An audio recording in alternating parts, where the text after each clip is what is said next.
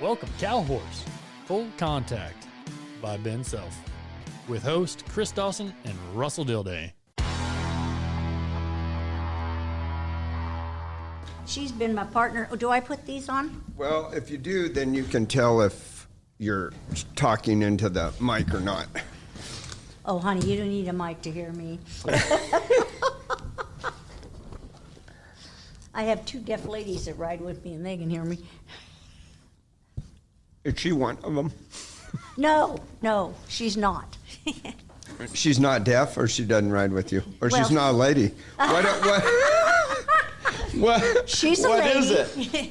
She's not deaf, and she used to ride with me. And amazingly, the mic is too high. Yeah, no kidding. You mean I don't talk out of the top of my head? There you go. There we go. Your volume wasn't bad, but your mic. When you shrink down, back when you were a whopping 5'2", that mic would have been all right. Yeah, right, a whopping 5'2". Can you hear her, Karen? Yes, I sure can. Oh, sweet. Hey, these are pretty good fries. They look good. Curly fry. I'm kind of surprised, yeah. That's a good place to eat. I just couldn't. When they first opened, we ate breakfast there quite a few times, but the price was horrible. I mean, back then it was horrible. So, Back in the 50s? no. Oh, is he locked out? Oh, must be. Here. Hang on. We're coming. We gotta let the leader in. I guess we better. Did you get lost? Leave the door, huh? Hey, I was so glad you guys had the door open because coming back, I was not sure where I was at. Lost? And I was carrying all this food that Cynthia won't pay for. You didn't ask me. Well, no, you just said that back in the day when you ate breakfast. Yeah. But you probably didn't ever have to buy your own breakfast as hot as you were when you were 5'2". You're not going to leave that alone, are you, partner? Actually, if you want to know the God's truth, I was 5'2" and a half. Whoa. Yeah, when I stood up straight. Is that barefoot or in heels? Barefoot. Uh. Now I'll tell you something. You'd be like, how high would you have been with heels on then? What would I be? 5'4"? Yeah. My mother was almost 6 foot tall, and she was a model in New York and Whoa. Chicago. My father was if he stood up straight, he might be 5'8". Oh, so Probably he was 5'7". for sure. Yeah, that's where I got It was the height. for sure. And I have one brother that when he was young, he was 6 foot, and the other one was 5'7" and a half. So 6 foot. Oh yeah, you guys just went back and forth. And Who's the oldest? my brother that passed away was the oldest, then my other brother, he's still alive, and then me. Who was the 6-footer? My middle brother. And one was blonde. Wait till you hear this. One was blonde, one was brunette, and I'm the redhead. And people would go, and Mom go, I just change milkmen a lot. Yeah, I was going to say that 6-footer. That 6-footer might have been the milkman or The something. milkman, yeah. So, but my dad was Scottish-Irish, and so that's where the That's no shortness real comes. surprise to me. Yeah. And my mother was Scots-Irish. purebred German. And the whole, all Oh, of her. you're a war looking for a place to And I'll happen. tell you what, the German, and then to put that, I got American Indian in me. So Oh. when the redhead, Every Scotch-Irish has American Indian because they put them over there to protect them people from the Indians, and then they just married the Indians and fought them and moved in with them and left. We're But- rolling, in case you're wondering. and so that's where the redhead comes from my dad, and then my mother was total German. They're all military West Pointers. Oh, wow. Yeah, and so when the redhead loses her temper, Katie barred the door. Well, that is a common theme with redheads. But I'm pretty good about And that's what the Yeah. next thing they always say. Every redhead ever met. Yeah, they're all bad-minded except me. Yeah.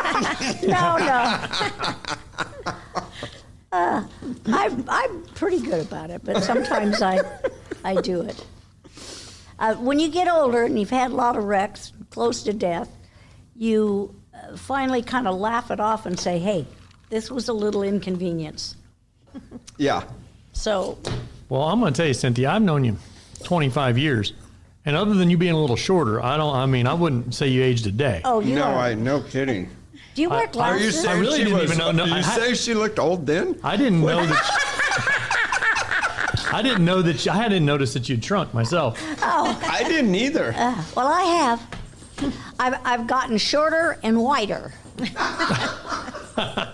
Well, you're carrying it well. Well, thank you, dear. Do you wear glasses or should you? No, that's Okay. that's him. That's him.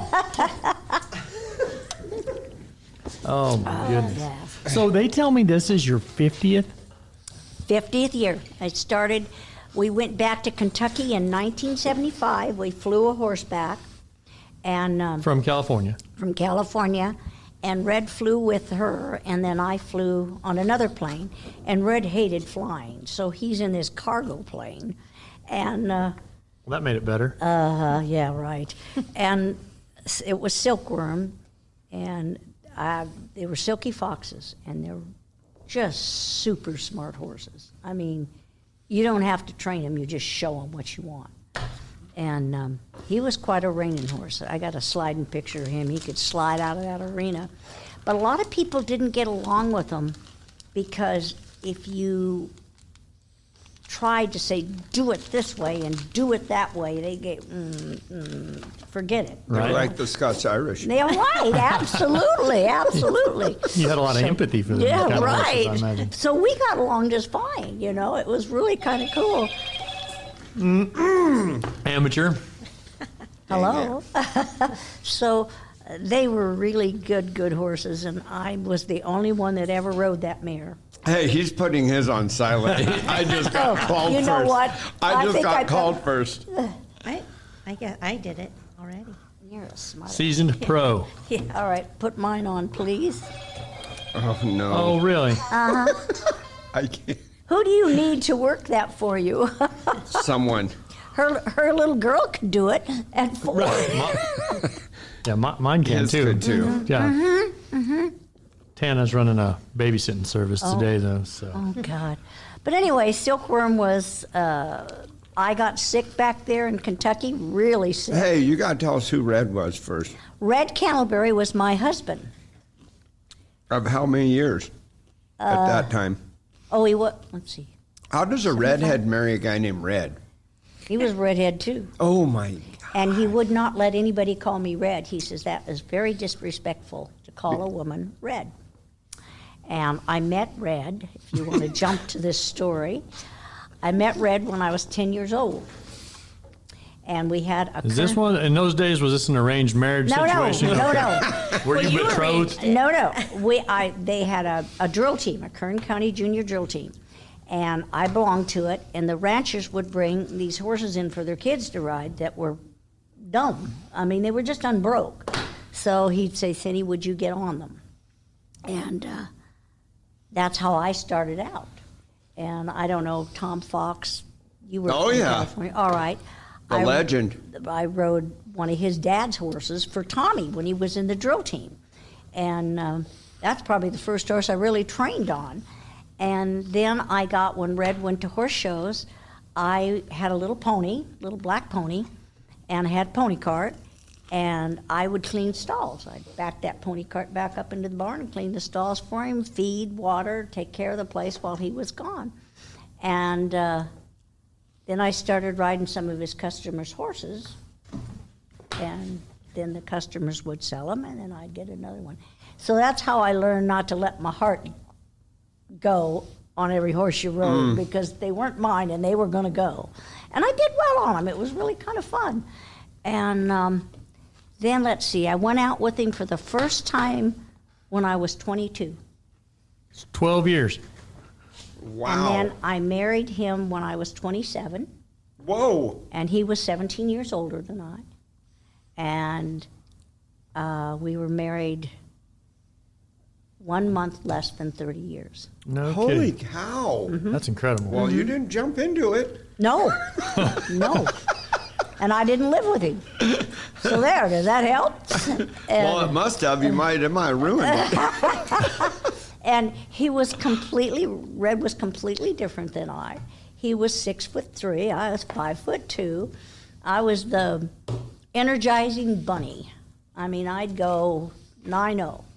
And Red, he had breakfast, lunch, and dinner. And when he was in the middle of something, if it was lunchtime, he stopped. Not me. I just kept on going. Opposites attract. Yeah, but we got along really, really well. And like shows, he did all the stuff. And then when he didn't go, I did all my stuff. I cleaned all the stuff. I didn't have anybody help me until, I don't know, the late 70s, maybe the 80s, before I ever got a stall cleaner or anything. How old were you? When were you born? 1942. I'm 42, so 80s, you're 83. 40 something. Yeah, 83. I'm 83, yeah. Wow. You are carrying it well. Oh, you're sweet. But anyway, we got along really well, and when we'd go together at a horse show, I'd go to do something my way, and he'd say, well, you know, we should do it this way, and I said, okay. I says, I do it this way because I find this and that. So he'd try it, and he'd go, you know, you're right. So we got along really well. As long as he said, you know, you're right. He was very quiet, and anybody that knows him or knew him loved him. And he made a lot of friends back here, and we used to stay out at Frank Merrill's place, and that was fun. And Frank really liked Red. Red had an eye for a horse that was unbelievable. I mean, he could pick out some pretty horses. He had me mounted. I won so much. And I didn't realize how much I won until I started going through these photo albums of mine. And I couldn't believe how much I won. No, honest to God truth. I'd been so many years, and I have 40, 50 photo albums. That's And I kept them in the year, the horse in the year. And I did the AHSA, the open shows, and they were really fun, and I did really good with that. And but he had an eye for a horse that you couldn't believe. And we got a horse off the track that belonged to one of our customers. This is kind of a cute story. And he wouldn't let me ride her for about 6 weeks, maybe 8 weeks. And she was a bleeder. She won third at Los Alamitos, and the guy that owned her did not want to have the operation on her. So he brought her home, and he brought her over to Red, and he rode her. And when he said I could ride her, it was like I'd been on her whole life. The two of us just did that. She was the neatest horse. Anyway, I won the world in Junior Hunter under saddle and second in the Western Pleasure on her. Wow. We had her sold back then for over $80,000. That was a lot of money. Mackerel. It's a pretty good chunk today. Yeah. Right. Well, the owner backed out. Took her home and bred her to The seller. Uh-huh. The seller. The seller. He took her home. He bred her to Dash for Cash. Her first baby sold for over 100,000 yearling sale. Bred her again to Dash for Cash. Won over, I guess, almost 200,000. So he made a good. So he smartened up just in the right nick of time, right there. Smartened up, right? And she. Several good decisions. Yeah, she was just. She walked into that Coliseum and never blinked an eye. And that's back when we had to hand gallop. Well, if you've ever ridden a racehorse, when you ask them to go, it's like shifting a gear. They just drop down a little bit. And I mean, the two that I won the world on were both racehorses. And God, it is just beautiful to watch them move. Huh. So that was a good story because he sold her for so much money. The baby sold for so much money. Huge. Isn't that something? Back then? Yeah, and to think that she came off the track. So was that the 70s, Cynthia? Yeah, that was not 1979 or 1980. Wow. I got the pictures over on the wall, but yeah, she was. That's a lot of money because just here's a perspective. my dad and uncle about that time brought home a trailer load of horses for $400 a head. Mm-hmm. I mean, Yeah. and they were a little cheap. Like it wasn't that kind of money at that time. Yeah. That is so much money. And anyway, $100,000. Then they topped those sales when she was pretty mare. She had Did the babies run and win? I don't or know. Not? They're gone. They're gone. I don't know anything They about won. it. They're not going to win much more than what they won when they Yeah. were yearlings, right there. Yeah, and she had a little bell that rang every now and then. She'd be tied up, and all of a sudden she's standing there, and either she'd go to sleep or something. But boy, she'd jump up in the air and go crazy. I mean, just berserk. And you'd yell at her, and she'd go, "Oh, okay." And that was the end of it. That's the only thing that mare ever did wrong, except when she came in heat. She never horsed. She nickered. So here in your class, and all the way around. And that's the only way we ever knew she was in heat. Yeah, so when she started nickering, I guess they knew when to breed her. She was something. She was a pretty mare, though. What? By old Pueblo, I believe. Oh. Yeah. What was Red's background for? How did he learn to ride and getting the horses and all that? Let's see. He was raised up in Glenville, up in the mountains, and California? Oh, yeah. I know where that is. You know where Glenville is? Yeah, I lived in Porterville. All right, forever. you Yeah, know where Glenville. I'm right there. He was raised up there. Went to school at Bakersfield High. I guess he cowboyed a little bit up there, but he got with Bob Metler, who had cutting horses and kind of a horse trader too, and he got to riding then. That's all I know. And he had sold a really nice, back then we called them stock horses, to Ronnie Richards, and he won a lot on him. And so that's how it took. So you were born in 40. He was born in 27. 27. 27. Mm-hmm. I was born 42. He was You're born 84, 27. so he'd be a little older than my uncle. Yeah. Yeah. Yeah, that Glenville ain't very big. Oh, no. Oh, no. And you know what was funny? He had bone cancer, which was, I'm so dumb about stuff like this, but they cured their own meat. They raised their own vegetables. Everything was homemade right there. Mm-hmm. You know, his mom died at 99 and his dad at 98. And Red was in his 70s. But he got... got the bone cancer. And you wonder where it came from. Mm-hmm. You know, he smoked for a few years and then he quit, but I don't know. You know, you just don't know. You never know. So anyway, And he was Cantleberry? Cantleberry. Yeah. Ronald Cantleberry, and he was known as Red. And And how long ago was it that we lost him? well, it'll be In the 80s? 1999. 1999. 99. 99, yeah. Yeah. So To 26 years. 26, all right. Well, what was kind of amazing was all I ever did was ride horses. And of course, he got them all trained and broke and da-da-da-da-da. And he had, like I said, he had an eye for them. And I did the housework. To this day, I still do all my own washing and ironing and everything. And I did that, and I cooked when I was home. And that's all I did. I never paid a bill, never went to the bank, never anything. So I had 1 year to learn how to do that. So my story is I didn't have to grow up till I was 57. Well, what was that like?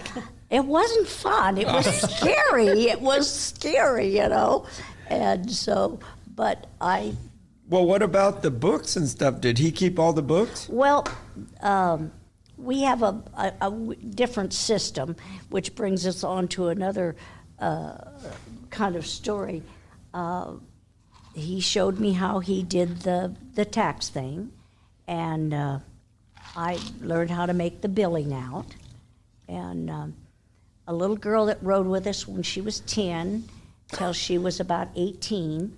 And then she worked for us on and off and went to some of the shows with me. She went on to college and da-da-da-da. Well, she is now my CPA. And she takes real good care of me. One of the gals, Joan Pollard, Patty's sister, Yeah. is my insurance agent. Oh, geez. So we've kind of kept it in the family. We've had some really good customers, Rudnicks and the whole bunch of them. There was 11 of those, and 9 of them. Yeah. 9 of them rode with us. There's a lot of Rudnicks. Oh, there's a lot of Rudnicks. But there's a lot of stories behind the Rudnicks. Yes. Marcus was a character, but yeah. So I kind of, she takes care of me, and I send my taxes Got to through her. it. Oh yeah, yeah. If you don't complicate it, it's not that hard. Yeah. Yeah. So. Yeah, That's awesome. Yeah, it is. I don't charge enough money, but I've been on both sides of the fence. You know, I've paid to have my cow horses Sure. trained, and so I know, you know, what it's like. I need to charge more money, but I think, oh, you guys, I know what it's like. So Yeah. anyway, yeah.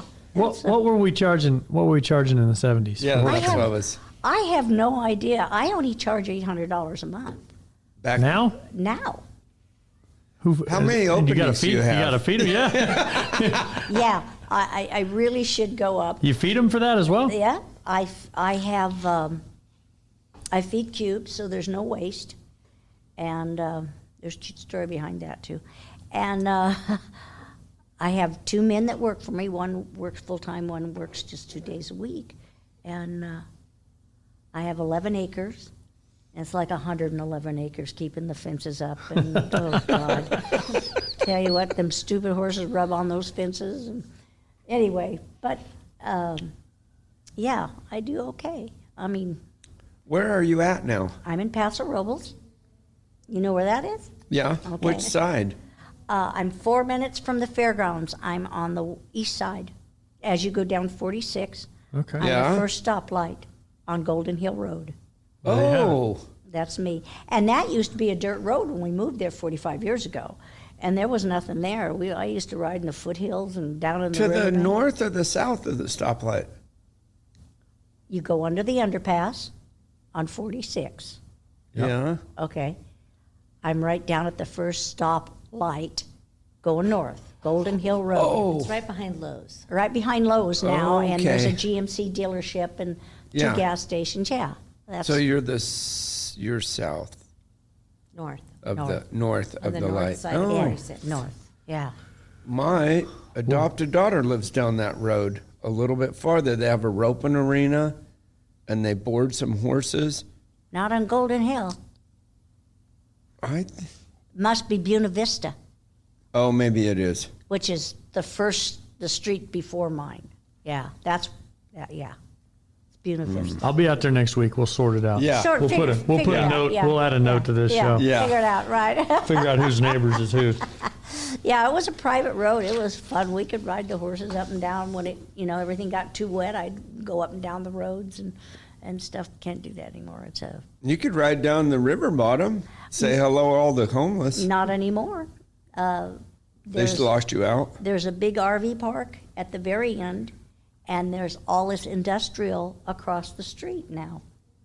And the industrial across the street is city, and I'm county. And I got the place for sale, and I've had a couple of big industrial people want it, and the city will not let them change it over to city. So They won't let it annex. Nope. So, like I say, you guys can do what you want. I own the place, and I can live there forever. So, There you have it. looks like I'm going to too. I just may do that. Well, there's worse places to be stuck. Yeah, Yeah, no yeah, kidding. right, You're right. kind of right in it. Yeah. No, I have a really nice place with big pastures and I miss Paso Robles. We haven't been since COVID. yeah. Oh, you're going next I'm week. going though. next week. Yeah, I'm going next week. My wife's making me go back out there. What? Going to Red Brick Pizza. No, it isn't Red Big Pizza anymore. But it's the same pizza, and it's Same really people. good. Yeah, real good. They still serve beer in there? You bet. I think perfect. they serve wine too now. Oh, there you go. Yeah, so Nice. that's even better. They have it all, and the gelato. Uh-huh. The gelato, Yeah. right? They have it all. Now I you love going that over place. for the Cowhorse thing? Is that what you're going Yes, for? ma'am. Yeah. Yeah. Yeah. All right. Yeah, I'll I miss spent it. a little too much money after the fraternity on skydiving, so my wife said we have to refill the coffers, so I have to go to another horse show. Yeah. We had He thought he was done. 3 little girls that her daughter rode with me. She started when she was what? She was how old in the lead line? 2. 2. And then 2 other girls started with me when they were 4. And it was kind of a cute story. It was kind of a warm day, and I always ride behind the little ones so they have something to lean against. And that way they get to learn to stop and the word whoa and how to turn them and this and that. So it's warm but not hot. And she comes out after school and we ride around, and when you can see they're getting kind of bored, we start doing trail obstacles and stuff. And she says, "Is my time up?" I said, "No, not yet. Your quarter's not up yet." So we rode a little bit more, and finally we rode back to the barn, and we got off, and she got off. 4 years old. Puts her hands on her hips, says, "Miss Cynthia, that's the longest quarter I have ever had." Was this Elle? That was McKinley. That was McKinley. McKinley Blake, who is McKinley is And she's doing good in the Cowhorse now. she is. Yeah. She rides with Tina and Tucker, but Okay, she's yeah, I also know. related to Ashley. Ashley, you're right. Yeah. Yep. Yeah. And then her little brother, who is a pistol, he rides reprint in the lead line, and we're at a horse show. And I said, "Zane, you got to quit looking around now. They're judging you. You got to look right down this mare's ears. Now, do that." And his little head's just like a swivel. So I kind of yelled at him. I said, "Now stop that. You got to sit up and shut up." So he wins the buckle. So he takes it to school. The teacher says, "Oh, Zane, that's wonderful. How did you win that?" He says, "I sat up and shut up."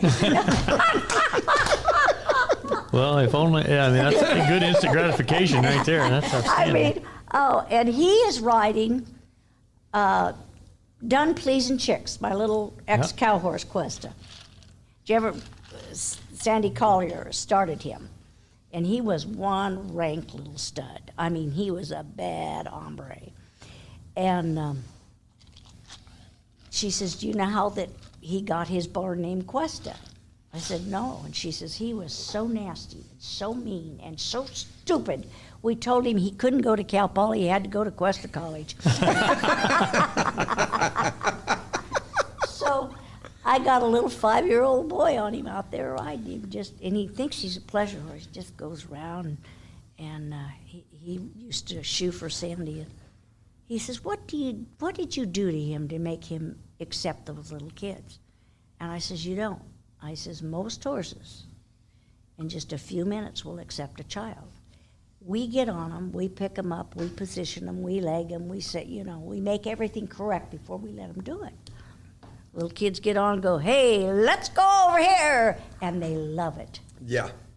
And Isn't it something that it's so interesting to me how those horses respond to different people? oh, it is, and they love little kids. They just love them. And I have a mare that I'm showing here, and I had a customer with a little baby, and she'd bring that thing in and put it next to the cross ties, and I kept saying, "Don't do that." Next thing we know, this baby is hanging onto this rope swinging back and forth, and the mare's just going, "Yee-haw." And I don't know how they do it. I don't either. It's crazy. And that same mare's sister that Elle rode, she'd parked the baby buggy over next to the fence, and that kid run its hand up her nose, in her eyes, down her ears, and she'd just stand there. Then she'd walk over to get a bite of cubes, and the kid would cry, and she'd whirl back around to get to her. And then one day she was playing with the hood of the stroller, and the kid would throw it this way, and Bubbles would throw it back that way. And it's just, I don't know, they just know. And Bubbles loved Elle. I said, "Come on, Bubbles, let me catch you so I don't have to walk out in the mud in the pasture." Come on out if you want me. Elle drives in, she nickers at the truck, She stands at the gate, says, Bubbles, and she trots up to her, and I'm going, I bred and raised you, and I feed you, and I love you, and you love that kid more than me. So the horses are funny, you know. That's awesome. They're really good kids. When you first started training, what was your first? How much did you charge? I have no idea. I didn't do the book. Because Red did it. Red did it all. You were at $1,500 a month. You took over and went down to 8. It went down to, no, that's what it was when I got a hold of it. But we had up to 29 kids. And we'd have up to 20 kids in the arena every Saturday. And probably, Good Lord. Yes, probably 15 kids 3 or 4 times a week. And I'd take these 3-year-olds and 2-year-olds to horse show, and they go, how do you get them broke? Mine won't even walk in the ring with all these horses. I said, you ought to come to my place on a Saturday. They run over you, through you, take your foot out of the stirrup, cut your horse's head off, and the horses finally learn to, you know, oh God, here comes this kid again. I'm gonna, and I mean, it got them broke. And they said, what do you do? And I said, just come to my place. They'll take care of it. Good Lord. Can you imagine? Yeah. I can. 20-some kids. She took him to horse shows. Oh, we too. took him to horse There's some shows. stories about Oh, the taking the kids. kids to the horse shows. We had a lot of fun, and She took a bunch of them by herself to the horse shows Oh, yeah. without the parents. Well, that would be easier. Yeah, the parents are what will The wear you out. parents are the ones that wear you out. Well, they're the ones that spoil them, you know. Right. They tell them to do something, and they look at them like, are you kidding? And they were good with me. I could usually took about 4 with me, and we'd get a big room, you know. And I had rules. I'd say, all right, if there's any T-shirts, socks, shoes in my way, I'm putting them in my suitcase, and they're going home with me. So the first day, I had quite a few T-shirts. After that, and then I'd ask each one of them how long it took them to get ready. And so I figured that out, and then I'd go. And boy, I had some of them coming down the hallway of those motels, putting on their shirts and coats and boots. And next morning, they were all ready to go.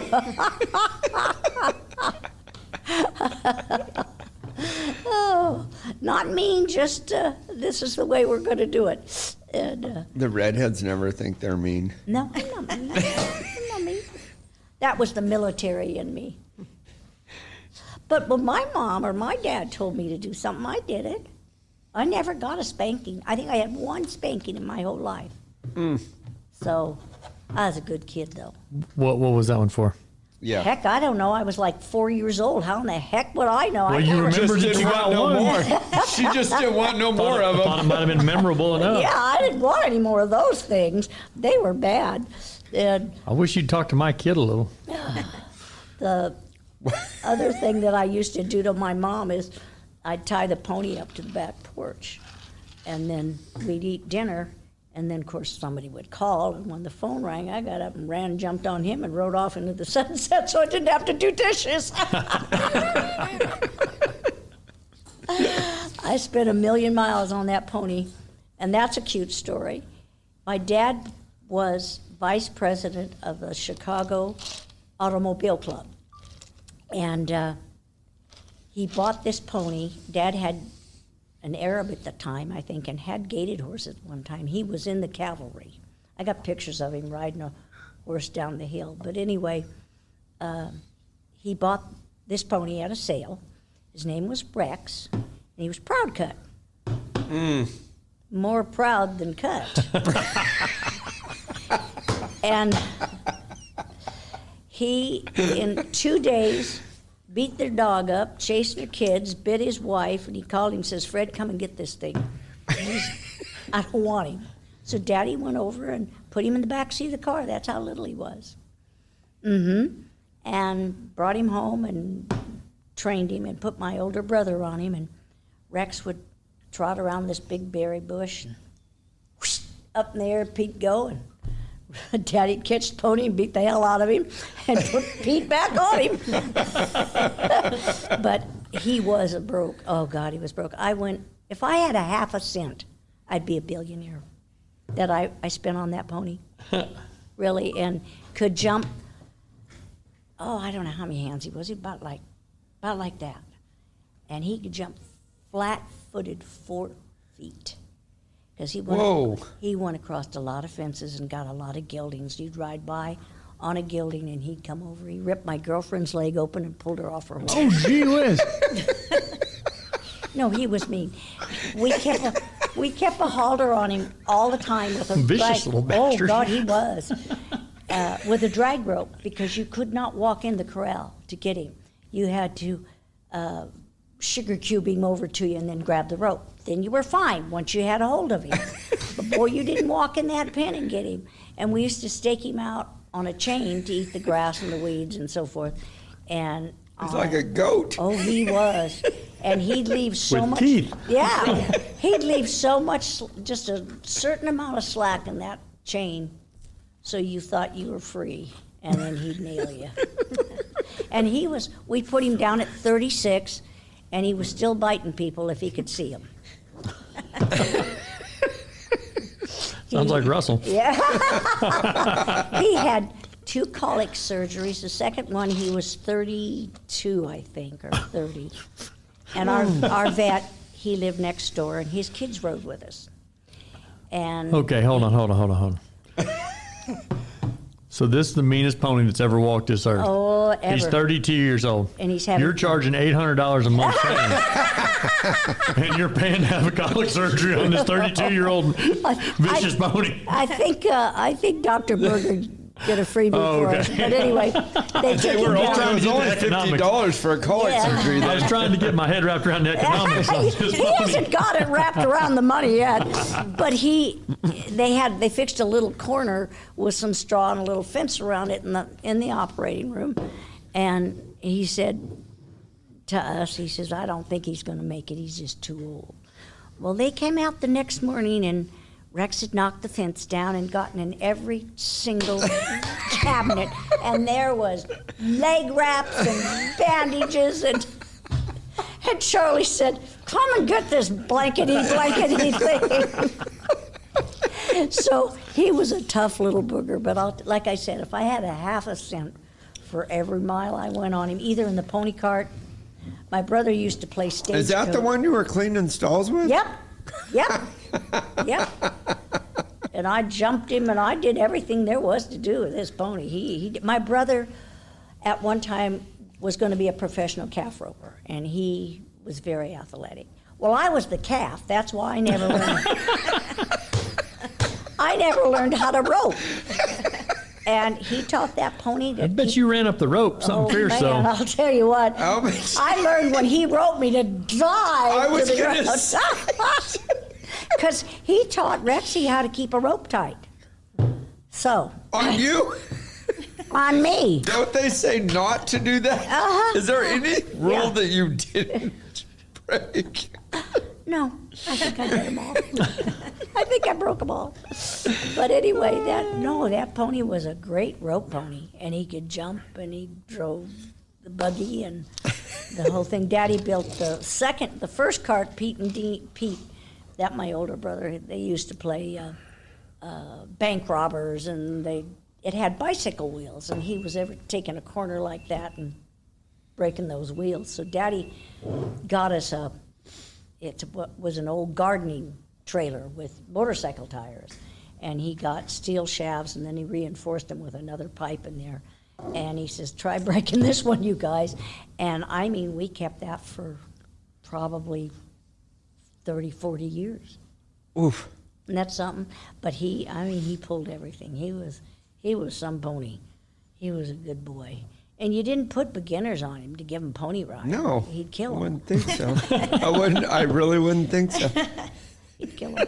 But he is my best friend. I mean, I probably got more balance and knew more about what not to do anymore. Where not to be. And not to be. And I had more balance and leg grip from that pony. And I walked home a few times, but he was really rotten. He'd dump me, and then he'd run out in front. Well, I quit running, so I start walking. So he'd stop, and he'd graze, and he'd wait for me. until I just got close enough for him to take off and run some more. So I'd end up walking home. And one time when my older brother was little, he came in the house crying, and Mom says, "What's wrong?" He says, "Rexy bit me." He says, "Well, what'd you do to him?" He says, "I bit him back." He grabbed him by the ear and bit him. Cynthia has a picture in her house of her and Rex the pony, and he's rearing and. We taught him to rear and do things. And Funny how it doesn't take them long to learn how to do things like that. And you know what? I don't know if you know much about Shetlands, but you can't pull one over. I mean, there's no way. I got one into training, and little sucker'd go 90 miles an hour. Well, I got him down to about 35. But the little brat, oh God, she was cute. And then I'll tell you the rest of the story, you'll be impressed. She'd be loping along, and then the next thing you know, she's on her hind legs facing the other way. And I said, "Okay, I'm going to cowboy you up." So I fixed my stirrups, and I got the split reins out, and I asked her to do something. She went up in the air, and I stepped off her, and I'm going to pull her down, right? One leg, she comes around and goes, "Hi, how are you today?" I mean, I couldn't get her down. So one day, she worked really good, and I ride in and out of my arena. I don't lead horses. The West wasn't one leading them. So anyway, I open the gate, and I go to side pass to close it. She just rears up. I says, "I've had about all I'm going to take of you." So I called my girlfriend over. You may have to delete this. And we put this pony on the ground. Now, she's a Shetland, so all right, 2 people should be able to pull a leg and pull a head and get her down, yeah. No. We had her head tied one way. We had a leg tied up, hind leg tied to the horn. We had another front leg tied to the horn, and we rocked her. We finally got her down. It took us 30 minutes. I bet you it was 30 minutes getting this little witch down. Her name was Diddles, the cutest damn pony you ever saw. So I sat on her, and I petted her, and I loved her, and I run my hand in her ear, up her nose, and just sat there and messed with her. And then I said, "Okay, let's just leave her. She's behind the bushes and the trees, and the neighbors going down the road can't see her." So we both disappear for about a minute. This thing gets up on 2 legs and goes from here, well, farther than that wall. And I yelled at the girl that works for me, and as soon as Diddles heard me yell, she goes, "Bam!" and she lays back down. So we untie her, and I thought, okay, we're going to the round pen, and I'm going to get you down there. Nobody can see you. And I've never put a horse down. Red laid one down. So anyway, we get into I ride her over there. I open the gate. I shut the gate. I side pass her to the middle. I side passed her back. I loped her around. She was as good as gold. She never, after that day, did anything wrong. I'll be dang. All right, now, my customer that owned her had a hunter and stuff back with Lainey DeVoe, how you say it, and she sends her back there. And they lease her out to some of the kids in the barn. And then I don't know who this lady is, but she's one of the richest ladies, like the 5th richest in the world. She buys her. This pony wins DeVoe. Devon, which is more prestigious than the World or the Snaffle Bit. And this pony wins it in the Working Hunters. She sells her for $100,000. Holy! So this hasn't been that terribly long ago. No, about 8 years ago. Probably, I'm probably thinking 15. they were little. No, I know. But anyway, Whatever, I mean, whatever. But modern day. Yeah, Right right. now, Yes, I thought they were like 14. That's what I was No. kind of where I was at too, yeah. No, She no. was on the cover of the Big Hunter, magazine. Hunter Jumper magazine. But Cynthia also taught her to jump and to change leads. Oh and yeah, all that stuff first. before This she- mare. Wow. Well, when it first started her, this little thing could stop. Now, I mean, she could slide and turn around. You roll her back in the round pen, and I mean, and I don't know if you've ever ridden very many ponies, but their backbone, you're going straight, but their backbone's doing this, and so you got to know what you're doing when you're on a pony. They'll put you on the ground, but she did a really she did some cross fences and stuff, and I thought, you really are pretty doing this. So one of the little girls that rode with me rode hunters, and I put her on her, and she started jumping her. And I mean, this little thing you start her back there and ask her to jump, she'd jump this. You take her up underneath it, she'd jump it. She was having a hard time with her right hind lead, so I started jumping her over poles and dropping her and using my leg, finding out that. And Lainey was so nice, she said, I have had a lot of broke horses, but I've never had anything in my life broke like her. That's crazy. And that Wow. was, you know. That's cool. And she, oh God, she was cute. She was so cute. So that was good. But anyway, I didn't see any of that. You got your $800 a month for riding her, though. Yeah, right. No, back then, honey, it was 6.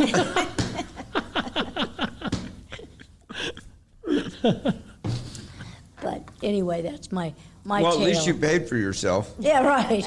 And she didn't hurt me. She didn't bite me. I had to clip her in the winter, though. And some of those ponies have 3 layers of hair. They're like sheep. I mean, it took me longer to clip her than it did a horse. Was she bigger than Rex? No, she was about his height. About the same size? Yeah. She won the small pony hunters. And she was just, Lainey says, I don't know what you did or how you did it, but she had the talent. That's like anything. That's like a cow horse or anything else. It's either there and they're spectacular, or you make them and have to work at it. You know, Some of them just like what they did. And she liked jumping. I mean, she liked it. That was better than rearing. That's probably why she could jump so good. I couldn't believe a pony could be hell-bent for leather and the next thing you're in the air. They're really pretty athletic and smart. Mm-hmm. Very smart. That low center of gravity. Yeah. I'll tell you what, the ground hurts just as bad off of a pony. Probably worse because you don't can't think catch you're your gonna. Yeah, balance. you don't have time. And and like they say the world is changing. I know it is, because that ground's hard now, and it didn't used to be. Climate change. Yeah, right. Climate change. This ground It change. made ground hard. Way harder. The ponies. Every kid should have a bad pony. Oh, but Red didn't like kids to have ponies because he says it makes them bad-handed. And it does, makes them heavy-handed. That's my problem. You rode a pony. I'm not Scooter heavy. used to run off with me Isn't that a wonderful feeling? all the time. And just you don't turn around, run off. And you don't double them. No. Their head comes around and the body keeps going Keeps straight. going. Yep. His neck was so thick I couldn't hardly pull it around anyhow. I was 3 years old, Oh, for Jesus. crying out loud. That pony was so rotten. Yeah. But you probably learned more from that pony than anything. I did learn some stuff. Oh, you bet. I learned how to roll. The cattle run off one time, and it's me and my dad, and it's a bunch of steers. And me and Scooter, we're a rolling, man. We're going to get ahead of him. He sticks his foot in a squirrel hole and endos. And my dad comes by and sees me hit and roll and just went on. Mm-hmm. He said, I can see her fine. Scooter's going back to the house. We all know that. You walked home a lot, didn't you? Yeah. I know I did. Oh, God. That was the only time. Usually he took me with him to the house. Rexy, my brother, when he was rodeoing, he used to flank the Rex. And that little sucker could Buck. now. Yeah. They're good for everything. Everything bad. Yeah. Rex Rope was, your sister, flank. flank her. He was mean, so he could take it, but this pony was unreal. He was more thoroughbred looking than Shetland. He had really? He had a nice neck on him, and he was a little longer and leaner, but not very tall. Just mean. But years ago when they first came out with the grocery stores, the little corner stores, and they had the plate glass windows, he'd see himself in that plate glass window, and I mean, he became a stallion. Scream and holler and everything. Oh yeah, it was bad. So I always had to go back around where there were no windows. The question being, why are you at the grocery store? Oh, well, we're at the little corner store getting a pop. Getting a soda, that's what I figured. Yeah, we're getting a soda. Move the hitching rack. Yeah, right. Well, we had Did to. they have a short hitching rack for him? Well, no, I held my girlfriend's horse. Oh, okay. And it was a mare, so it was okay. It was a gelding, he'd kill him. Oh, he was mean. He went over a 4-foot fence after one. He was tough. But like I said, if it wasn't for him, I'd probably never been the horseback rider I am. Right. Yeah, every kid should have one. Yeah. Well, that's it. And I think that whole generation, and that's what I think I get worried about for our future, is this generation of kids coming up, it doesn't have to find things that them horses can do. They don't, the horses are bred so specifically for the events that they do that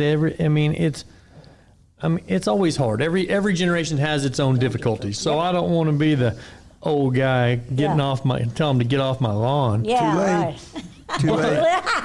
But Dad, Sorry. Yeah. And like I have women that have come into the barn and, I rode pleasure horses and I rode this. And this one lady, I love her to death. And I finally told her, I said, nobody ever taught you to ride, because she rode cutting horses and that was scary. And she's the neatest lady in the world, and she's now learning how to ride a horse, how to use her legs, how to use her body, how to use her hands. And it's the same with things with kids. They come out to ride, the horse is saddled, they throw them on. Well, we threw a lot of kids on because a lot of our kids were 7 and under. And so we had to. And with having that many kids, we had to get them away from the hitching rack quickly. And they. Well, I think a big problem now is no one accepts that they'll get hurt. Oh yeah. Well, that was it. It wasn't even something that entered your mind when you were younger, like that. Your parents letting you have that pony and do that. Nowadays, they'd be, oh my God, this could happen, that kind of. Well, they got to figure it out. Yeah. When I went to the reservation, there was no one up there that couldn't ride, and there was just a bunch of wild ponies like that that we caught and chased each other with a halter and bareback. I mean, really, what's the harm in bareback? You can't hang up and drag. No. You're going to get fallen. You might get stepped on by a pony. Yeah. Or kicked. Yeah. But it Or isn't bit. or bit. Yeah. But it isn't. The end, it just teaches you not to be there. And to be doing what you should be doing. Knowledge bumps. You bet. Yeah. You bet. And it teaches you balance. I mean, you learn to sure. use those legs, and you learn to use them right. And but they're, I like them. I have a gal out there doesn't live too far from me, and she buys ponies and trains them. Well, she's 9 feet tall, and she'll bring them over, and she's got them working pretty good. And of course, I don't have any little kids right now. And she says, can the kids get on them? And we pile them all on, because she wants to see how broke they are and if they're sellable yet. And some of them buck like the devil when the little kids get. And I have 2 great mothers, and they're standing there just laughing while these girls are getting bucked off. It was hysterical. But yeah, that's what she does. And she's tall, and she knows. She makes them real light and handy and everything. But you put a little kid on them, and it's like, I gotcha. Yeah. Yeah, they're pretty smart little fellas, they are. And but the kids have been fun through the years. Like I said, they've stuck with me through my career. And Well, they're not kids anymore. Now they're No, running no. your books and your insurance and everything else. No, they're Some are professional trainers. yeah. Some of them are Yeah. professional trainers. I had one that started riding with was 5, and she trains and gives lessons now. And like I said, I have a CPA and a insurance lady, and it's kind of fun. There was fun stories about Patty when she was little. Both her sisters had really nice show horses, and they won a lot. And I don't know what Patty had, but Red says, because we had ridden that horse, and he said to her dad, Jim, we got to get Patty a better horse. So Jim goes out. I don't know who he goes out with, and he comes back with this gray mare, and she's really, really pretty. there's nothing here. And Red worked on her for a couple months, and then he'd let me ride her, and then he let Lori ride her, and pretty soon we're just riding the hell out of this thing, thinking that we're going to get her tired, so when Patty comes over on Saturday, she will enjoy her lesson. And this is, you need to say who this Patty is. Patty. Patty Rawls now. Rawls Yeah, now. Rawls. Yes. Yeah. So anyway, World's greatest horsewoman. she is. That's another story in her. But anyway, so Red says, Jim, this isn't going to work. He says, okay. So they take her home, and first thing she does is kick and bite Jim. And he calls Red and says that, blah, blah, blah, blah, blah, blah. And the next thing we know, next thing we hear, Patty is carrying the American flag on her and doing cowboy mounts from the rear end. Over. So this is Patty. So anyway, she made a barrel horse out of her, and they sold her. Patty has this really cute little bay gelding, I think it was, and we were down at Pomona showing, and she had it in the hackamore, and she came over, and Benny and I were talking, and she says, watch. And boy, she was spinning it and stopping it, and it was really cute. And she rode off, and I says, Benny, does she have any idea how good she is? He says, no, and I ain't going to tell her. And I don't know if you've heard of animal people, but my husband was one, Patty was one, and her daughter's one. They can go to any stray animal, and either the animal will come up to her, or they can touch it, or whatever. Example, my husband, our good friends, had a ranch out, the Rainbow Ranch out in Paso, Robles, and they had a bull and a cow, buffalo, and she had a calf. And they called Red, and they said, we can't go in, she won't let us in the pen, and we want to see if the calf's okay and whether she has the afterbirth. So we drove out there, and Red looked over the fence. He says, everybody stand perfectly still and don't move and don't say anything. My husband walks in and walks around this cow and this calf. Now, the owners who raised them could not do that. Isn't that something? And the cow watched him. Nothing. We've taken horses in that have chased people into barns and chased people. Red got her out of the trailer and let her, and she started dancing and prancing, and he just had her by the halter and reached up and cracked her across the chest and kept on walking, didn't make a big deal out of it. Mary dropped her head down and went with him. That's cool. Isn't that something? And then her daughter is the same way. She can go up to anything, and it'll let her. And I had a little old dog that was old and crippled, and we got so we couldn't pick her up. And Karen used to work in a vet hospital, so she knows how to pick up dogs. Even Cinch wouldn't let me. I said, Elle, go pick up Cinch. She walked up and says, hi, Cinchy, and picked him up and carried him to us. And Patty used to have a pet raccoon. That thing for God's sake. Followed her Not all, a surprise. No. Followed her all over the place. Now she's got to run. Yeah, now she's got a rod that follows her. Was preparing her for her marriage. But there are what they call animal people, you know, and you go in with a rank horse, and they don't do anything. I don't know what it is, but that's the way I know. it is. They got it. They got There's it. something about them. And people look at me like, what do you mean animal people? Well, they are. And we bought our ranch, and there was a big Australian Shepherd that was there, and she followed Red everywhere when we were looking at the ranch. And he asked the lady, he says, can I have the dog if I buy the ranch? And she says, well, we'll see, but she doesn't like men. Well, she never left Red alone. And we kept the dogs. Carol went on a vacation, and we kept the dogs on the ranch because they were used to the place. And Bonnie would not leave Red alone. And we came back, and Carol loved on her dogs and went to the car. And Bonnie looked at Carol and looked at Red and went to Red. She says, I guess that's your dog now. Isn't that something? Wow. And she didn't even like men. Every workman that ever came out there, she chased him up a ladder. But she liked my husband. Guess y'all had good taste. Yeah, she Yeah. did. She did. She really did. So, but And I wished I'd have got to meet him. I guess I would have met you the year after he died, because 2000, I think, Yeah. was the Yeah. first time I would have known who you were. I was just Yeah. working for Crawford out there, and we'd go to Okay. those Bakersfield quarter horse shows. yeah, Todd knew him. Todd really liked him. Frank Merrill cute story. We're out at Merrill's place, and we have 2 horses on the hot walker, or 3 horses on the hot walker, and we feed cubes. That's all we feed is cubes and corn. Yeah, what was the story about that you said you had? Oh, okay, this is the one.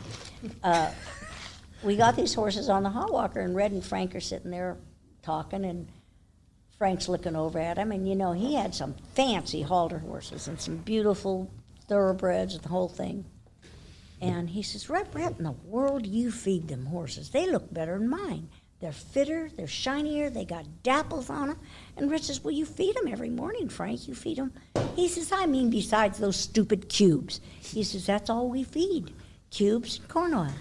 And Frank says, you lying son of a bitch. And that's all we feed it. He couldn't get over it. He says, I pick out my own hay. I pick out my own grain. And your horses look better than mine. But cubes, they have to eat everything. They have to eat the leaves, they have to eat the stems, and that they don't usually get a belly on them a little bit, depending on the horse, I guess. But yeah, that's what we feed, and I give them a little corn oil for their coat of hair. You'd have to come over and see my 22-year-old mare that's standing over there, huh? You'd swear to God she was a stud. She's so shiny. And during the summer, she runs out in a big corral, no blankets or nothing, and she just as shiny as can be. So, and she's the granddaughter of the mare I won 3 world championships from 1976 to 1977 on. Yowzer. Yeah, and anyway, she's here, but yeah, there's poor Frank. He couldn't get over it, but made a lot of friends, and everybody loved Red because he was just one of those people you liked instantly. There was no getting around it. When did you start showing? Like as All a right. business? Okay. Well, I won my first blue ribbon when I was 18 months old. And I even still got the trophy at home. I started showing, in the 50s somewhere, the late 50s. And that's back when you had to ride your horse to the horse show because we didn't have any trailers. There wasn't. And so... That kept it local. Oh, yeah.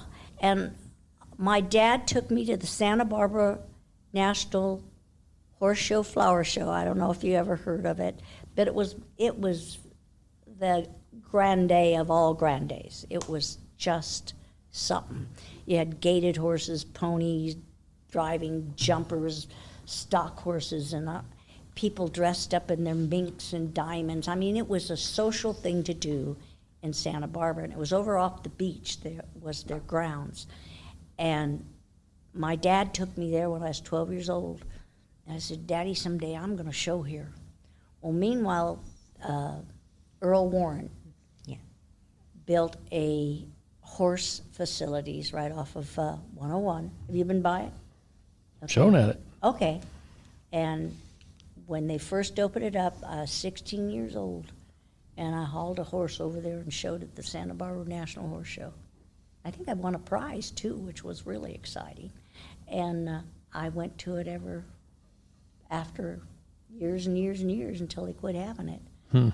But, I mean, people, oh, God, the diamonds and pearls and mink coats, and it was the social thing. So if you got to show there, it was really... That's where they had the Fiesta, Santa Yeah, Barbara Fiesta days. Oh, Yeah, Earl okay. Warren Showgrounds. And they're trying desperately to tear it down. I was going to say, I thought that. And no, there's a contract that somebody tried to steal, but somebody took a picture of it before they stole it.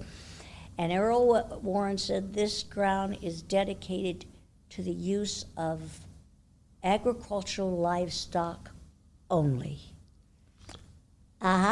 They want to put condominiums in there. Sure they do. Yeah. Oh, And so the people running it have let the stalls go to the pot, and it's a beautiful facility. It's just really something. Lots of fun memories there of Barbara Worth and Clyde Kennedy. Did you ever know Clyde Kennedy or any of those? Oh. No, but we've heard about him. Oh, I'll tell you what, old Clyde, he could teach a grasshopper to be a cow horse. I'll tell you what, he was something else. Huh. And he used to, if they wouldn't open the gates for him, we were at Lancaster, and they kept saying, Clyde Kennedy, you're in the class. And he'd say, open the gate, and they wouldn't open the gate, so he just jumped in. That would be so fun. Oh, he was fun. I've heard that story. Oh, yeah. And then Jimmy Williams, he did a lot of the stock horses in the early days and then went to jumpers. And he'd spin his jumpers and hunters as he'd go out the gate. And I mean spin, boys. These big old thoroughbreds could spin. And they were broke. I mean, really broke. And it was fun knowing those guys. I rode some jumpers for Clyde. I'd take a girl down for lessons when he was in Fillmore. And when he figured out she didn't fall off easy, he'd put you on anything. And he had an arena, and you can ask Don Murphy about this because he worked for Clyde at the time. And one end of it, if the doors were open, there was a 250-foot cliff. So you either got a woe on it or you didn't. Or it was, say la vie.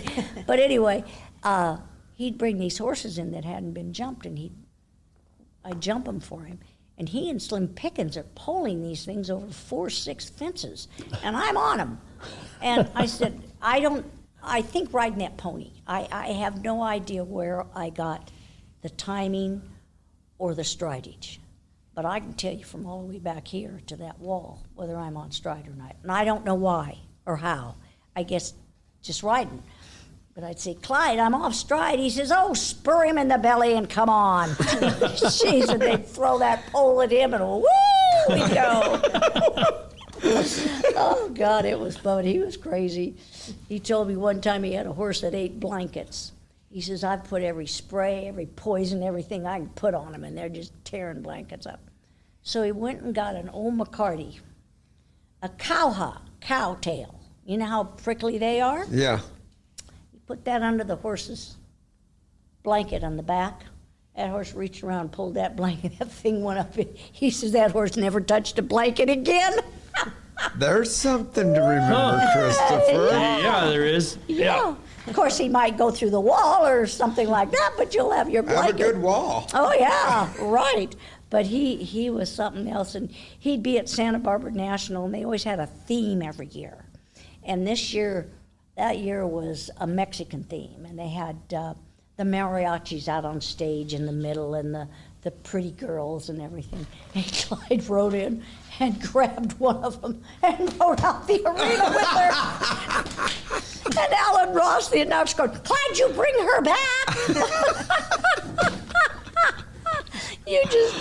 You never knew what he was going to do. He was so funny. That would be fun. But he was a horseman, let me tell you what. Don Murphy at Santa Barbara, and I can't think of the mare's name, she ended up being a great stock horse, cow horse. She was a roan mare. And Don Murphy had to ear this mare down for Clyde to get on her. And he went in and won the Hackamore stake on her. Jeez. Safest place was on her. I think so. Gee, many Christmas. I mean, I sat there and watched him. He eared this horse down. Well, Don's not that big a guy. Oh no, right. He wasn't that big when he was young. He let probably me tell wasn't you. that strong either. Yeah, I don't know, but you work for Clyde, you're strong. You learn a lot of things from Clyde. But no, he was always good to me. But what really got me one day, we were at Lancaster, and I don't know if you remember the gray horse he'd bring to the world and jump. I forget what his name was, but he was really good. And he was out in the warm-up ring, and he galloped that horse up and set him down. He wouldn't let him take the jump, and he'd spin him around. And people are going, what is that old man doing? He doesn't know what he's doing, you know. And he goes in and wins the class. Well, he came up to me at Lancaster, and he says, I'm having problems. And I thought, you're coming to me? He says, I can do everything with this horse. And he could. He did tricks on him and everything else. He says, I can't get him to walk across bridge. I said, you're kidding me. He says, no, I've tried everything. So I just told him what I did. I said, anything's fair besides backing up. Jumping it, pawing it, biting it, anything, but you can't back up. Pretty soon he got him across it. But isn't that funny? He came to me I couldn't do anything he does. I can walk across bridge. Oh, but he was a fun guy. He was really fun. And Jimmy Williams was always nice to me. And I had a mare up at Cow Palace. I just got her. In fact, I won the world off of her in English. But she was a suller. And the more you kicked her, the slower she got. And I thought, man. So I tried over and under, and that would work, but she knew whether I had something to hit her with. So I went to him, and I told him what was going on. He handed me a pair of spurs, kind of like ice picks. He says, just put these on and just hit her with them once or twice. Well, I did. She jumped forward. Every time I kissed after that mare went whoosh. I won the world off of that one, too. Then I could put regular spurs on, you see. Yeah. Oh, man. But he had an answer to everything. Do you know what the chain, have you ever seen the chain war bridles with that you put on them to load them and stuff like that? Have you ever seen any of those? I don't think I You've have. seen rope ones. Sure. Okay. Well, this is a chain one. And Jimmy, when he was in the Army, he loaded mules. Well, loading a mule isn't real easy. No. So he came up with this war bridle, and it works. You can either do it for the pole or under the chin or whatever, and once you just kind of pull real light and let them, and they know it's not going, you can't just set them down or they rear over. Right. But you can, those things are magic. And he Wow. Yeah, he did those, and Clyde did the tail thing under the blanket. And just little things to make your horseman Right. life easier, you know. It was a lot of fun knowing those two men. A lot of fun. Well, there's a lot more thinking because nowadays everything wants to do what you want to do, and then they didn't even want you to catch them. No. Yeah. And you know, now if they're imprinted, they're like puppies, and you had to know what you were doing. Well, Well, your pony wasn't very well imprinted. No, he wasn't. Oh, yes, he was. He but was, but yeah, it didn't work, honey. It didn't work. 36 years of imprinting. No, yeah, it didn't Two work. colic surgeries. Yeah, and the first one, the vet told him, he says, he told my dad, he said, unless he gets up and walks out of here on his own, there's nothing more I can do for him. Yeah. Next morning, he was up running around. So That's incredible. It is. It really is. Before we got started, you were talking to Chris about Tommy Songrath. Oh, wow. Yeah. Haven't heard that name in a little bit. Yeah, Tommy, he's the one that told me about, we were talking about horses and stuff, and he says, they're all bred to do what they're doing today. And he says, back then they'd bring us horses out of Oklahoma by boxcar, and we didn't know the breeding. And just because they handed you a set of papers doesn't mean that was their papers. At all. At all. At all. And there were no breeding anyway. Right. And he says, so to make a living, each horse was an individual, and you had to learn what to do to train that horse, because they might want a trail horse out of a horse that was bred to work cattle, or a cutting horse out of a horse that was a pleasure horse. And he says, we had to make them do that, teach them to make a living. And that's the truth. And that's why we had good horsemen back then. Oh, absolutely. Yeah, because Yeah. they're paying you to train this horse to do that. Do that, and if you want to eat next month, this horse can learn how to do that, And they took a lot more time training horses back then, because you had to, these cold-blooded things. And it took took a lot longer time. And that brings me to a subject of my husband. When we started doing real good in the quarter horse shows, from California and coming back to the shows back here, and we won and we did good, and people wanted us to send their horses to us. And so Red would say, if you want this done in 90 days, don't send it to us. Because we train a horse at their speed. I have no shortcuts. And we only had one man that we were going to send a mare back. And she was a cute mare and a good mare, but she was just, every time you took her out of the stall, she was like crazy. And we'd ride her, and she was just a dingbat. And he called, he says, you know, she's not going to make it. We'll send her back. He was in Colorado. He said, Red, please keep her, please keep her. And we kept her, and it was about 6 weeks later, she walked out of the stall, Red saddled her up, walked out in the ring. She was perfect. Well, then he comes to tell us he had the little 12-year-old girl down the road train her. And that's when all this pleasure horse stuff was going with trying to get the heads down and all that. And she had had it. She had had it, and she didn't want anybody on her or anything. And I want a jillion things on her. I think I got second or third here at the World in trail on her.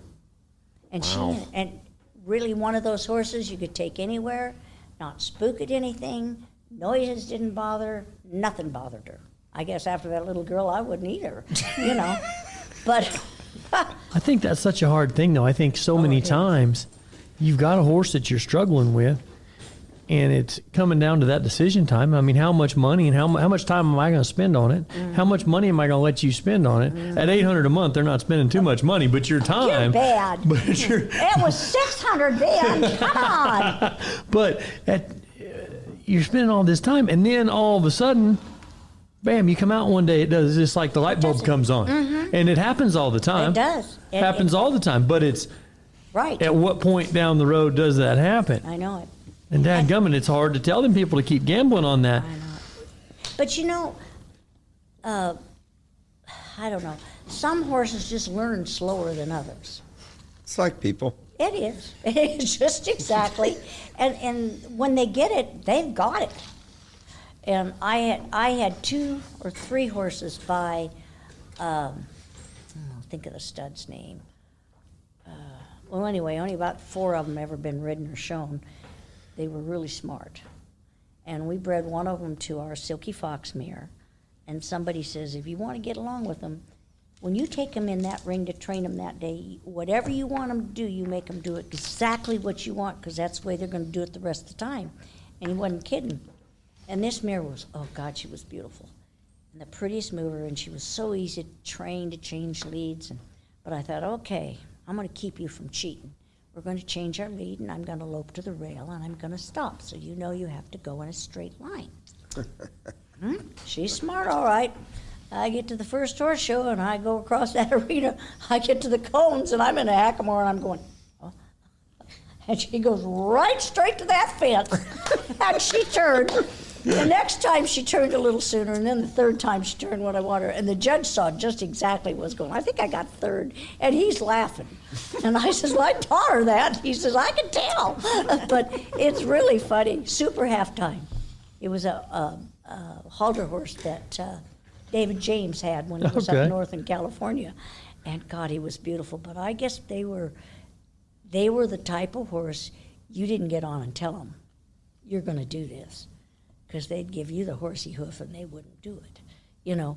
So those, and Silky Foxes were smart to begin with, so you didn't really have to do that, you know. Once you kind of know your horses, you don't, right? You know what you can do with them. But, oh boy, that was an experience, and the judge was just laughing. I'm going, turn. You know, Murph, he'd always tell us that you better know how they're bred, otherwise you don't have it's like having a history report on them. Mm-hmm. Mm-hmm. You know, and it's because sometimes you almost don't, I don't know, and for me early on, especially sometimes I didn't want to know how they were bred just so I could just have a clean, just have a clean slate when I started. But then, like I say, as you've gotten around more of them, it's kind of like, okay, well, I know these are not maybe the most intellectual kind, so I'm just going to have to take time, just wash and repeat on these. Mm-hmm. And these are real smart, so I have to make sure I tie it to the job real strong on these, and how that goes and who I put on them to fit those personalities too. And so that was a heck of a piece of advice that old Murph gave me about needing to know how they're bred, so you know how to approach them. Murph was good. He worked for for Clyde, and he knew. But I had 2 silky foxes.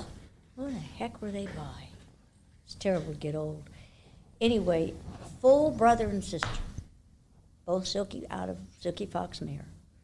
He was tall. Oh God, he was elegant, and she was beautiful. She looked just like her mom. And the AQHA named her. They named her Classy Reprint because she was a reprint of her mother. Those 2 horses were so different. You couldn't believe it. He was so light in the mouth. We had a little tiny pencil bozell on him. He was so light. I mean, and cared about nothing. Walked into the World Show.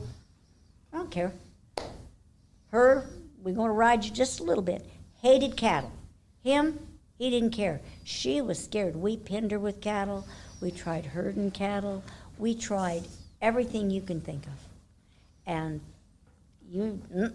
it did not work. Finally, one day I was over at Doug's and I was going to turn cattle back for him when he was cutting. And she goes, oh, they'll go away from me. I like that. And she kind of got better. And she wasn't so stupid about it. But I was coming down my road and there was a cow on the other side of the fence that was laying down. And she spotted that thing and froze. I couldn't get her to move. I could not get her to untrack. I had to shush the cow up and make it go before that damn horse would turn around and turn her back to that cow. But she taught all the kids to ride, didn't she? She loved kids. She was a great trail horse, beautiful pleasure horse. And she had a memory like an elephant. She did not like this one sign at the Paso Robles. And it was Kentucky Fried Chicken. It was red and white. And she would not get near it. And we lunged her there, we tied her to it, everything. So, needless to say, I cut that corner. And all the other red and white signs were fine, but Kentucky Fried Chicken, she didn't like it. I think Cynthia's been listening to our podcast. So anyway, they moved these signs out into the grandstand arena, and this is years later. I take her out there, and she's loping around. She sees that sign and spooks. Hey, reprint, you're 20 years old, knock it off, you know? And nope, didn't like part of that red and white Kentucky. And the other ones were all red and white, and black and white, and blue and white, but nope. Not that one. Old Kentucky, she didn't like him. But isn't that funny? And just as gentle as a kitten. But if the silky foxes didn't like you, they didn't like you. I mean, period. And Patty's sister, Joan, was in love with one we had. Oh, God, she looked like a freshly groomed black cat. She was gorgeous. She was so slick and shiny and beautiful. And Joan says, oh, I want to buy her so bad. And every time she got near her, she turned around and tried to kick her. She hated Joan. So anyway, when we put reprint down, she was finally getting string haltered. And I thought, you're going to lay down in that pasture, and the boys aren't going to know that you can't get up. And I'm going to be away for a week. And so I called my vet out. And I always leave when I have a horse put down. I can't handle that. Now, I can make the decision pretty easy. So Stacy goes out there, and she's got her needle, and my horseshoer's there, and he's always been real good to her. And she pulls out that needle, and Reprint looks over at her like that and looks down at her foot and reaches over and goes, ka-wham! It was premeditated. And Stacy's going, oh, screaming and hollering, and, I'm dying. And about that time, she reaches around and grabs my horseshoer, Travis, by the arm and rips it open, and then turns around, stands still, says, okay, I got the last word in. Made it easier on them. Made it. Well, the hell, they were both dying, And she says, okay, I'm ready to go now. But it was, Stacy says, I couldn't believe it. She did it on purpose. She knew exactly, they were smart. She says, she knew what she was doing. Isn't that something? That is. Horses are some of them we don't give, they're really smart. That was like the super half times. They were just so smart. And so you didn't want to punish them if you didn't know what you were doing.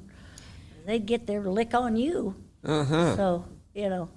So I come from the old school where you take your time, you know, outthink them, or Well, that's the way to do it. I know it, yeah. Big gray horse T-Bar Tommy, and when he was bad, if you over and under him, that was fine. But don't keep doing it, because you'd have to get a tracker, drag him out of that arena. He would. That's it. He'd be right there. Period. And that ended up being the neatest horse God ever put on earth. I wish I had him now for the ranch riding, because you wouldn't be able to beat him. Huh. I had 100 jumper people want to buy him. So pretty with his knees. And I had all the stock horse, cow horse people want to buy him, because he was just really cool. Well, I want to hear more about that horse, but we're going to take a quick little break, Okay. change a little Go a little tape, restroom break. and we will be right back with Miss Cynthia Cantleberry. Didn't scare him. All right, and we're back here, Cowhorse Full Contact, with Miss Cynthia Cantleberry. Just jumping back into this story about T-Bar Tommy. Yeah. And Karen. And Karen Griffin. Glick. Good click. Perfect click. That's fine. It's actually Glick Griffin, Griffin. isn't it? Yeah, but Yeah. it sounds better the other. Dash Glick. Griffin Glick. Glick. It does, Kenner. 2.0. That does sound better. Yeah, it does. Yeah. T-Bar was a horse that we bought. Oh, it came from Jack McDaniels found Yeah, him those for are some us. stories. And Jack and Red used to go to all the sales. And anyway, he got Tommy over there, and God, he was a good horse. But you didn't say you're going to do this and you're going to do it my way and you're going to do it right this minute, or he would give you the horsey hoof and stand in one place. There you have it. Yeah, but no, he turned out to be, like I said, I won so many trail classes and state classes and saddles off that horse. They used to have gamblers' choices, and they'd set up about 15 obstacles, and you were timed going through them, and you could go through them twice, providing you'd already done the whole class. And they always usually had a drag. You drug a pine tree or something. So I'd dally up, and everybody was being cautious, and I'd just spur him to the side, and we were hell-bent for leather to the other end, throw the rope over the top. Instead of walking through tires, we'd practically trot through them. And I think I won every one but one that I went in, and I won a beautiful saddle on him down at Del Mar from the Gambler's Choice. And the thing with him is he thought he was being schooled when we went fast. So the faster I made him go, the more careful he was. He was really good. And I'm going to have to find a way to reinstitute some of this. yeah, no. Why is it called the Gambler's Choice? Because you had 15 obstacles or more or less, and you could take them in any order you want. You made your own course up. So, But you had to hit them all. but you had to hit them all before you could start over. So Why would you start over? more points. If I did 30 obstacles and you did 18, I'm gonna beat you, right? And you could only do it twice as the max. No, you could do it as many times as you want if you could get through it that fast. Oh, because it was time. It was How a time. long? I don't know. Was it 3 minutes or something? I Something don't like even 3 remember. minutes, Yeah, yeah. yeah. And then they used to have a knockdown and out. They took from the hunter class, the jumper classes. More or less, you could go around the course as many times until you knocked something down, and you got, like, if you did the course 3 times, you got points for the 3 times. So they had one of these knockdown and out, and I just spurred old Tommy up, and he went through it 3 times. Didn't hit nothing. Wow. You'd think they would almost learn that once you hit something, they were done, that they would learn to hit something sooner. My horses are never done when they hit something. Then Mommy makes them go back and hit it again. Right. Then they don't want to hit it. And that took me years of training to figure out why go up, pick their feet up for them with the bridle, do all this stuff. Let them fall over the doggone stuff. They'll pick their feet up. Uh-huh. And Quester was one of my first cow horses that I taught to do ranch riding on, and he used to walk on top of them. And finally he realized that hurt. And boy, he got to be the most careful. He was good in trail, wasn't he? Yeah. He was really, and Jimmy was too, the big roan horse. Oh God, he was a cow about stuff. And I was out at Todd's, and he has, I think, 85 acres, and he's got all these down trees out there. And I remember when we walked through that stuff, and you're going, don't walk through that. I said, walk through that. And he'd poke himself in the leg. I got a picture of him in his first ranch riding class here, and his feet are that high above those poles. And I never pulled him. He did it himself. So it took years to figure this all out, but finally I just let them figure it out themselves. Now, are you still showing in the regular trail class, or are you No. just showing in the ranch trail? Just ranch trail. That other stuff's too slow and too low for me. Man, I alive. can't go that slow. I never went that slow. I had judges come up to me a few years ago and say, you know why I like to judge you in trail? And I said, no, why? And he says, because you hurried up and did things. And they said, anybody can get through it if they go slow enough. So my husband was always telling me, slow down. And it was hard for me to slow down. Yeah. So Amen. We Yeah. never tell Russell that. no. And Doug would always say, come on, move him up. And I'm going, but there's tears in my eyes. I'm going fast. He says, no, go faster. This all in the trail class? No, this was the cows. Oh, okay. Jimmy Stickler, he's like my stepson when his mom died. I said, I guess I'll have to be your mom. So the kids call me grandma and everything, and they take real good care of me. I don't see them very often, but Kimmy takes me to all the doctor's appointments and stuff. But I see Tate. He makes the highlight reel on the Cowboy Channel. You always see the skinny kid getting mucked out on the Cowboy Channel in the steer wrestling. Oh. And I ask Shaylee every time I see her, I says, doesn't he know how to rope? yeah. Well, you know what? I saw him when he was 10 or 11 years old, and he was gonna, what do they call it, mutton busting. Mutton and he was bust. gonna throw this goat, and the goat got the best of him. And I thought, I never did see you throw anything. And now you're trying to throw steers, He's got some heart. He's got heart. He's And got heart. I've He'll seen, be one of yeah. those days it'll click. All right. God, he's so funny. But anyway, they're my grandkids, and Jimmy was giving me a lesson, and it was up at the Madonna Ranch, and it's up on a hill, and the wind blows down in San Luis, 24 hours a day. Jimmy says, no, it's seasonal. I says, seasonal. Hell. I said, All I've been up season. Here all season. So I'm up there, and he'd say, okay, move him up, slow down, move him up. Finally, one day I stopped, and I said, Jimmy, we's either going to go fast or we's going to go slow. But there's none of this move him up and slow him down at the same time. You got to figure out something different. And I couldn't hear him most of the time anyway because the wind's blowing, And move him, slow him up. I'm going, oh, God. I said, whoa, whoa, whoa. We had a lot of fun up there. I took a mare Bubbles up to him when she was 3, and we went up to the ranch, and I said, Jimmy, I need you to get on and over and under her and wake her up.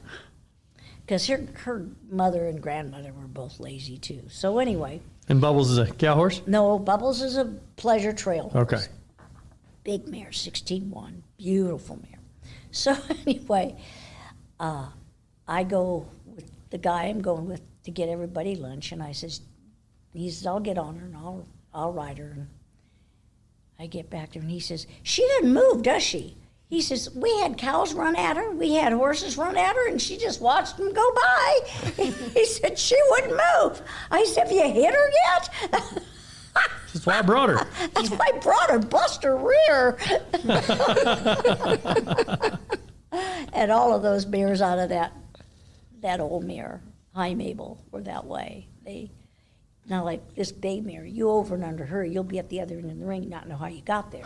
But otherwise, you're going to have sore legs at the end of the day keeping her going. They're all that way. The geldings weren't, but the mares were. They're just slugs. But I bred them to be pleasure horses, and then I didn't want to do it because I didn't like what they were doing. If they'd have left it like it was, both those horses have been big winners. Right.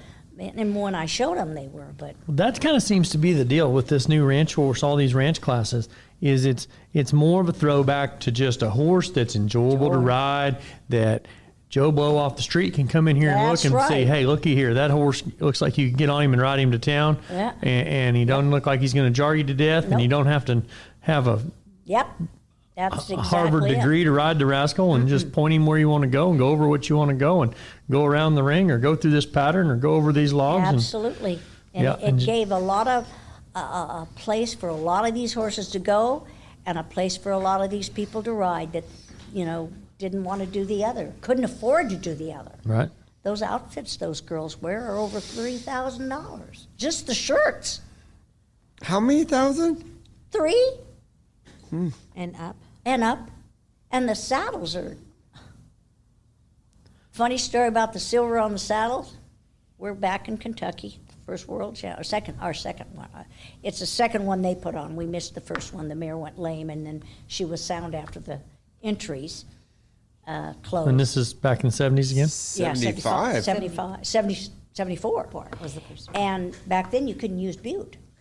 So anyway, where was I going? You're talking about Shirts and the silver. saddle with Oh, the yeah. silver. So we didn't get a tack stall. We went back with Greg Whalen. So Red's carrying my saddle in the elevator, and it has 2 silver plates on the back. That's it. And 1 silver plate where the rope goes and silver conchos.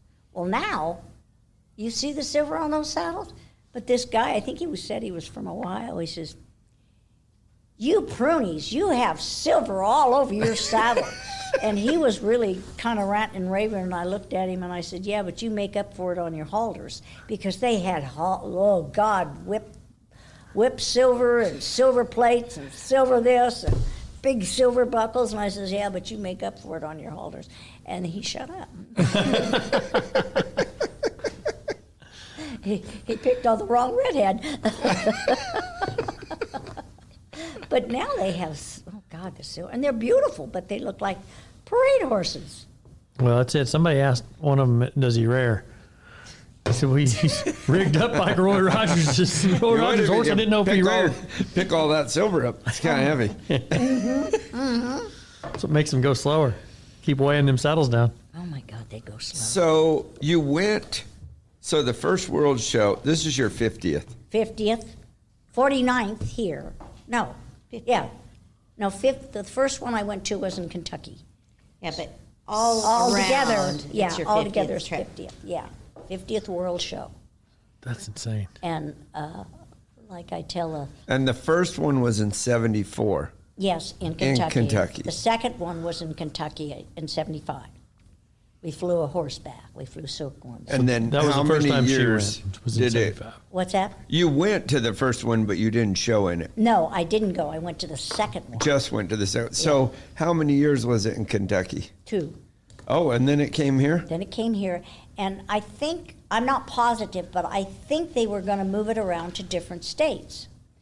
And as it grew, like California, other than Cow Palace, I think Cow Palace was about the only one that had a covered arena, And back here, they're all covered arenas.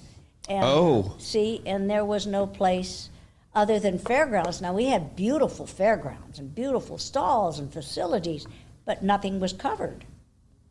So they ended up, I guess they got a good contract with the city of Oklahoma, and Here it's been. stayed. I didn't realize it's been here that long. Yeah, and Fort Worth tried to get them, and they fixed all of Fort Worth up, tunnels and this and that and that and this, but they kept it here. I guess the contract was really good, and they've done a lot. Like I tell them, you've come a long ways, baby, because the stalls used to be just chicken wire, and it was. Well, and shoot, Barn Really? 6, I mean, in my lifetime, Barn 6 was just an arena, had stalls kind of around it, and was just an arena Yep, that was that's level what on it the ground. was, and that was the warmest arena because it Yep. had heaters. Nothing was heated up front in the Coliseum, and when it rained or snowed, icicles down from the roof, and then when they'd melt, you had to put a hat cover on because Right. it was Yep. like it was pouring down rain. People don't believe me. Well, if anybody wants to know, Barn 3 is kind of still similar to how Legit. everything else was set up. Right. Barn 3 here, right here where we're doing this interview, there's still that arena where everybody lunges and they pony the halter horses and all that, getting ready for the horse show. That pen is kind of how everything else was. The super barn was that away. It wasn't the super barn; it was just the arena one. And shoot, and then across the street was just the maintenance and stuff like that. Then when they put barn across the street, the first barn, when they put that in, it was just covered. It wasn't. They had no sides on it. Oh, six. And, 6. And then they put sides on the back, but not on the front. And they had all these vents and louvers. And I mean, Friday was it cold. And finally they, covered it all the way around. And then the next year they put the warm-up ring that's down there, but it was just covered. It wasn't a ring. And we didn't have to ride out on the grass because that's where you rode. And I rode out in the snow one year, and oh my God, it was so cold. And I had 3 horses with me, and I come back in, and the people that were stabled across from me, I couldn't get off. I had no feet. There were no feet, and I didn't use a stool back then. I just shimmied up them things, and this was a tall mare. And I sat there, and I go, I don't think I can get off. It took 2 people to lift me off, to set me on the ground so they didn't break my feet. That was cold. And but they kept improving, and it got better and better. Oh, they just put this new arena in? Oh, yeah. And people say, well, you're here, you always get good stalls. I says, honey, I've been stalled in every single barn there is here. I have been in the North 40. I have been over there with no sides on it, so don't tell me I haven't been, And so anyway, I had to beg to be there in the super barn because I wanted to put pictures up and stuff so people could see. Sure. I thought it was fun for me to go through them, and I thought it would be fun for people to see. And I had to go above everybody to get there. And then I found there's a whole bunch of people in here this year because they told me only sponsors get to come in here anymore. And I thought, well, I've been here for 50 years. Perhaps I've maybe kind of been sponsoring. I think I sponsored you pretty good. I've been here with 1 horse, and now I got 5, and I've had 6. And so anyway, I never say anything. I just think it in my brain. But anyway, it's come a long, long ways. The first year I showed here, I showed trail. And this, you talk about cowboy. They had a big cutting just before they had this world show. So this end of the ring had sand in it. And I'm not exaggerating. You could lope down the rail and hear your horse on the hard ground.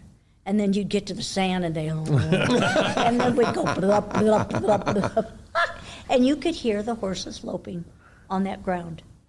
So it took them a year or so to kind of get into the thing. And then, of course, all the pleasure people got so, well, my horse can't lope on that. And then the reining people, well, my horse can't slide on that. And what is it Al Dunning said? He says, you live in the desert, they can slide on anything. Well, that's it. You've seen every iteration of this horse show. Oh, yeah. So how big of an effect was it when, in 74? Well, 75 was my first one. I know, but even since the beginning of the World Show, because it sets up to where a trainer has something to go to all year to try to get the client to get here, or the horse, or the owner, or the non-pro client to get here.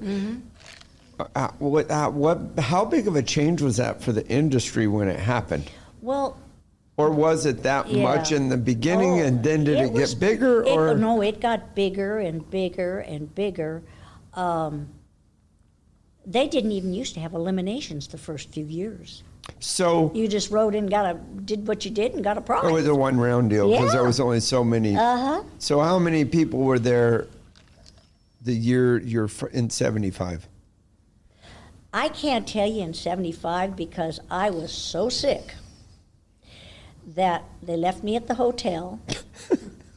Red had never ridden Silkworm. I was the only one that had ever been on her back. And he came back and picked me up. They set me down at the back gate. Martin Clark, who was an AQHA president later on, he was the back gateman. And they sat there, and 2 horses before I went, Red came and brought Silkworm to me and threw me up on her, and I went in. And I rode her in the trail and won. I rode her in the Western Pleasure and got 6th. And now I know people who have never ridden horses, how they feel, because I was up there like, I mean, there was no balance. If she'd have just stumbled, I'd have fallen off. That's how bad off I was. And then Greg Whalen showed her in halter and ended up 6th with her. So, So how many days was it? I think it was just About- a week. About a week? Yeah. So yeah. how many, in the early part, how many more or less events were there? Well, they didn't have all the state classes. Mm-hmm. What are some of the other things they have now that they didn't? Did they have all the English, all the They buggy, had all the the... buggies. They didn't have the levels. They didn't have the levels. They didn't have and the they, select. well, we used to be, instead of level 1, 2, and 3, it was limited, or green, limited, and then open. 4 and over, or what is it, 5 and over now? And For the horse. yeah, for the horse, and that's all they had. And now they've leveled them and they've put them all in, and the shows are. Well, but now, so they would have not had the junior and senior No, then? they had the junior and senior. Oh, they did. But they didn't have level 1 horses and Right level 2 now they have horses. green and novice, and I don't know what all they got. They got. That's what there's- they did there's then, yeah. 4. Didn't have then, they Right. do now. Right. Yeah, yeah. They had the same events, but just not Yeah. different levels of them. Yeah, they and called- did they they- have the amateur? Yeah, they had So the they had the amateur. open and the amateur. They had, I don't know whether they had the amateur the first year or not. I can't remember.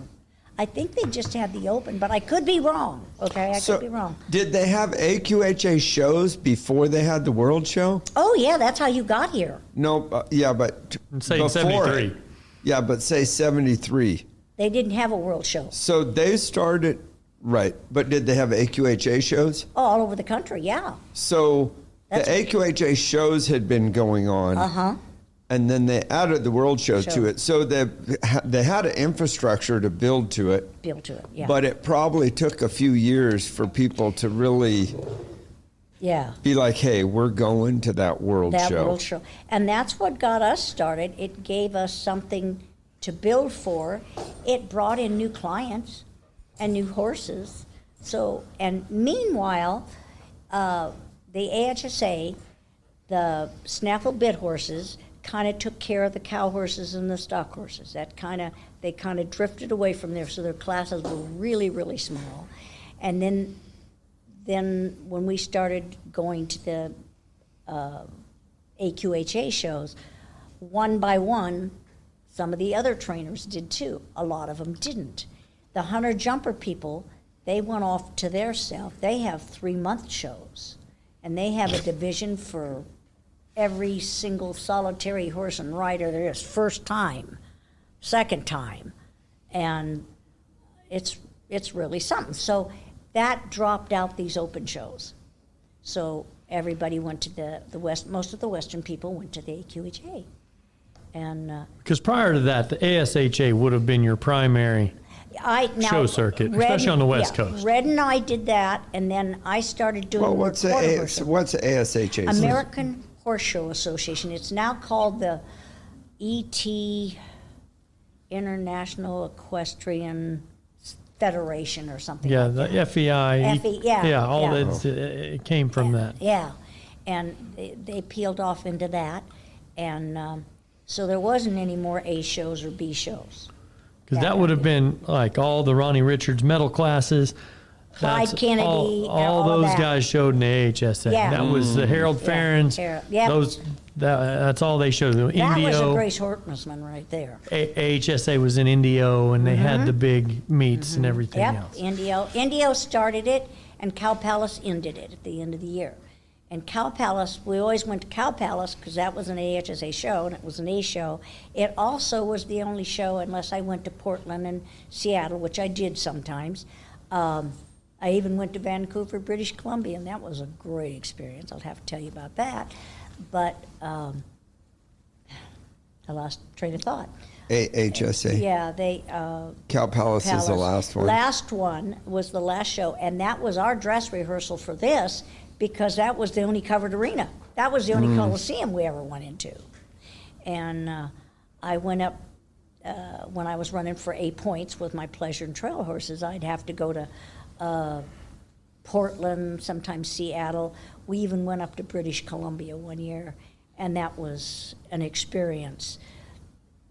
Years ago, whenever all of this started back in the 50s and stuff, and I started showing, when you did trail, you went in and lined up at the end of the arena. They didn't give you a pattern. You got to see the pattern just before you went in. And you ended up and you went one by one and did your trail course and then went back and lined up, and then you did the rail. You had rail. And well, when we went to British Columbia, and I can't tell you what year it was, you walked into that arena and you were the only one in it.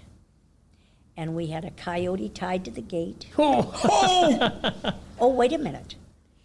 We then they had a circus down below. This was a double-decker Coliseum. They had a circus down below the week before, so they still had circus animals. They brought a sun bear. He's black with a big white. And he stood up against the wall, and they had all these pine trees. And their walkovers, they just would drag pine trees off this trailer and throw them down, and you picked your way through them. They didn't care what you did. They wanted to see what the horses would do, not whether they hit them or not. And about the time you're in Tim wasn't out there measuring them off? No. And about the time you were in the middle of this thing, the guy does this to the bear, and he rears up and does this, and there's a spotlight. Jeez. Then, awesome. no, I've got pictures. Awesome. Yeah. Then you go up on a bridge that's about 4 feet high, slanted, with dry ice coming out from underneath it. And what were the other things? One time they had llamas. no, that was at Portland. They had a pen of llamas you had to ride through. Horses hate llamas. Well, when you get up there and they close that gate on you, honey, you're the only friend they got. And that's how it was when you walked into that Coliseum in that ring. The only friend that horse had was you. And he was going to do anything you wanted. Well, my old mare, I've ridden her up to elephants and she didn't care. So I wasn't too worried about it. And one year we had to put a boy behind us and ride double. Well, I'd never ridden double before on that mare, so we put Red back there and tried to buck him off. So somebody came up and said, Red, you get in the saddle, let Cindy behind. So they did. She was fine. I was lighter. So when this boy climbed up behind me, I said, son, you get in the saddle with me or she's going to put you up in section 94. And this kid's sitting behind me and he's shaking. And you had to open and shut a gate with him behind you. Just a Is he off the street or does he work for the horse show? I don't know, but I scared the hell out of him. Let me tell you what. You're not going to make any money. You're not winning anything. We just need you as a prop. And, You're just a prop. and then one year, instead of I can relate. And you may get killed. Yeah. One year, they had somebody come up while you were at the gate and stand at your horse's flank and let off a shotgun. Oh! Mm-hmm. It's a good way to get kicked. Well, yeah, but if you're not the first one to go, they're tone deaf, so that's all right. See? And out of all this stuff we've had to do through the years, the only two things that most of the horses wouldn't do, and this is funny, was lead over a jump. And I had to teach my mare for me to step over, and then I'd raise my hand and she'd jump. And that's how I did it. But one year we had a little mule burro called, what's her name? Becky or something like that. And I watched them lead her in there and she just led perfectly. And Martin Clark was the judge, and I go up there and I dally up real loose, and I walk real slow, and I walk past him, and he knew I knew, and he says, tighten up. So I tightened it up, and she sat down, and we drug her. And that was the deal. If you take the slack out of the rope, she wouldn't lead. So that's what he wanted to see, if those horses would pull that mule. Well, I watched her lead in, so I knew she led, so I thought, well, everybody's dragging her, maybe I'll just let her have a loose rein. Well, He wasn't falling for oh it. no, he says, tighten up, honey. And I did, and Katie drug her. And then one time, in the eliminations down below, we had to ride up on a bridge and shoot a pistol. Well, that was bing! I mean, it was nasty, because that was like shooting one off in the ear. So Red, I think I went 20-something, and Red says, honey, shoot that pistol down off her butt into the ground. And it worked. But one of our trainers from California pointed the gun at Martin and pulled the trigger. And I'll tell you what, Martin gave him a bad look. and some of the idiots shot the gun right down between the horse's ears. And why you would do that? Because it just killed them. And but if you went far enough down, they were pretty tone deaf by then. But Red says, just shoot over her rear, down into the ground. And I did, and she never even flinched. But, I mean, the things we had to do were just amazing. And it was fun. It was an experience up there. It really was. It wasn't all about just loping across some poles and stuff like that. They were trail horses. But that bear, it was beautiful. But it was Bear. Oh, man. Holy mackerel. I don't know if you'd got me in there. And the little kid. God, I'll tell you what, and walking across all that brush, and they didn't dare look away from it, and then to have him rear up and do this to you. And he was, well, from me to that wall from me. Oh, Lord. He was against a wall, so that was really interesting. And we had llamas. Did I bring the llama pictures with me? I don't think so. We had llamas, and we had to ride. There's a llama here and a llama here, and you had to ride down through it. And then that was at Portland. And then they had black plastic, I don't know how many feet, with tires on top of it. So when they stepped into the tire, the plastic and the lights, the fluorescent lights would shine on it, and it looked like aluminum, It was scary. And I'm sure back then they drugged horses left and right, because some of them horses didn't even look at it.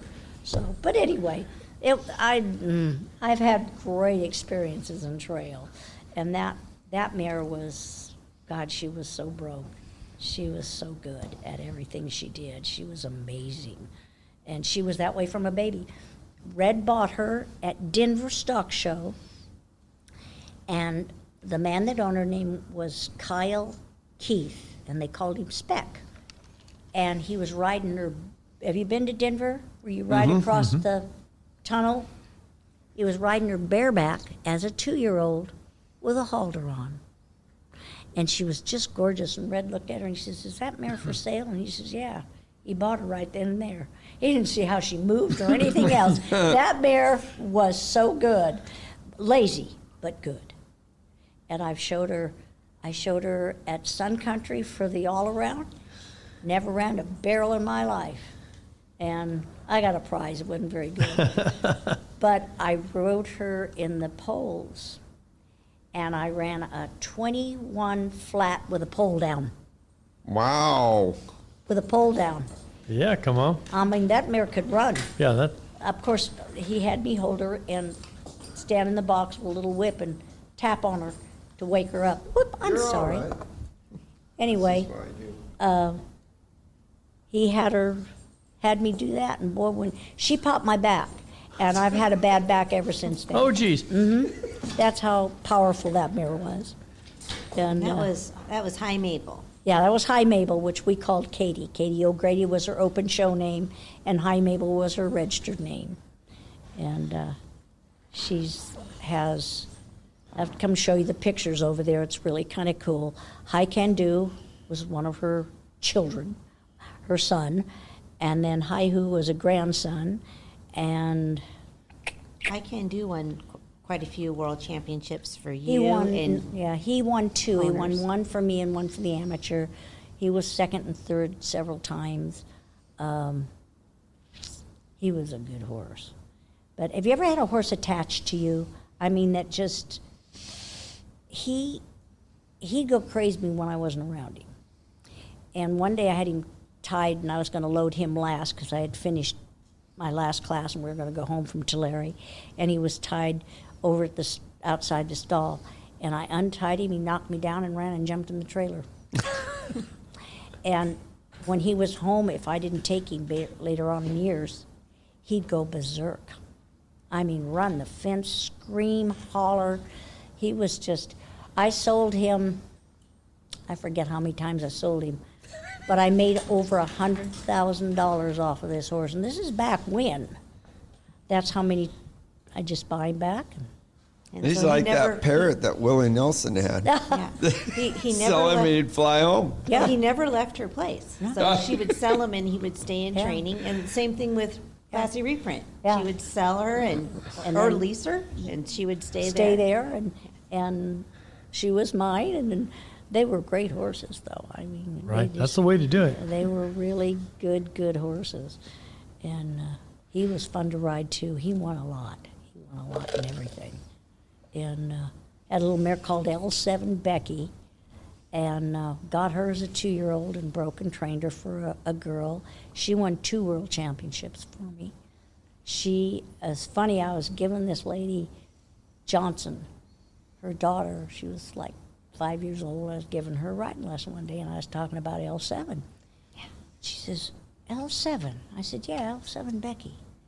She went home and talked to her dad. Her dad, Becky was born at their place 20 miles from mine, Patty Davis. Patty Davis. Oh, gee whiz. And she was born and raised right there in Paso, Robles. Isn't that something? I'll be darned. And born and died right there. We had to put her down. She had a stroke. And Becky didn't have a lot of personality, you know. All horses have some kind of quirk to them. Hers was eating. No, I got pictures of her. She just had a baby. The afterbirth is hanging out of her, and she's eating. She had a stroke. We brought her in waiting for the vet. She goes over and eats. Greg Willard brought her back here and says, don't feed her too much hay. She ate the screen out of his window. And she was like this when we got her here. He says, she eats a lot, doesn't she? Oh, God. All you put in front of her Oh, anything. or your screen. Yeah, but whatever you asked that little mare to do, she would do. I placed real good in Western riding, won 2 trails off of her. I showed her in pleasure for a while. She's just a really cute little horse. Whatever you want, no personality. Just give me some feed, get on Do and my ride job me. and go on. Yeah, show me what you want me to do. I'll go do it. But, didn't particularly care to be brushed. Neither did Reprint. Most of the silky foxes don't like to be brushed. And I don't know how many horses you've raised and kept through the years, but all the High Mabels and relatives, sisters and so forth and so on, every one of them love to be groomed. I mean, you groom them and it's like, I'm going to go to sleep. And one day, Katie had a baby and she was dirty and she was in the pasture by the wash rack, so I pulled her out and the baby goes crazy and she's screaming, and I put her up on the wash rack and start washing her and scrubbing her, and she looks at the kid and goes, shut up. And just stood there while I did it. She didn't care what he was doing. She just wanted to be. And then the silky foxes were the other way. Don't brush me. Don't do any grooming. Put the saddle on and ride me. I'll do anything you want. Just don't fuss with me. Isn't that funny how? Yeah. And that trait's carried on through their Very babies and funny. everything. Yeah. And I had another little mare, my first cow horse, little Jazzalina, and she was kind of an outlaw. The lady that sold her, she bucked her off, put her on disability for life. Oh, gee whiz. I didn't get that part for quite some time. Doug bought her. Doug found her for me. And we So had... now, your first cow horse, but That's- this is later in When life. is Yeah, that? I'm in my 70s. Oh, gee whiz. Oh, jeez. You were 60. Was I 60? Yeah, we figured that out. You were 60 when you did. All right, started I was, the Cowhorse. I was 60. So, Still, yeah. Well, I was still riding. what Just wet possessed you? behind the ears. Yeah. Yeah. But she was funny. We had to keep a drag rope on her. And if she didn't want to be caught, you didn't catch her. It's like the second coming of Rex. Oh, let me tell you what. But she Really, only there's a tried, trend with you. I guess. She only tried to buck once with me, and I just happened to, I was fencing her. And she squatted, and then and I grabbed her real quick and doubled her. And she was trying to buck, and I had her doubled, and they're screaming, get off, get off. And I'm going, hell no, I'm not going to get off, I'll get hurt. And then she stopped, and that's the only time she ever tried to buck with me. And you couldn't catch her. She kicked you one time. Remember? Yeah, but that wasn't her fault. Yeah, but no. No, that was not her fault. That was not her fault. So, It was not. Anyway, well, she, how is it? How exactly was it not? well, Someone grabbed her leg and, yeah, somebody grabbed her leg and did something, and she kicked at me. oh, And anyway, but other than that, no, she was good We with weren't me. happy about that. No, and she had put a drag rope on her, couldn't catch her in a pin. We even tried roping her one time. My horseshoer's roper, he had to rope her to catch her to shoe her. We went in with 4 horses and cornered her. She went right through us. Right through us. So when I'd leave her at Doug's and Doug would ride her for me, he'd say, you know, little one, this mare really likes you. And I says, oh, I know, I like her too. He says, no, you don't know. This mare really likes you. And she really did like me. so what possessed you To what? to want a cow horse? We got a couple of horses in that we were going to make pleasure horses out of that were washed out cow horses. You know, they didn't make the snaffle bit. So I went up to Greg Ward's. Red took me up there, and because I was going to show her once up at, not Gilroy.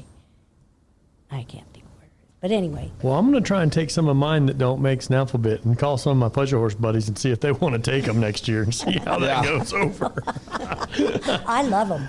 I love them. And you got to get their, you've got to get their, what do I call it? Like one of them I have right now.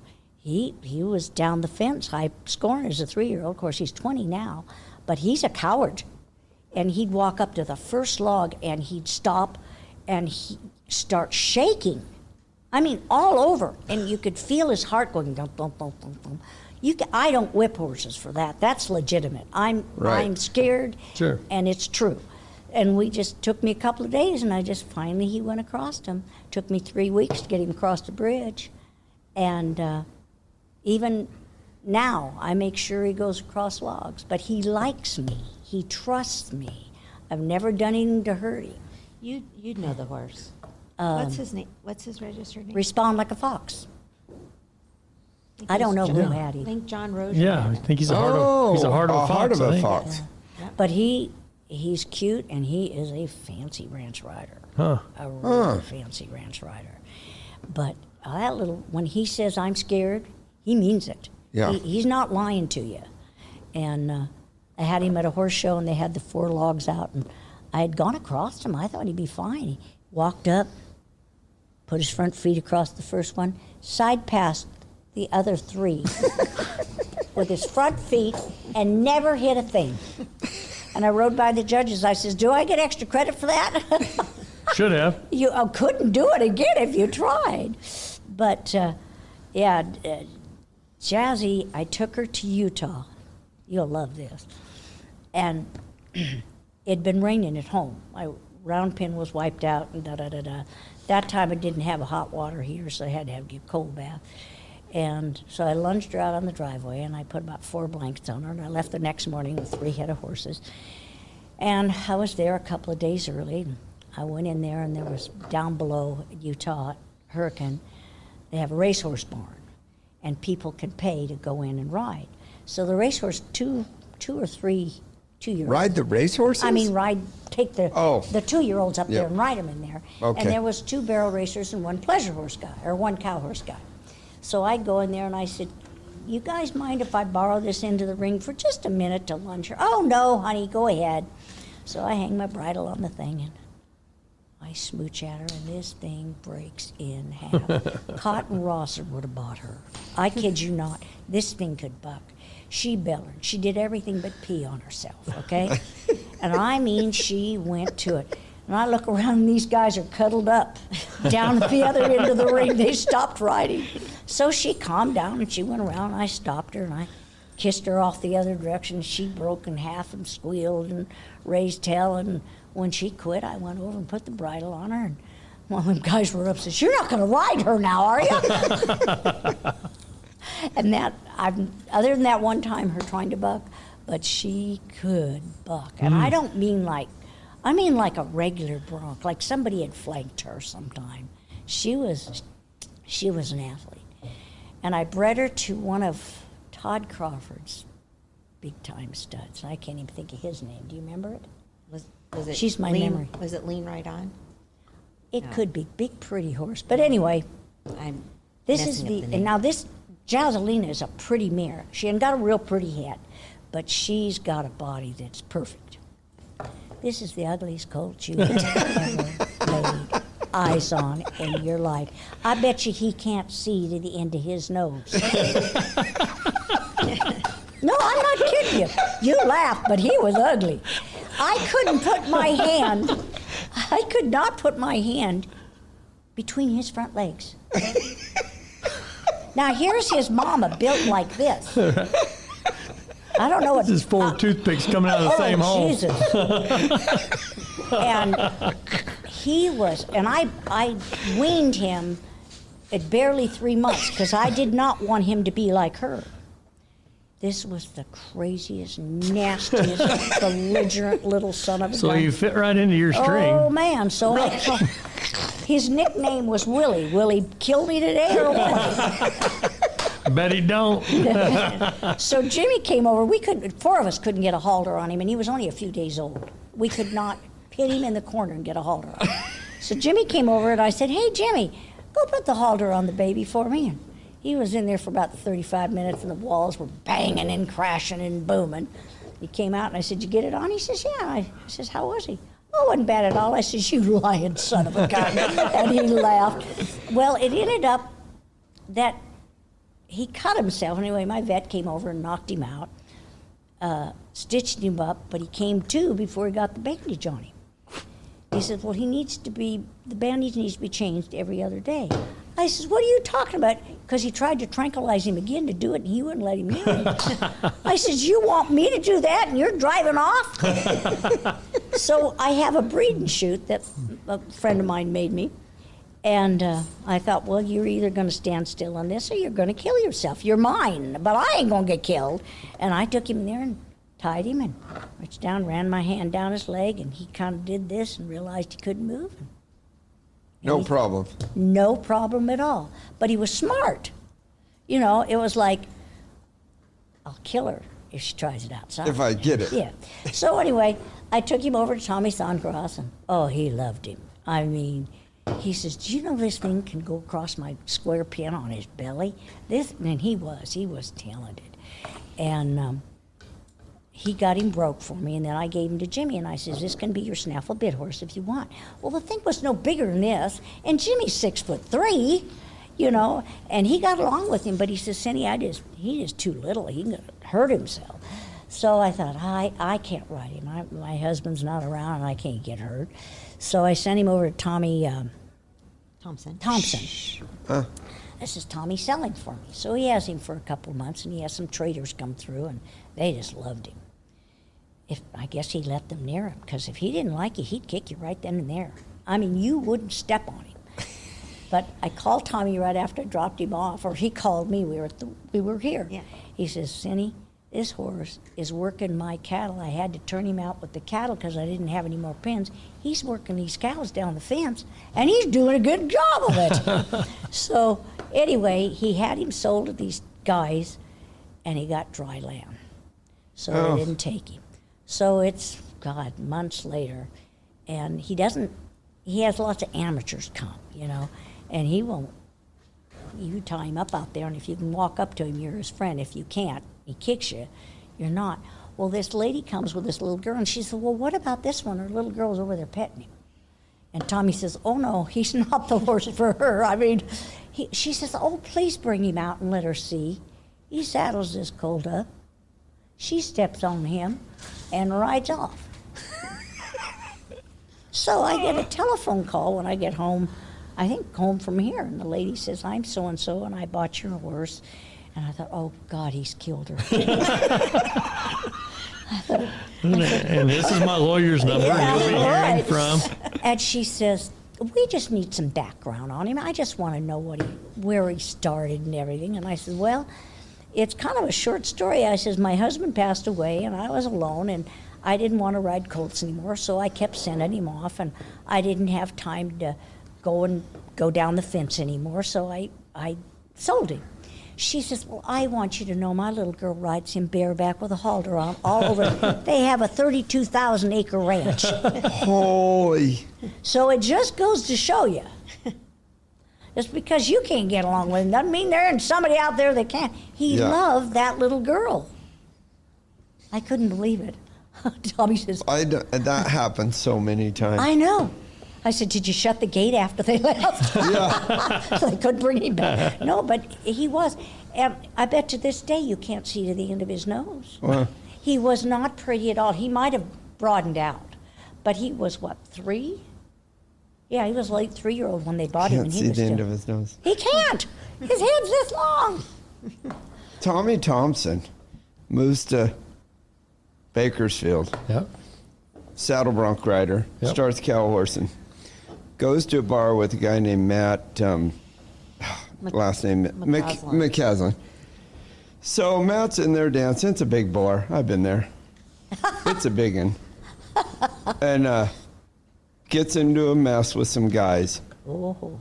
And they're going outside, and they come by Tommy. And Tommy hits the biggest one. So that slows the progress down. Then they wind up going on outside, and they're in an intersection, and they're fighting. And Tommy's having fun because he's kind of rough. Oh, yeah. Anyways, the cops show up, and the cops say, you sit over there and you sit over there. And he says, well, I'm not sitting. You ain't making him sit. And the cop says, you're going to sit down. And Tommy says, those Bakersfield cops just don't have the sense of humor that they had in Montana. So he winds up in a fight with the cops, and they get him down, and it's right after Braveheart has come out. You remember that movie? And they're killing Braveheart, and they get him down, and they've got him pinned, and there's a crowd has gathered around the entire episode, and he reaches his arm out and says, freedom! He said all the people just die. So they cuff him, and they got I think they had a dog on him a little. Anyhow, they put him in the back of the car, and they've got him cuffed. Yeah. Well, he gets his hands in front, under his feet, in the front, and he's pretty proud of himself. And he said, that cop turned around and said, when we get to that jailhouse, if those hands aren't behind you, we're going to hurt you like you haven't been hurt. And they've already put the nightsticks to him. He says, you think it's hard getting your hands from your back to your front? You try getting From the front to the back. But he said, I got him back there. Oh, God. I'll Anyway, tell that's you my another Thompson. funny. My Tommy Thompson story. my Tommy Thompson story, we're at Doug's one morning. It's foggy in Bakersfield, and Doug had a funny little place, and his arena was, I don't know, not that big. And there's track homes behind him, and a pile of manure over on this side with buffalo on top of it. And he says, well, how many times can you roll over in bed and look out the window and see buffalo? Well, anyway, Tommy's working for him. So we all are out there, and Tommy rides out on this little 2-year-old Palomino horse, and Tommy's, 6'3", and this thing's walking with his back like this, and he kicks that sucker off, and it breaks in half. It did everything but beller. It was bucking. The phone rings. He pulls it out, and he's talking to it. This thing is bucking all over the place. And when he got off the phone, I said, why didn't you hang up? He says, that was my wife. That'd have been worse than getting bucked off. And he says, you got to remember, I put myself through school riding broncs. And that's how he did it. Yeah. But I'm not kidding you. This thing would buck and then twist and then rear and we're standing over in the corner, and I'm going, oh my God, blood, blood. And he's talking on the phone to his wife. I know. Oh, he's a neat guy. Him and Matt were throwbacks to about 1932. He's a neat guy, though. I really, really like him. He's a lot of fun. He's always been good to me. Yeah. And What's he doing now? He's in Morristown, Arizona, and he's starting horses, but he also makes head horses. Yeah. Really nice ones. They're for, his ideal customer is a lower number roper that wants to be able to go win, go ride outside, go on these big trail rides, and have a nice horse that'll spin and stop, and a fancy head horse. yeah. Yeah. He's a good hand, He is. He gets them broke. Mm-hmm. I mean, he's a big guy. They can't mess with him. And he's got hands on him like a ham. Oh my God, he's huge. He's just huge. And that long muscle. He is so strong. Not all punched up, but he's just long and slender and good Lord. I can't imagine. Them cops got no sense of humor in Bakersfield. Said that, It took two of them to get him down. I got to have a lawyer and everything. Oh, isn't he a kick? He is a kick. But that's my story about Jazzolina. She was a great mare. Hey, so you've gotten a little off topic. Okay, here we go. Yeah, we were talking about what possessed you to Cowhorse. Anyway, Red would buy these horses, and then I'd get to show them in the Cowhorse one time before we made pleasure horses out of them. And Why? I loved it. Well, I used to jump horses, too. Yeah, but why show them just one time? Because they were washed out. I mean, they just didn't have it. They weren't finished horses, and I wasn't going to finish them. But I just wanted to go down the fence and stuff, and it was fun, and he let me. As a kid, I had more guts than brains, okay? And I told you the story at Clyde's, jumping those horses, and he'd pole them. And I mean, most people in their right mind wouldn't do that if you knew there was going to be a Maybe you pole. should explain that What's that? process, polling them. Well, you get up to the fence, and they either throw a pole at their front legs, which makes them suck back and go up, or they hit them behind, what makes them take their hind feet up higher, which is against the rules and regulations, but you can do it at home. Right. Okay. They used to do the same. Basically, it makes the jump higher in the middle of the jump. Yes, yes. Yeah. So as they're going it and they rate the jump, There's and they just jump two men over it, on and then each side, and they pick the Pick it pole up. up. Yeah, Yeah. So And- they if they're think the getting a little pole lazy, can come up. right? If they're getting so a little they lazy in gotta that jump, they've got to jump accentuate higher. those front Yeah. feet or hind feet over hind that pole. feet over the pole. And they did the same thing with trail horses. They pull them as they went across. Well, that was dumb, because if there wasn't anybody standing out there by that pole, They knew. they weren't going to pick their feet up. My old mare, High Mabel, oh God, what's the name? Anyway, one of the judges went in the storeroom at Bakersfield behind the grandstand, and he found this alligator, this electric alligator. Yeah, and he set it next to the walkovers and plugged it in. So as you went by, the mouth went open. So as I'm riding through this, the mouth goes open. Katie picks her foot up about that much higher. I mean, she wouldn't have touched anything in a minute of life because she thought that alligator was going to bite her.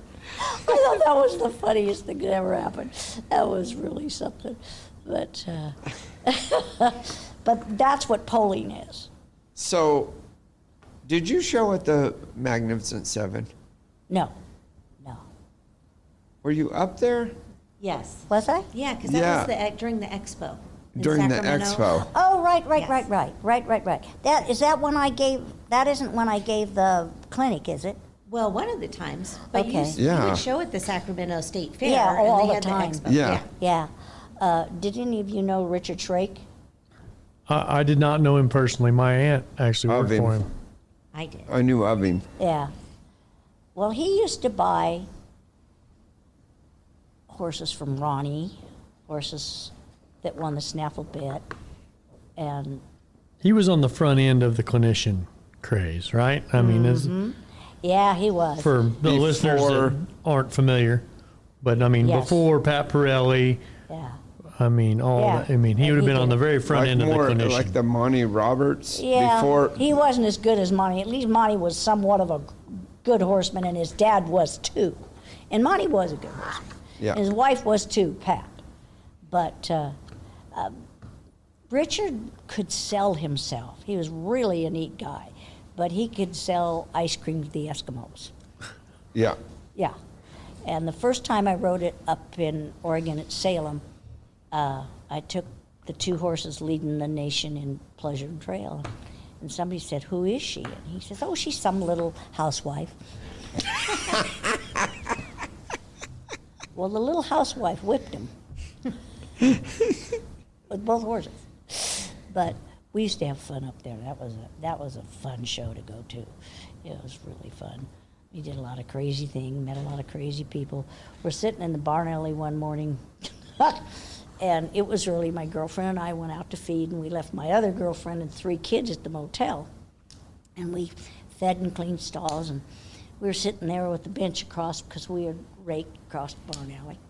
And we were sitting there talking. She had a big German shepherd named Maggie. And Maggie would chase anything. And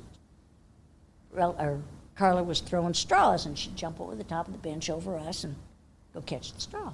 So we're sitting there like this, and we threw a straw, and pretty soon we heard, "Ah!" this horrible scream. 2 men in their suits were behind us. They must have been fair officials of some kind. And we threw that straw, and this German shepherd came over the top, right at on them, 'em. and they had coffee all over. Oh my God!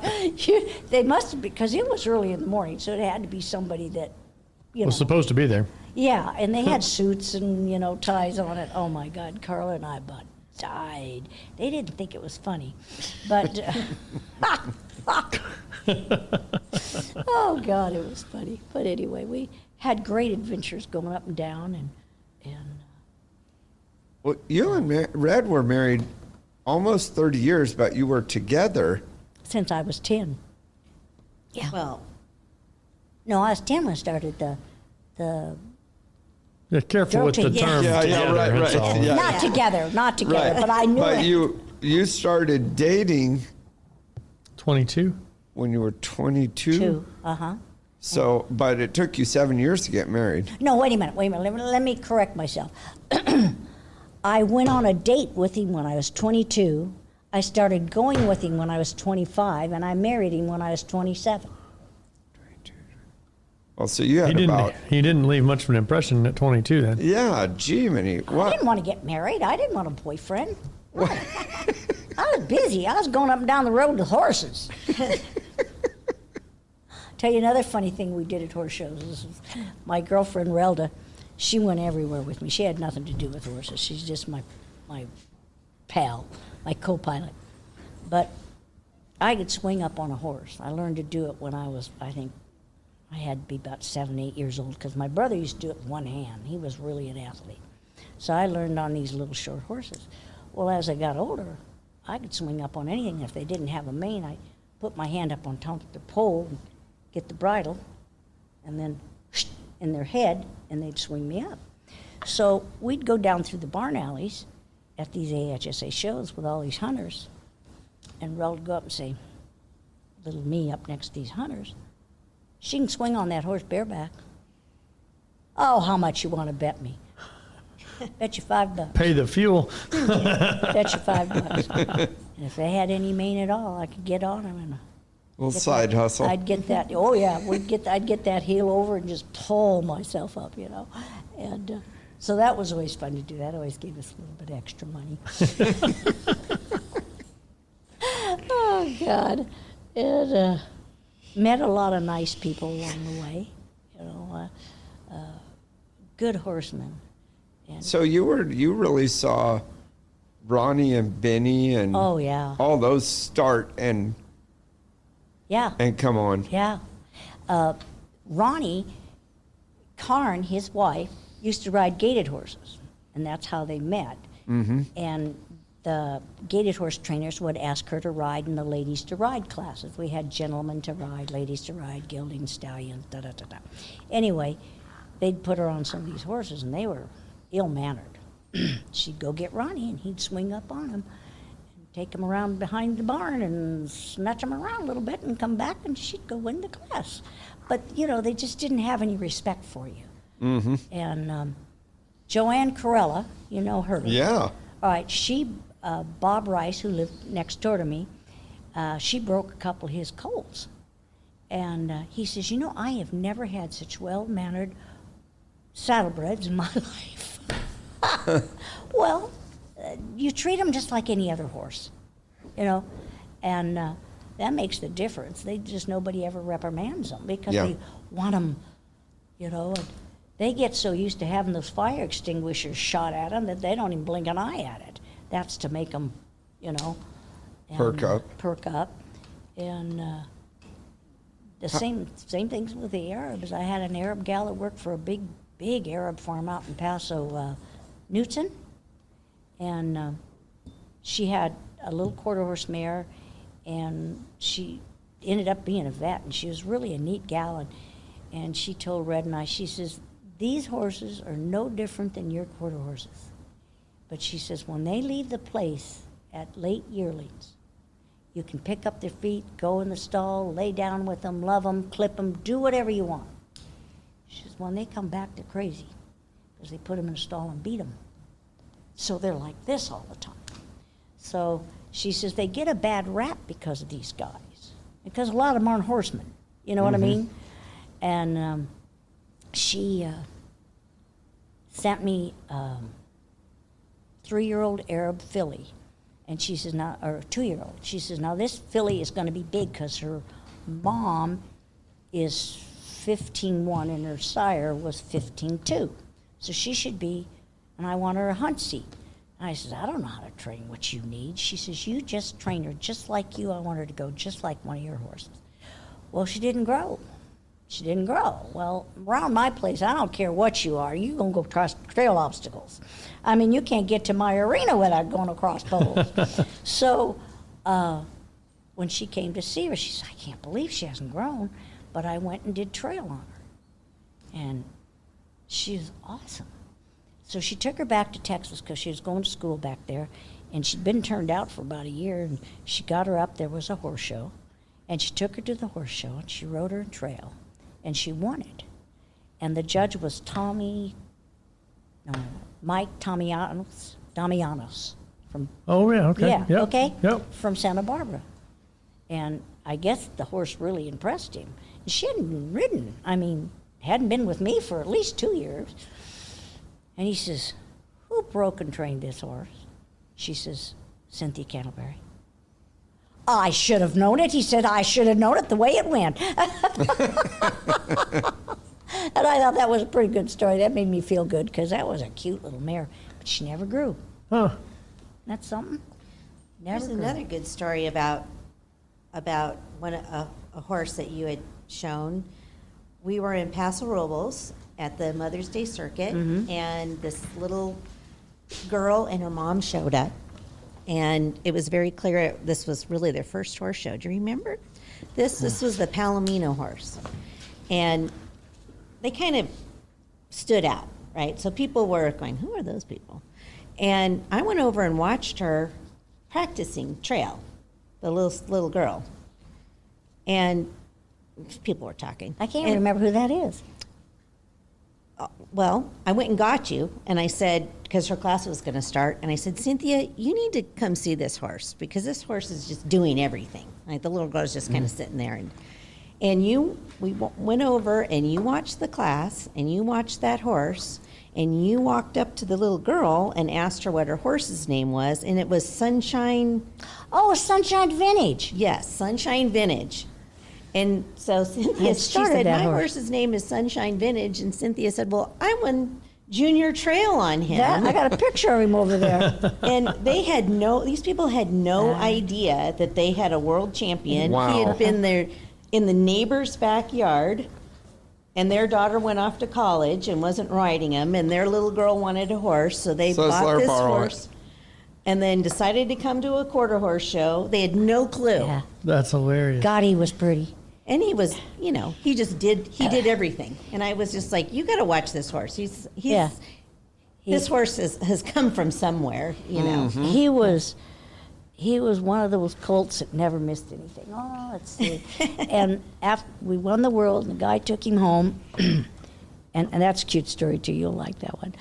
And took him home, and they sold him, or we sold him, and he went to one of Stan Fonson's customers, and that year they took him to a parade. She says, "How's he going to be in a parade?" And I says, "Shouldn't bother him at all." There's a balloon. Oh, look at, there's a marching band. There's another balloon. I guess that horse had a ball. He just had a ball. But this man was a land developer in Palm Springs. And I forget who told him. I must have been our customers that lived up above Palm Springs. And I had two of their horses and won the world with one. And the other one was James Conmere. God, she was good. Anyway, he came, he wanted to come up and watch me ride him at the ranch. And he asked Red, he says, where should I stay? And he says, well, why don't you stay at the Madonna Inn? Now, have either one of you been in the Madonna Inn? Yeah. Just to buy a carrot cake. Okay. And so he comes to the ranch the next day, and Red says, what do you think about the Madonna Inn? He says, I think it's a cross between Disneyland and a whorehouse. Doesn't that fit it? That does fit it. Everything's pink and beautiful, and I've never been into the bedrooms, but I guess they're pretty something. And so he says, I think it's a cross between a whorehouse and Disneyland. But Sunshine Vintage was a cool colt, and if you had his undivided attention, he could do anything. And he was quiet, He wasn't afraid of anything, didn't take a lot of riding, and if it was his day, he'd win, and it was his day when he was here, and he was beautiful. He was a real golden palomino with a white mane and tail, pretty headed and stuff. You'll have to come see the picture of him over Yeah, there. that would be cool. He's really pretty, but it was funny. Whorehouse, Disneyland. That's one way of putting it. Oh, gosh. But I found out when I was looking through all my albums that back here at the World, I've ridden in 10 disciplines and placed in every one of them. I had no idea. I mean, maybe I'm... What's holding you back? How many disciplines is there? Well, I rode trail, Western pleasure, and these are ones I won. Hunter under saddle. Western riding, hunter under saddle, placed in hunter hack, placed in the driving, placed in the cowhorse, placed in the reining, placed in the ranch riding and the ranch trail. So we need to get you roping and cutting, sounds like. Well, I was always the calf, so I don't know how to rope. Well, never too late. I got a bad shoulder. I really do have a bad shoulder, unfortunately. You can put a new one in. Yeah, I'm telling you, hey, everybody I know that has a bad shoulder ropes better than they did before. Well, Yeah, maybe I'll just have right. to try Get the it. old sidearm. I've never The shown a old cut. sidearm. I've You got to never- ride your horse to position because Yeah. you can't reach. Oh, that's right. I have to have a fast one. I've ridden cutting horses. I've never shown them. I rode one of Doug Williamson's cutting horses that he used to train his horses up on the Tejon Ranch, Oh, up on the mountain with no fences. He'd teach them to cut, everything. And so when you say broke horse, I'll tell you what, I rode this big gray horse. He was unreal. I mean, I'd never shown a cutting horse before, and he was at a clinic. He says, "You're going to ride this horse." And he says, "You can do it." we might have to borrow Ryan's horse next year. I'll tell you what, We might have to get him qualified for. that horse was something. But yeah, roping's the only thing. And when the rodeo finals come on, boy, at the end of the week, I'm exhausted because I've ridden every bucking horse. I've roped every calf, thrown it down. I've team roped. And it's terrible, but I can almost tell you what their time's going to be when they leave that box. And the way the horse stops, the ones that get down and stop get the fastest time than the ones that go. It doesn't really matter what event you're doing. The ones that stop seem to be better at it. Seem to be better at it. And the ones that rein, like those ropers come out and those horses go where they're supposed to go. And the ones that are spinning the ropes while they're still in the box beat the ones that start spinning when they're outside the box. So, You have a judge's card all these years of showing? no, and I'll tell you why. She should have. My husband said, "Hon, I don't want you to judge. When you win a class, you win a class, and not because you're going to judge that boy next week." And it made a lot of sense. So I never did. And then my philosophy on it is to be thought a fool, but to open one's mouth and really And I think AQHA should thank me because they'd have gotten a lot of phone calls from me. Because I don't care, I know right from wrong, and I'm not going to mess with you guys. So, yeah. But, When do you think was a heyday of the AQHA here? I really can't tell you. I think it was maybe the 80s before they put all these extra classes and stuff in. But I don't know what happened to their money. I understand they were embezzled. I don't know. But they, and I know it's a lot of money to rent this place, but they have a lot of money, or did. So, I don't know. Well, I think that when they... I'd say it's the heyday of the ranch ridings right now. Yeah. Yeah. And it's holding our AQHA shows together. Is it? It really is, yeah. The pleasure and what they call the city pleasure and city trail has really gone down. And because it doesn't cost as much money, you put any old saddle on them, you can wear a shirt, you don't have to wear chaps. It's the English. How's the English holding out compared to what it was? I know out in California it's not as big as it was. So I think it's bigger back here because a lot of them come back here to these shows back here. And the way AQHA is, and they have to make money, but they've kind of run the smaller shows out. If you don't have a show with cows and the whole line of stuff, and then out in California now we've got the California Reining Cowhorse thing, and somehow they always have a show right when we have our Mother's Day circuit, and that took the cows out, took the cutting out. Well, I feel like a lot of the other events got so much bigger, even since I've been here. The cow horse has grown so much that it's hard. We used to, when I first started, we all went AQHA. But it's gotten to where there's 5 major events that are 2 to 3 weeks long now. Oh, man. And then all of our smaller club shows. And so it's hard to even fit the AQHA in. Right. And I feel like the cutting's done the same thing, the reining, and Those specialized events have just taken such a They toll, really and have. there's so Such much a money toll. to be won, whether it be at a major event or a weekend show for the cutting or the cow horse or the NSBA, because that's hurt the pleasure and and the English. They all went, and that hurt it. We went to the Versatility this year, and that's a fun show to go to. you don't even win a buckle for High Point. And I asked him, I says, I can go to a local show, a 2-day show, and win a buckle. Well, it costs money. Well, it does them too. Mm-hmm. So somebody's not hustling for sponsors. They got to hustle for those.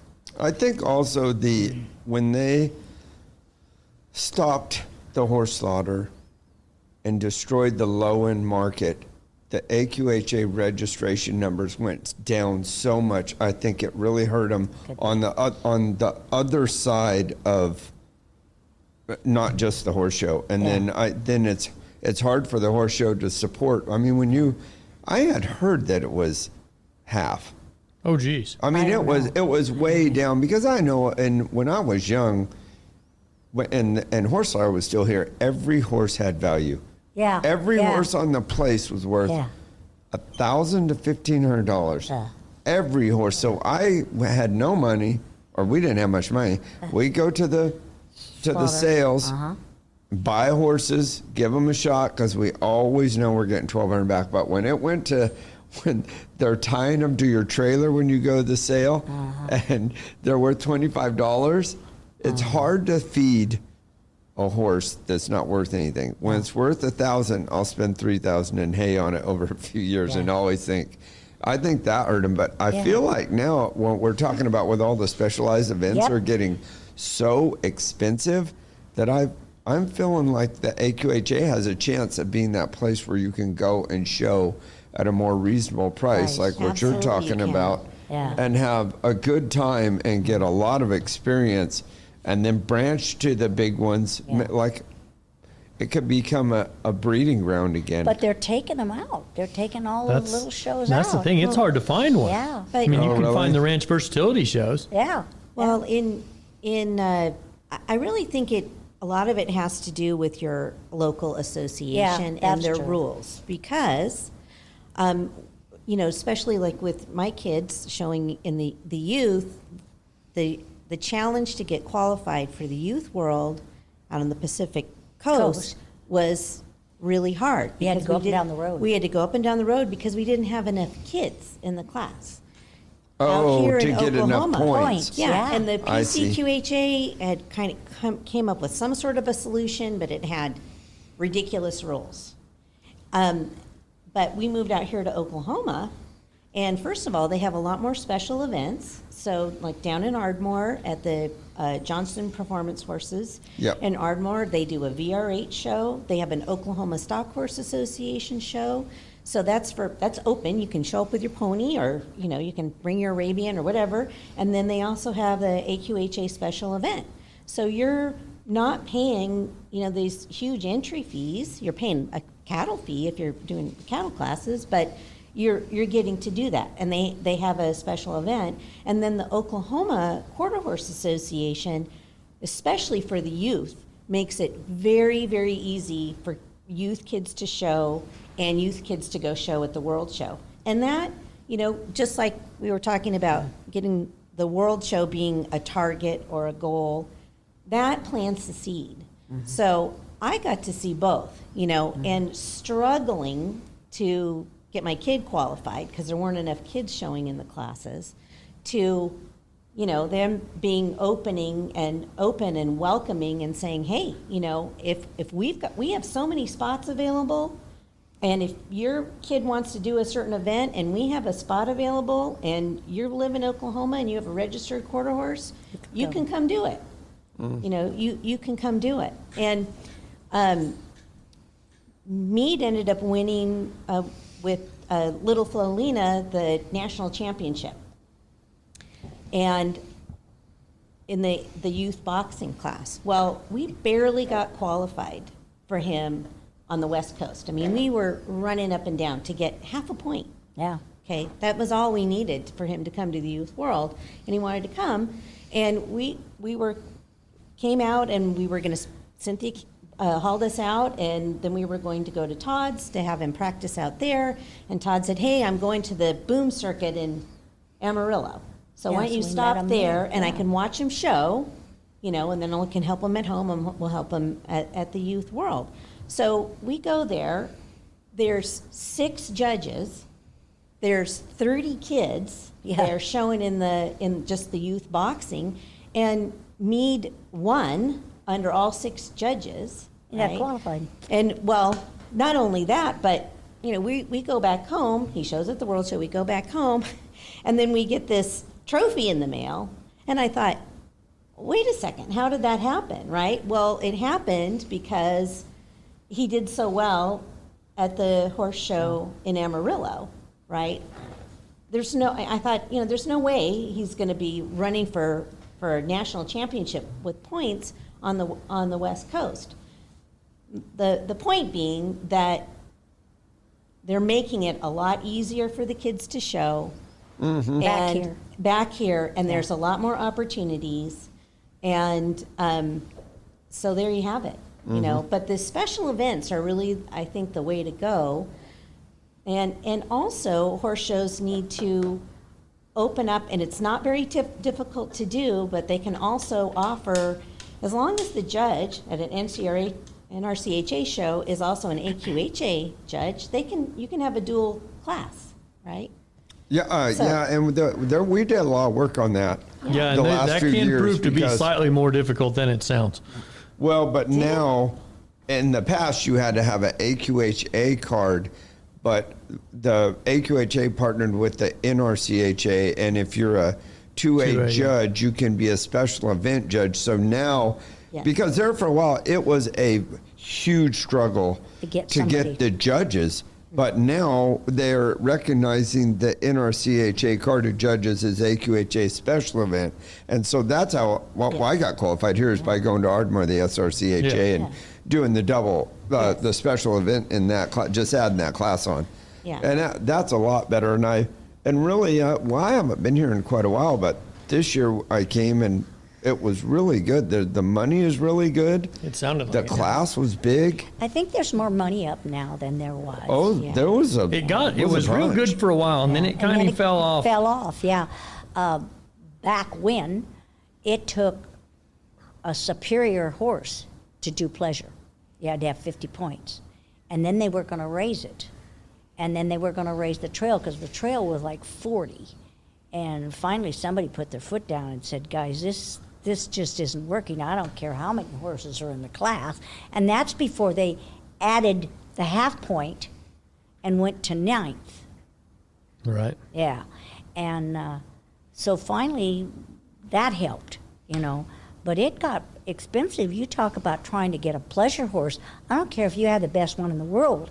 Yeah, you had to work to get. You had had to to work. work The cow horse was never got that high. I No, think it it got up didn't. there to 5, 6, 7 points, something like It was that. still 4 when I was doing it. Right. And I know that the roping at one point, like maybe it was 28 or something like Yeah. that. Like they were having to go hit it to Yeah. get qualified. Yeah. And then COVID happened, and they cut everything back. They cut back, yeah. And one thing at the conventions, and I've been to a lot of conventions, and if you write in something, they'll read it in every single committee. It's read.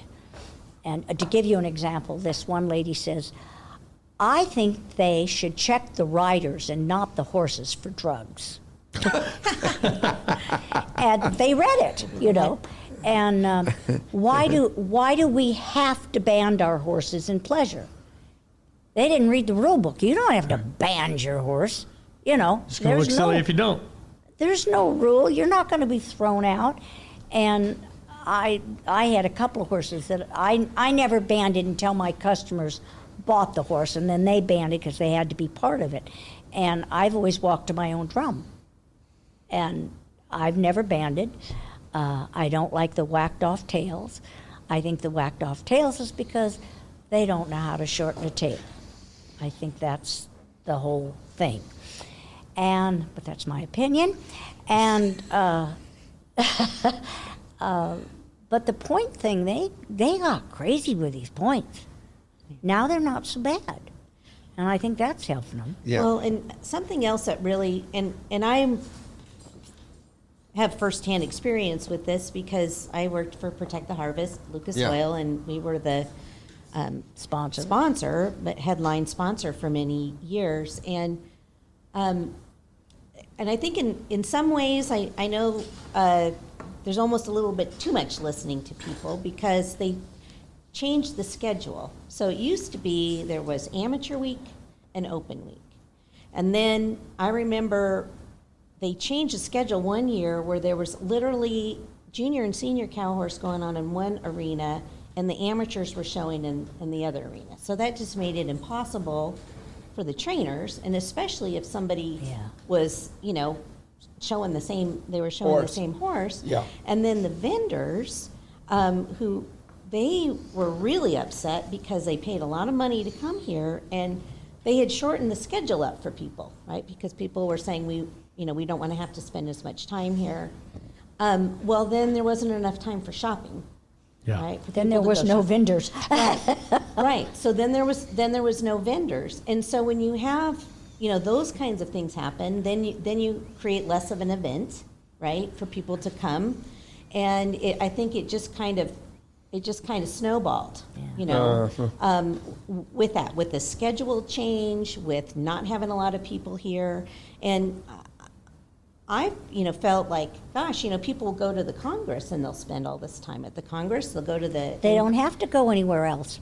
They Well- won the Congress, Yes, but the main thing though is that if you make it a nice event and a good event, then people will want They'll come. They'll I want know- to come. But Yeah. when you change it so that there's people moving in and out all the time and that kind of thing, it doesn't feel like. It needs to feel like a really nice horse show. And We got too many think, events. I think they're doing that though. I think Well, they've and changed that. the upgrade of the facility, Yes. gonna I mean, that is classy over there. Yeah. Yes. And they've still got all the building to build get next to there. the Coliseum. I mean, that's it going looks to be it looks fantastic. holy cow. What's that going to be? I Where don't the know bear yet. spot is. I Yeah. don't I know think they're yet. going to Yeah. put another arena there. Is that Really? right? Yeah. Good. That's Yeah. good. I know It's in my high-end. lifetime, so in the early 2000s, I started coming to the Cowhorse World Show. I worked for Todd. And I developed so many friendships because everybody was here. Yes. Like, so I have great friends that are pleasure horse trainers. Yeah. That yeah. are hunt and seat horse trainers, Yeah. this and that. And I there don't was, know anybody And there was now. trade. I don't know a soul. I mean, shoot, we can't hardly even get together for years. Old Brian Baker and I'd try and do the Thanksgiving at some point during the World Show. We'd try and get together. And shoot, I haven't seen him in 4 years probably. Well, when I first came, this was so magnificent. So many events I had never Right. even seen. And the evening performances, how they used to be in there. Oh my Hey, Lord! when It would I be packed. first That's what I wanted to yeah. ask you about how the spectators were in the 70s. All right. On halter day and roping day and cutting in Cowhorse, that place was full. That place was full. And if you sat in a box seat and you weren't a box seat holder, you got kicked out. It was full. And all of a sudden, year by year, less people came to it. I wonder if, Spectators. but maybe Cynthia, when we started going to live feed and there started That's to be what other did it. events, That's what did it. And I think that's a growing pain every discipline is going through.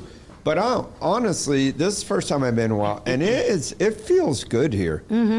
It's Like a lot of people fun. are kind of ready to get back together again. For a while, people were ready to go be in their special event, like they need to be around everybody. Yeah. But this feels pretty good. Like the pleasure horse guys are cool to go ride with. They're cool yep. to talk to. Yep. That's been the fun roping, thing the about poles, the barrel, Yeah. everything's going on, and it's getting to see the people from the other disciplines and seeing them. Yeah. Like seeing the, And you learn something.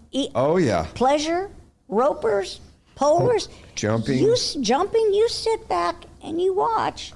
Lainey DeVell, she came up to me one time, this is before she bought the pony, and she said, boy, this horse is working so good. What would you do?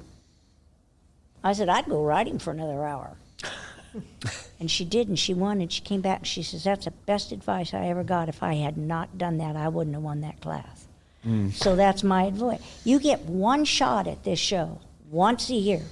Yeah. You spend a lot of money to get here. You spend money when you're here. Don't say, nice pony, you're doing good. Go out and ride that sucker. And it's Win. not going to hurt Try you. to win. Try to win. You get one shot in that arena. go try to do it then. That's And good stuff. Yeah, Yeah. that's what I always did, and I've had some horses you had to put your wranglers down on for 8 to 10 hours, and I mean I did it. It's probably why I'm old and crippled now. And short. Short, yeah, they shortened me right up. They just shortened. Jarred you right down. You just wait, honey, you're gonna short too. Just you wait, you're gonna. I might not make it. You'll make it. You'll make it. Horse people make it because, you know, somebody says, when are you going to retire? I says, it's when you don't do anything, you get old. That's it. Yeah. Don't And let I the don't old, know- don't let the old man in. No. Don't let the old woman in. And I don't know anything else to do. And I don't know. Why would I stop doing what I'm doing? Well, that's probably I why haven't- you're this year's Wrangler Woman of Yes, Influence. so. Yeah. And you never stop learning. You learn something every time you go out. I was telling somebody today, I had a little Western riding mare, and oh, she was so good, and she was natural. I mean, bareback halter. You never taught her to change. She just did. But she was always a second. It wasn't a late lead change, but she was a second behind and this hind foot coming down. And so I had an old timer tell me, he says, you go lope her down a hill and change a few leads and she'll never do it again. Now, I don't know if you've ever loped down a hill and changed leads, but you think jumping out of an airplane is fun. I'll tell you what, because you're up in the air and you're going, the ground keeps going that way, you know, and are you going to get down there or not? And I'll tell you what, they only missed that hind lead one time. It works. It She works. had me do it with a mare a difficult horse a project horse I had. Yeah. It worked. It works. And I learned something from old timers all the time. And it's amazing. It's getting harder for you to find one older. I know. You're so kind. You are just the kindest person I have ever met. I love you. But no, you know, you can't stop learning. Once Jimmy Williams had a sign that says, it's what you learn after you know it all that counts. And that's the truth. That's pretty true right there. Yeah, for sure. That's the truth. Because handy hints really work. We learned, I don't know, maybe you guys know this, but we had a mare that kept getting abscess. We're coming out of Cow Palace, got an abscess. And one of the vets up there says, well, go home and soak her. And he said, what do you soak her in? And Red says, Epsom salt, you know. And he says, no, you get some hot Tide. Crystal Tide, powdered Tide. Put it in a baggie, about that much. It's about an inch. Sprinkle hot water like that. And you're holding that bag. You can feel that sucker get hot. 3 days the most, that abscess will be out, whether it comes out the cornet band or the bottom of the foot, and it's gone. Just sprinkle the water and not even put. No, don't make it a mush. Just sprinkle it till it's, you know. But the bag's under the foot? Yeah, and then you put the baggie over it, and then I put it in one of those rubber shoes, and I let them stand. So just damp Tide. Yeah, I mean, it has to all be damp. It can't Right, be sure. part dry. Yeah, and just kind of make a paste out of it, and it'll pull that bangle like that. I'll be dang. Yeah. Hey, I got to go. I got to go lope downhill and change leads. I got to go change leads and pack my horse with Tide. and the other thing that gets rid of fungus is Purex and water. You can put all the junk you want on and all the shots you want. We've had more horses that had the cruds. One came out of Oregon. God, this thing, it just got the welts, and then they blister. And somebody said, just put Purex and water on them.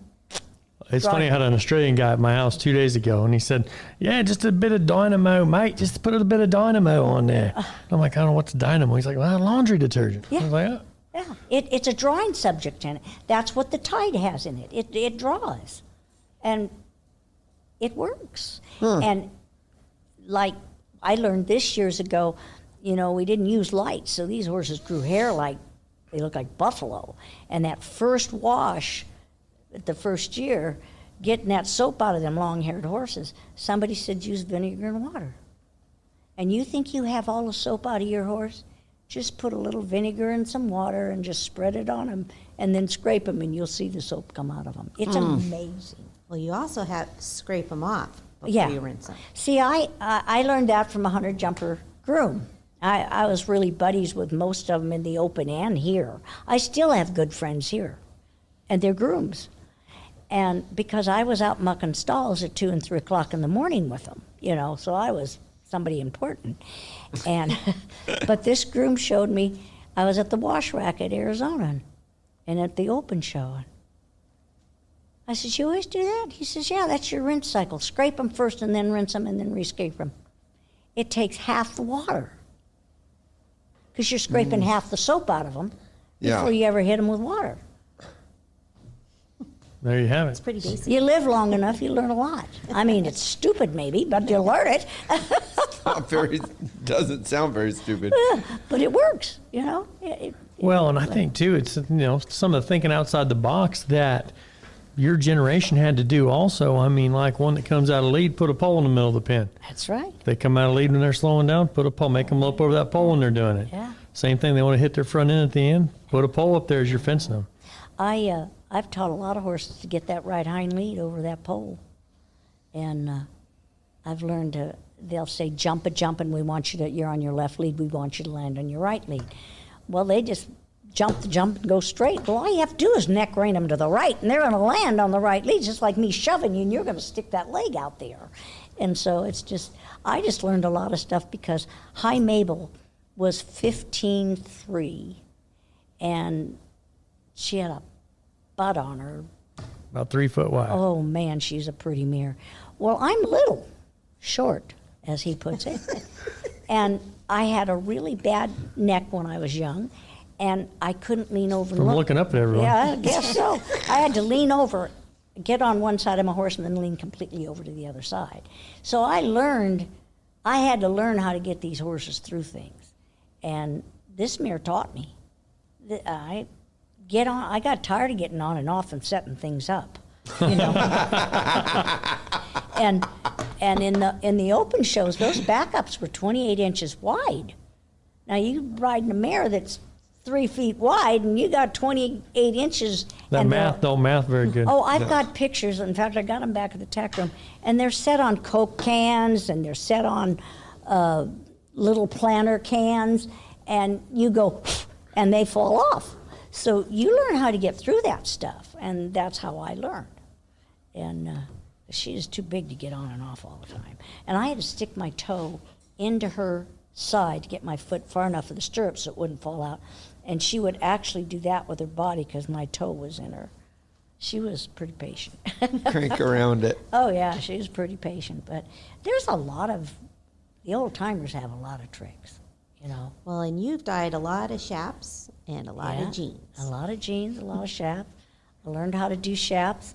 You go by, there's leather color spray. Takes you 2 minutes to do it, dries in 3 minutes, and you put them on and ride off into the ring. You make a lot of old chaps new. It really works good. And you can do them the same color. You can change their color, whatever you want to do. There you have it. Handy hints by Cynthia. I've got a lot of them if I could just remember all of them. Well, remembering is a struggle. Oh, it is. And I talked to my doctor about that. I says, God, I can't remember yesterday's grocery list. And he says, now tell me what you did yesterday, and I'll start it. My dogs get me up at 5 in the morning. I go to bed between 8 and 9 every night, except when I'm here. And he says, now tell me what you do. And I started telling him. He says, you're doing too many things at one time. Can you do one thing at a time?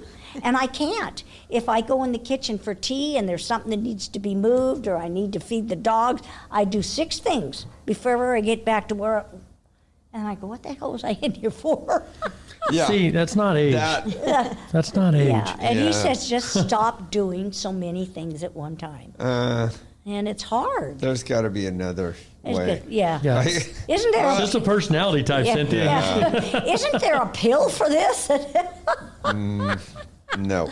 I take so many pills now that God. I wander around sometimes. I think, did I find a rope or lose a horse? I've got this rope in my hand. Was I riding or? I know I can ride 2 horses a day in the amount of time I spend looking for my coffee cup. Yeah.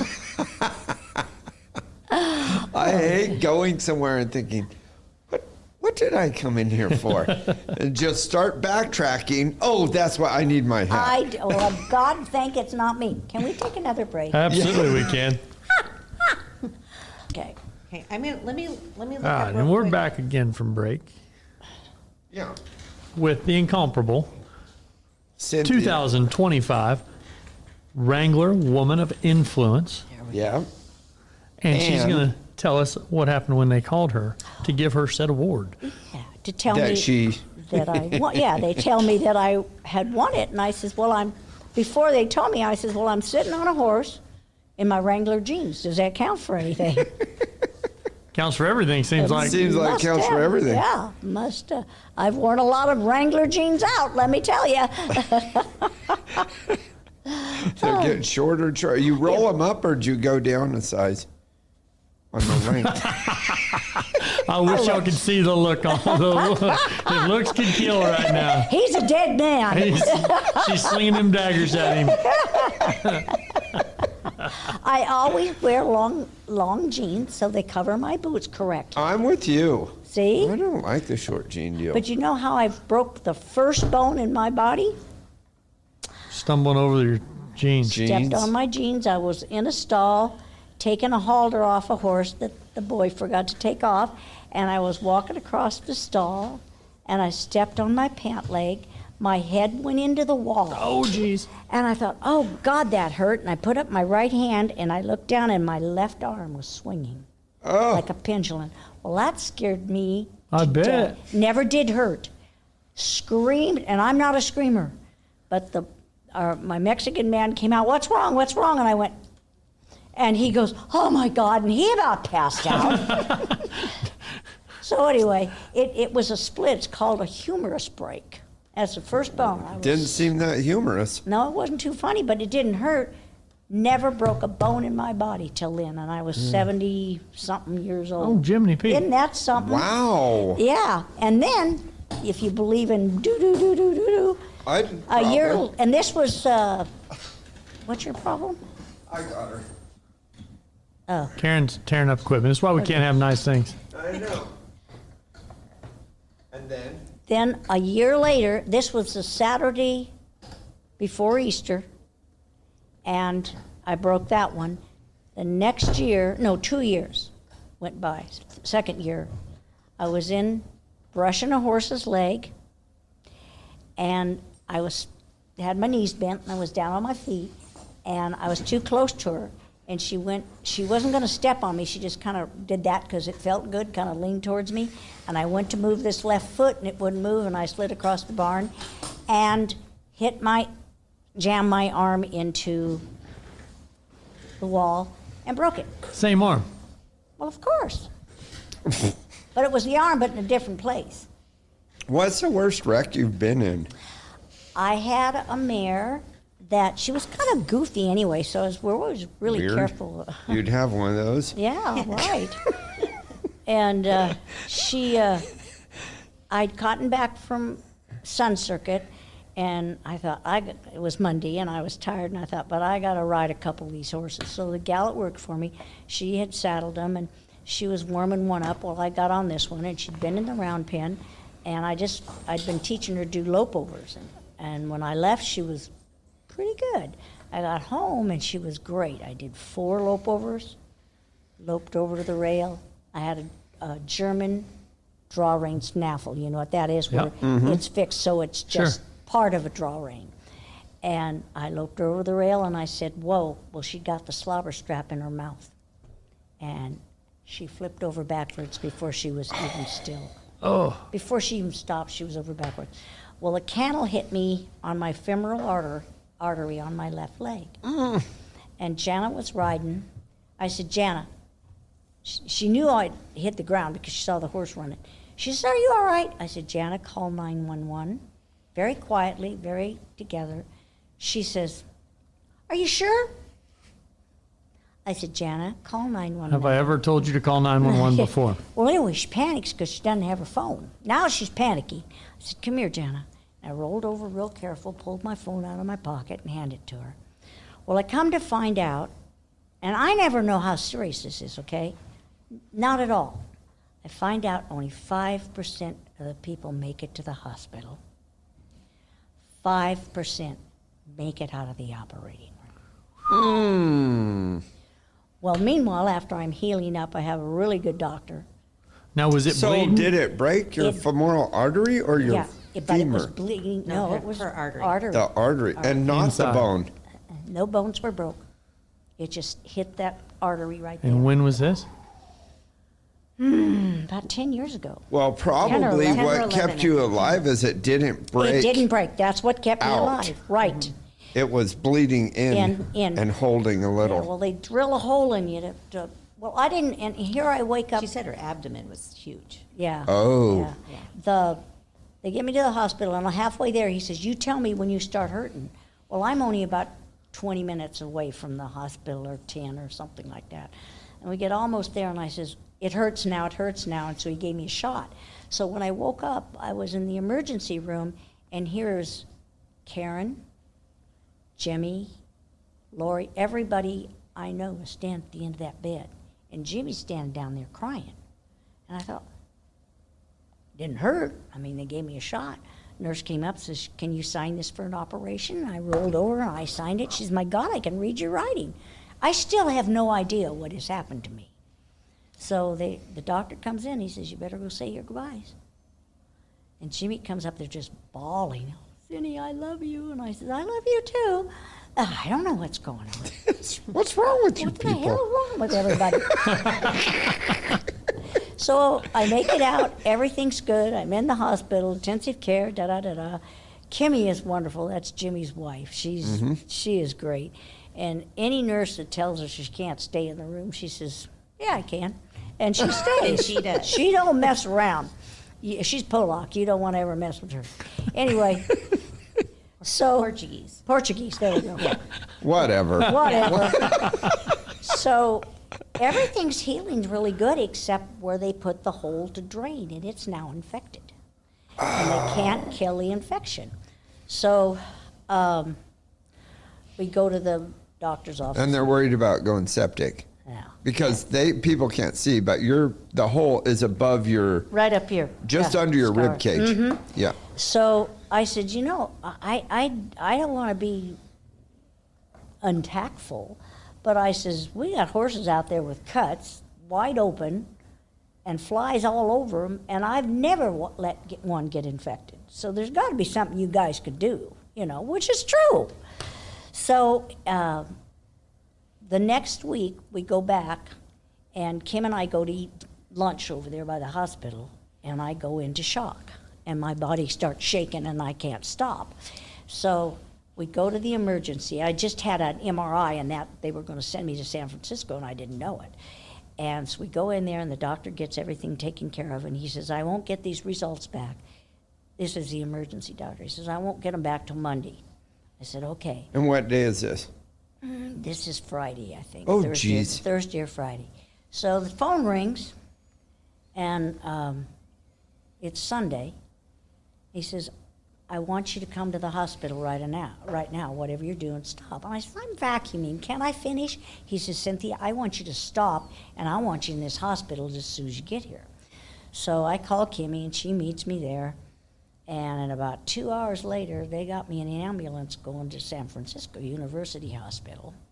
And I get up there, and God, you were there. I was there. There Yep. was a staff sitting there at my room that you couldn't believe. I mean, they were doing everything. And the next morning, the head of the vascular surgeon, she comes in, and I really wanted her to operate on me because she was the second leading vascular surgeon in the world. So anyway, she says, I can't operate on you. We're supposed to operate on you on Thursday, and you can't wait. So her assistant operates on me, and I come out smelling like a rose, and everything's good. And here, I'll move up. I'll move up. You keep talking. You stay back All there. right, okay. There we I go. want you comfortable. So anyway, everything was good, turned out good, but later on the next day, I started hurting. And the doctor had already been there, but I started hurting. And I mean, it got bad. And I called the nurse, and she said, well, I just gave you a pain pill, and pain shot. And I said, I'm hurting, honey. I'm not playing with you. I'm hurting. So she hollered at the doctor, and he come flying down there. She says, you must be somebody important, because he don't come that fast for anybody. So he comes in, and he says, you're internally bleeding. They had me in on the operating room again because somebody didn't close something up. So anyway, after that, I was okay. And about a week later, was it? Yeah, I got to come home. And I guess it was about 4 weeks later, I'm riding. And she showed at the World Show. And I showed at the World Show. And then I had to go up every, once a year, first it was every 6 months. And they go in from the other artery over to this one to blow it out, to make sure it's, well, they poke a hole in that one. Oh, geez. Oh, jeez. So now I have 2 of them. And now they go in from up here. And she always tells them, they'll say, well, we could do your surgery now. And she always says, you have to wait until after a the horse World show, yeah. And he says, you're getting a little more plugged up, but with your age, I got to be careful doing this. And I said, well, don't wait till I die, okay? And then say you wish of. He said, well, I'll have to do it pretty soon. I'll have to blow you out again. So my arteries are so tiny. And when they put the new artery in there, I said, I don't want a bargain basement. I want the top shelf, boys. Yeah. And the last time was 3 years ago. Well, no, it was 5 years ago, because it was COVID, and they closed the hospital right behind me. Oh, no. And normally they give me That was lucky. Yeah, normally they give me a room, but they kept me up in the what do they call it, recovery room, after they did it, because they had no beds. Oh. Yeah, so I was lucky. And since then, I have had an artificial ankle and an artificial knee, and I probably need another artificial knee, but I'm not going to get it. I just like to hear that one go thump, thump, thump, thump. And a pacemaker. Oh, yeah, I got a pacemaker now. You need a shoulder so you can rope. I'll let you rope for me. Okay. I've overed and undered my horses so many times, I think if I tried to swing a rope over them, they would. You have to keep it on the side and just roll it on there. Yeah. Casey Divot was our manager this summer out at Paso, Robles at the Mother's Day circuit, and this old mare I ride, she's lazy, and so I have to bust her every now and then. And he was sitting up there, and I said, Casey, turn around, look back over there. And I went, whomp, whomp, whomp. He says, that's against the rules. I says, it may be, but it's also a lost art. Did you know that? So, but that's my, and I have to go home and have an eye operation. I have high pressure, and my eyes water 24 hours a day. And if I lean over, it looks like I'm crying. There's big teardrops there. I think you're just emotional. But she's still driving. No, I'm not I know. emotional.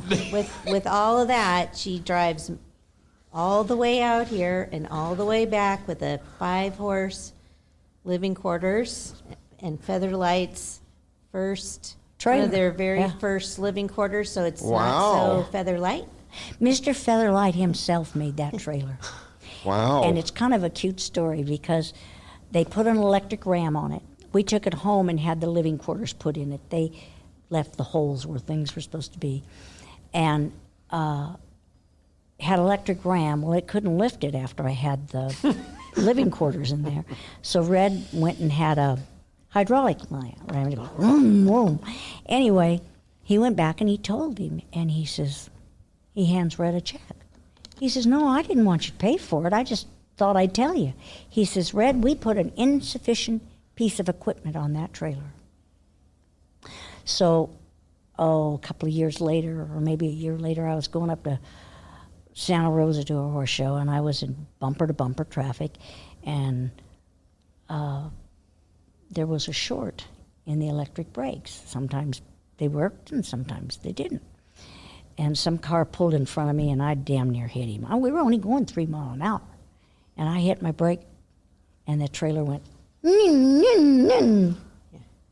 Yeah. and bent the tongue over, bent the ball. Holy mackerel. So I think I got 3 head or 4 head of horses in that trailer. So I limped my way up till I got to a telephone. That's before we had telephones and CBs. And I called him and I told him, and he says, do you think you can make it? And I says, I'm going to try. So up I go through all the towns and everything, and I finally get to Santa Rosa, and he drives up with the other truck, and he takes the trailer and truck over to some old-timer welder up there. And he put a big plate that's as wider than this, about 3 feet long, Yeah. and a 3-inch ball. And then he put a big old huge 3-inch tongue on it. And he reinforced it so they didn't have braces from the tongue back to the trailer. So we come to the world, and he put a high-grade steel in it so it can't bend. And he showed Mr. Featherweight. He paid for it. And Red says, you're not supposed to pay for that. I put insufficient equipment on that What trailer. kind of living quarters you put in that rascal? Cynthia? Yeah. No, it's not that heavy. It's not half as heavy as this. Gold-plated toilets? Oh, What's that? geez. For crying out loud. I think it was a jacuzzi. Yeah, right. It's the jacuzzi in there. But 45 years, and after Red passed away, I got tired of changing tires. I could change tires, and I'm not lying to you. They timed me 10 minutes, and that's me taking the tire off the top and the whole thing. I can't do that anymore, by the way. And I can't lift the tire, and I can't undo it. But anyway, I got tired of changing tires, so I upgraded the axles, got bigger wheels, No, Same trailer, no though. problem. no Same flat trailer. tires, and What year trailer is it? 85. Nice. And I mean, that thing is made. I've had it in, the middle of it, you'll see a little crack in it, and I'll have them Fix it. aluminum weld it, and we put a new floor in, and then I put different kind of that stuff they coat pools with and stuff. I put that in there, and I don't have mats. I have other stuff in there. Yeah, that stuff is so nice. Yeah, I put belting mat up front where they stand. That's where they paw, and they still have rubber up behind them or on the fender. But I haven't had anything done to it. The living quarters, I've had two refrigerators, 2 toilets, and 2 showers in 45 years. Wow. The kid that put that in, he used to build mobile trailers, so Right. he knew what he was doing. And then everybody, I was the 3rd one, I think, in California to have a live-in quarters, and everybody was dragging the septic Right. and everything off, and we told Lloyd about it, and he had special septic tanks made that fit right up in between the braces of the trailer, so nothing drags. And I got 40-gallon water tank and 40-gallon. Well, that's it. You Gray haven't lived water. if you haven't, picked up a sewer tank, No, but I'll Sewer tell you tank off the side of the what road. I did lose the metal things that hold it up to the thing. They finally broke, and it just dropped straight down and went back. And I stopped along the road, and a cop came. I was going over to Arizona, and I told him what happened. He went back and got it, and he says, "Oh my God, it was empty." And he says, "My God, this thing's heavy." And I picked it up from him, and I put it in the backpack. I said, "Yeah, it is a little heavy, isn't it?"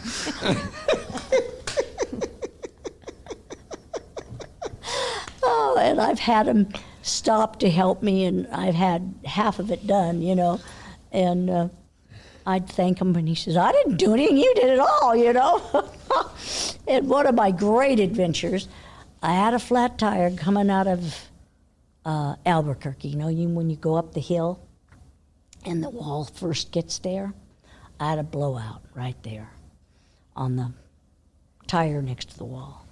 So I called, and I just upgraded my auto club. And she says, "Well, I'm sorry, but we don't change tires on horse trailers anymore."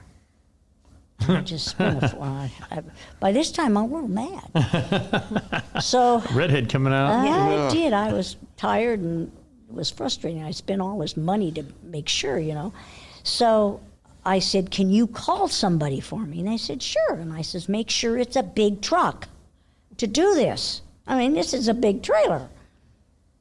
Here come these 2 teenage boys in this little tiny itty-bitty Ford pickup. They didn't know how to change. They worked in the tire shop. But what do you do? So I went and got the ramp out, and I drove it up. I made them undo the lug bolts, and I drove it up on the ramp. I got up there, got the rope around the spare tire, got it down the hall, and handed it to them. They got it on. And they said, lady, you have a lug bolt that doesn't work. It's stripped. I said, son, you must have stripped it because it wasn't stripped when it was put on. So he says, well, our shop's right over there. We'll just come off the ring and go under. And I said, fine. And I don't know, I when I get tired, I really was frustrated. And I was telling the girl that was with me, I said, this is ridiculous. And I was mad at the auto club. And I get over there and I'm ready to tell this old boy off because of these 2 kids not knowing what the hell they're doing. Here comes a man out in a wheelchair. I got really happy all of a sudden. So meanwhile, all the lights got ripped. And he comes out and he says, hon, I can't fix that. He says, but you can make it to wherever you're going with 5 lug bolts. And I said, fine. And I says, well, I got to get going because I don't have any lights and I got to get there before dark. So I make it and we take it out to a guy in Purcell. Those old timers are great over there, and he had that thing fixed just like that. And fixed the wiring. When I got home, they did the wiring, and it's way up there, and the tires can't touch it anymore. So I can blow as many tires I want, and I'm not going to rip my lighting out anymore. So that's one of my fun experiences. Uh-huh. And I used to change tires on the Miley trailer. God, that big old heavy thing. No, Macquarie. It was so heavy. And the axles weren't big enough, which I didn't know then. I could change tires every 200 miles. Oh, gee whiz. I mean, I had it down to 10 minutes flat. Yeah. Really. And I'd put out those yellow cones and the flashers and everything, and the cars just right over the top of them. And the cops would come by, and I said, what good are these things? They run over him. He says, all the time. I don't know why you keep putting them out I there. don't know why you put them out there, Maybe they'd run me over. I don't know. But anyway, I've had a lot of stuff like that. Basically, I think I learned how to pack a trailer the first time I went to A to Z, Arizona by myself with a 2-horse trailer. I had packed everything so cool. You know where the spare tire was, don't you? Underneath everything. All the way over to the end. So after that, I learned how to pack things. I'm a good packer, aren't I? Yes. So anyway. So I tell them kids when they load the trailer, I'm like, whoever loaded this trailer is changing these tires. Yep, absolutely. So I've been there and done that, honey. So, but ours are up top, and I just wrap a rope around them and then wrap around the thing and slide it down. But I can't lift one anymore. And they said, well, put a shovel or a board on it. I can't lift them anymore. Yeah. One day I was throwing saddles, and 2 days later I couldn't get the saddle on. It was just like that. Huh. So now how do you get it done? Karen or Di, whoever's there, will throw saddles for me. But I'm going to get one of those little winch things. Uh-huh. My mother-in-law just put a little electric winch, like would go on a 4-wheeler or Yep. something on the front. Yep. Just put in the rafter and Yep. I was Checks it up and down. thinking about that. little remote one. But the only thing is, ever since my wreck, we have a rule at the ranch. You don't get on a horse unless there's 2 people out there, because I'd have been dead. Oh, so you always have somebody. I always have somebody. Unless you get someone like you that doesn't have a shoulder, Yeah.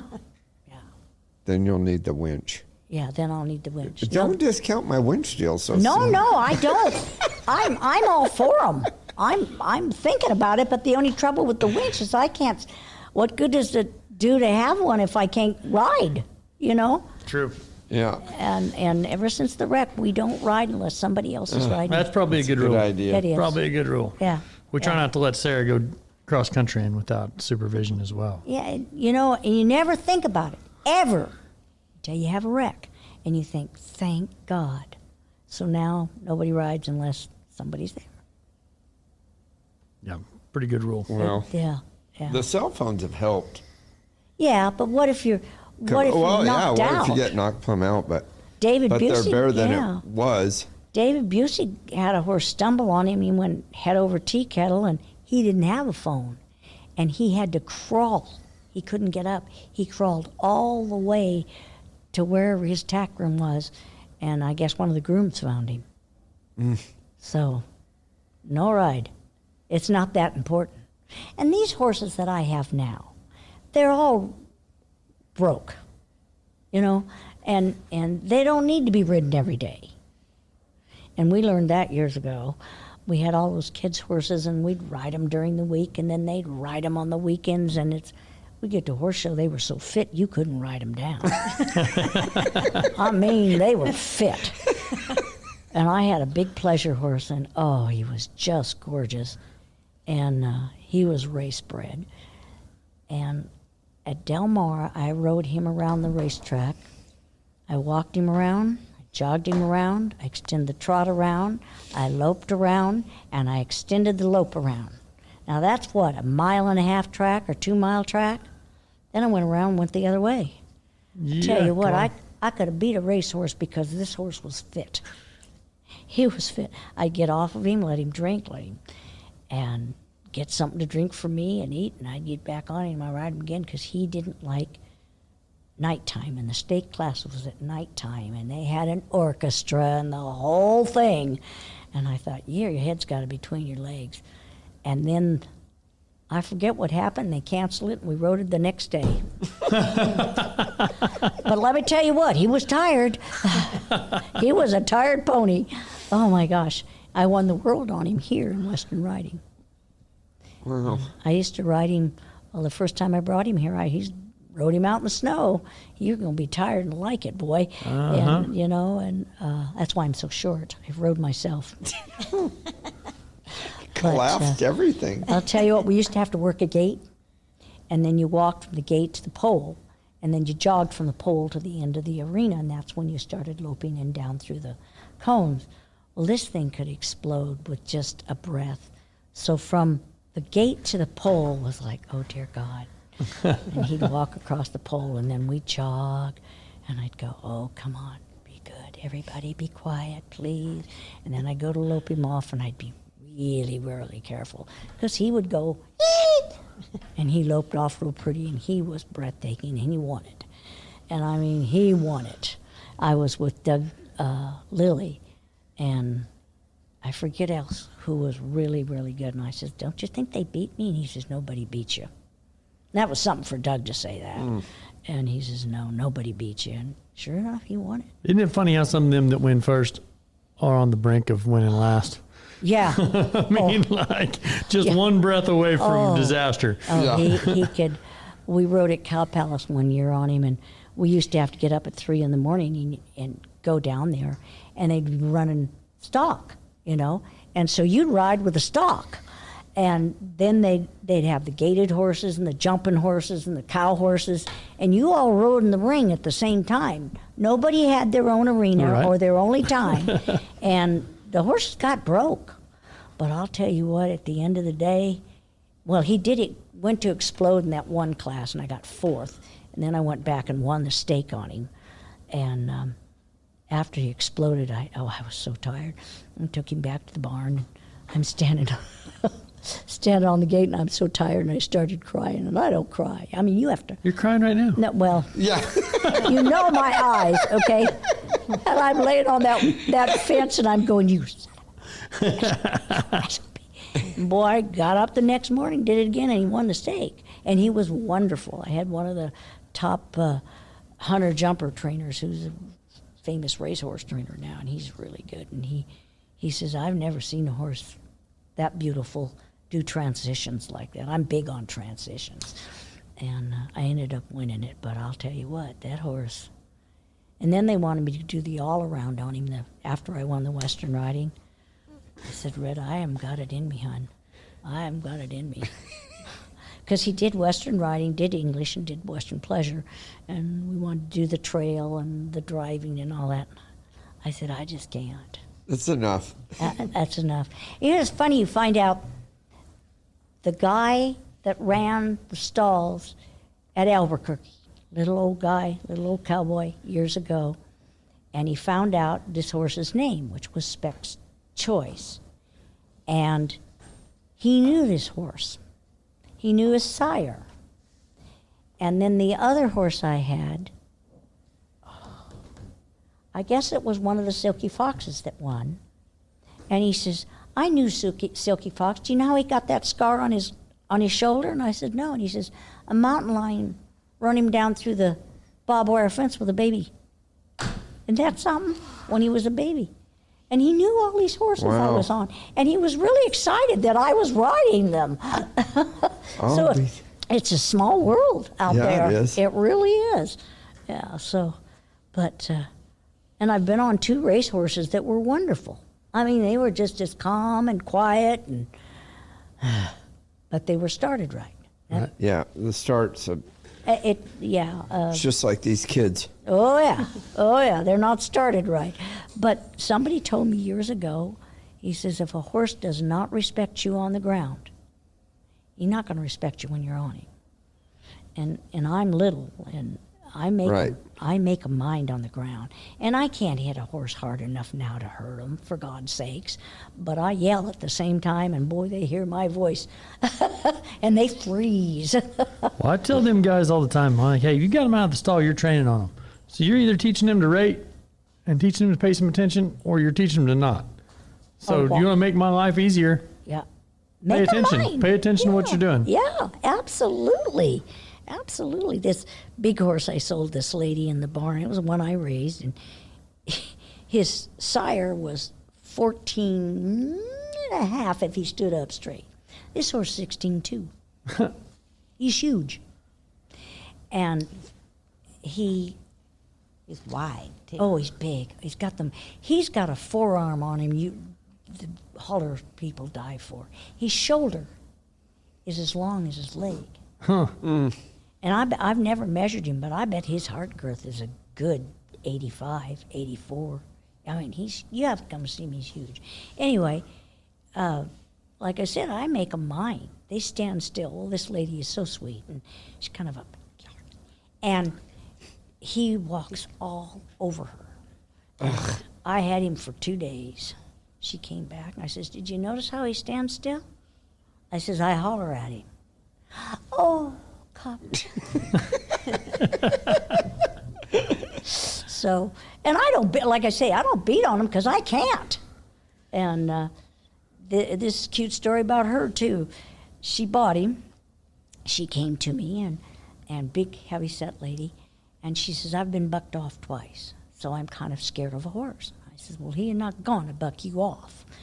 And so we go to the round pen, and I lunge him. And, of course, he doesn't lunge. All of those horses do not lunge. You stop walking, they stop going.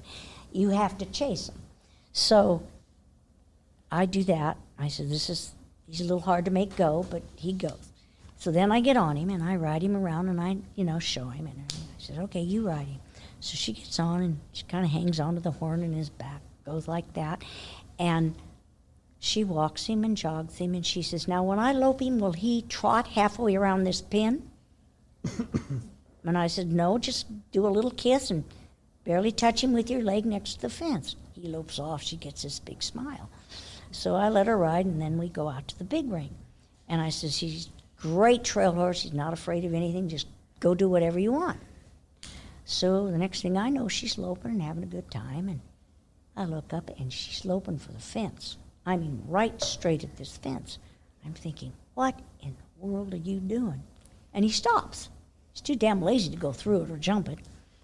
And she looked at me, and she said, I had 2 horses run through a fence when I did that. I thought, why did you do it? What? But I didn't say that. Well, anyway, she buys the horse, and she brings him back about 3 weeks later, take a lesson. She says, Cynthia, he's trying to buck me off. I thought, there's no way in the world this horse is going to buck anybody off. So I have her warm him up and walk and jog him. I said, okay, lope him off.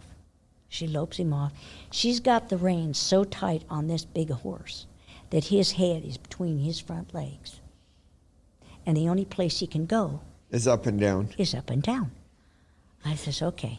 I said, loosen up on your reins. No, loosen up some more. She did, and she goes, oh. So she's been with me, 5 years now? So she could have kept the other two. No, they ran through fences. ran through the fence. They ran went through to the fences. fence, too. So, or they bucked her off or something. So she's with me for a while, and she getting better about riding and everything, but she won't turn loose of those reins. I don't mean throw them away like a pleasure horse, but she's already got pressure on him, you know. She's balancing herself off those reins. So she leaves him there for about 3 or 4 days, and my little amateur that rides with me, she's just a sweetheart. She's my right hand, and I can't pay her because I don't want her, you know, not to be an amateur. I says, you ride him and gallop him down, and then I'll ride him. So she did, and we rode him for 3 days, and I mean, this horse is broke to death. He's always been broke. Do anything you want. She got on, and she rode him, and oh yeah, everything was great.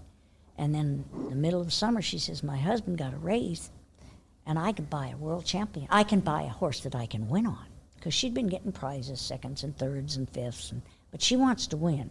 She has that backyard mentality, I'm going to win. Well, I said, I can go out and buy you a world champion. You're not going to win. And she looked at me. And I said, until you start riding and doing the things I tell you to do, you're not going to win. So she shaped up. We went to our first show in January for the year. She won both under both judges. Ooh, Of this year. nice. Heck yeah. When she went in, I said, leave him alone. Just point him there, aim, and ride him.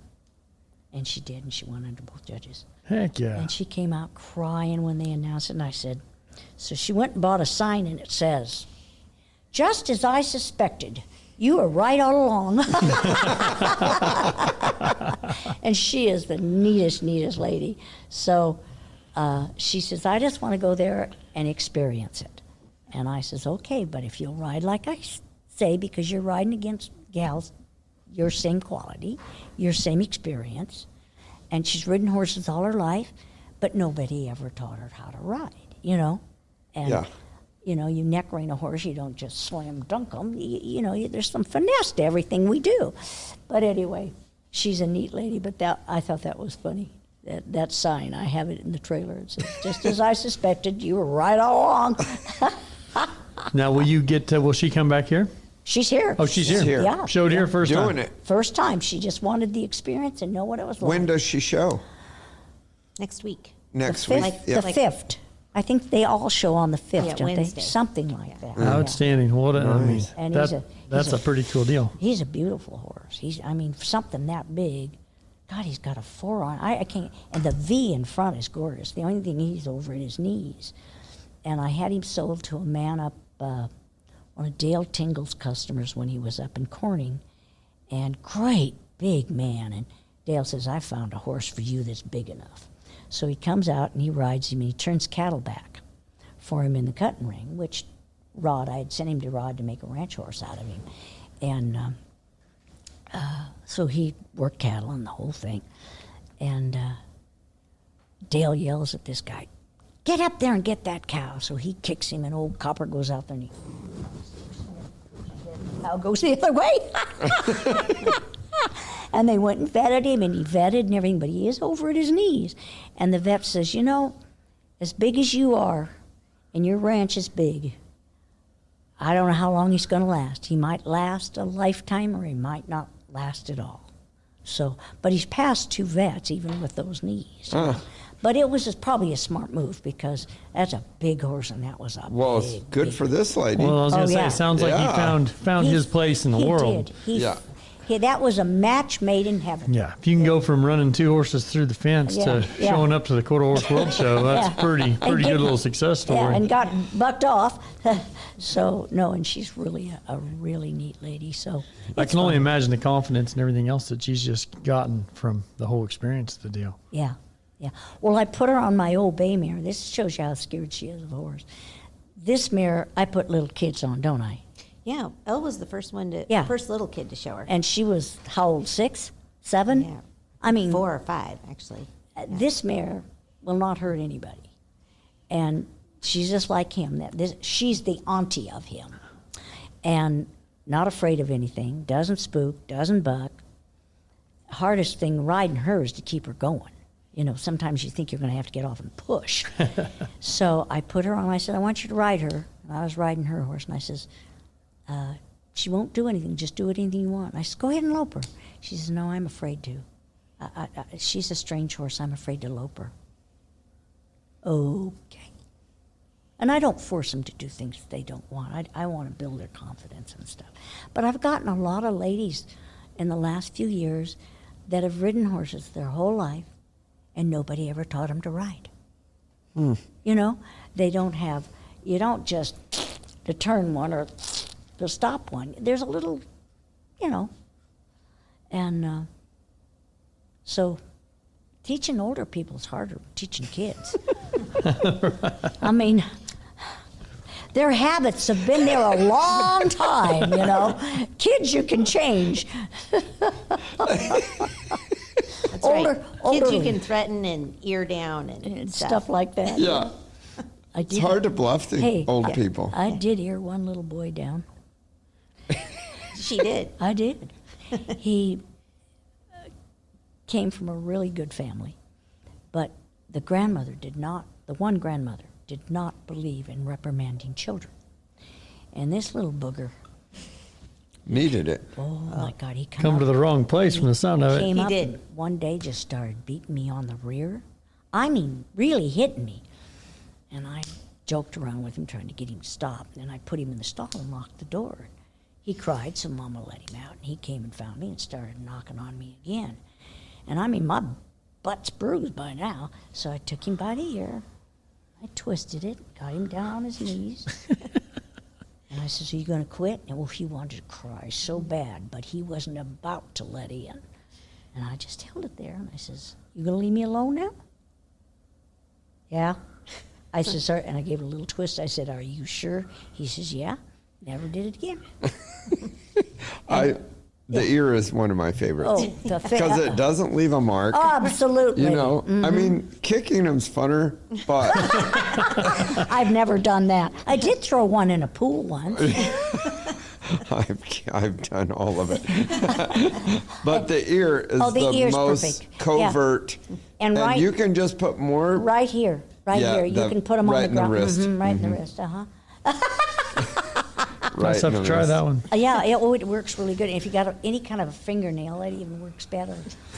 But yeah, it broke him of doing that. And then the other grandmother comes out to pick him up one day, a few days later, the next week, because they have to haul in from Lemoore.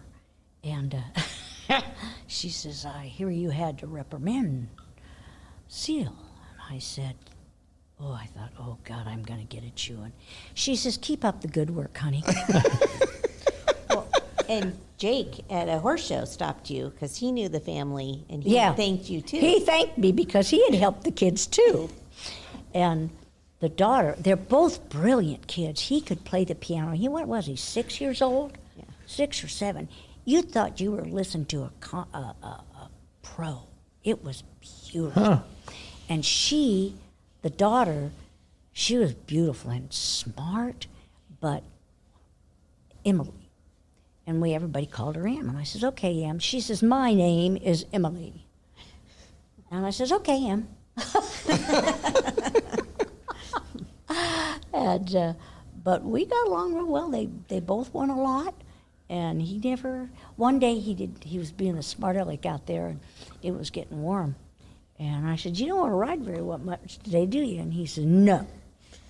I said, you want off? He says, yes. And I said, well, go stand in the middle for a few minutes, and then I'll go take you off. I got to help these kids. So I let him stand there 20, 30 minutes in the heat.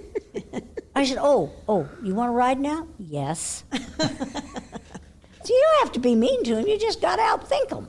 Yeah. More or less, I'm as clever as you are, honey. You'll like this one, Cynthia.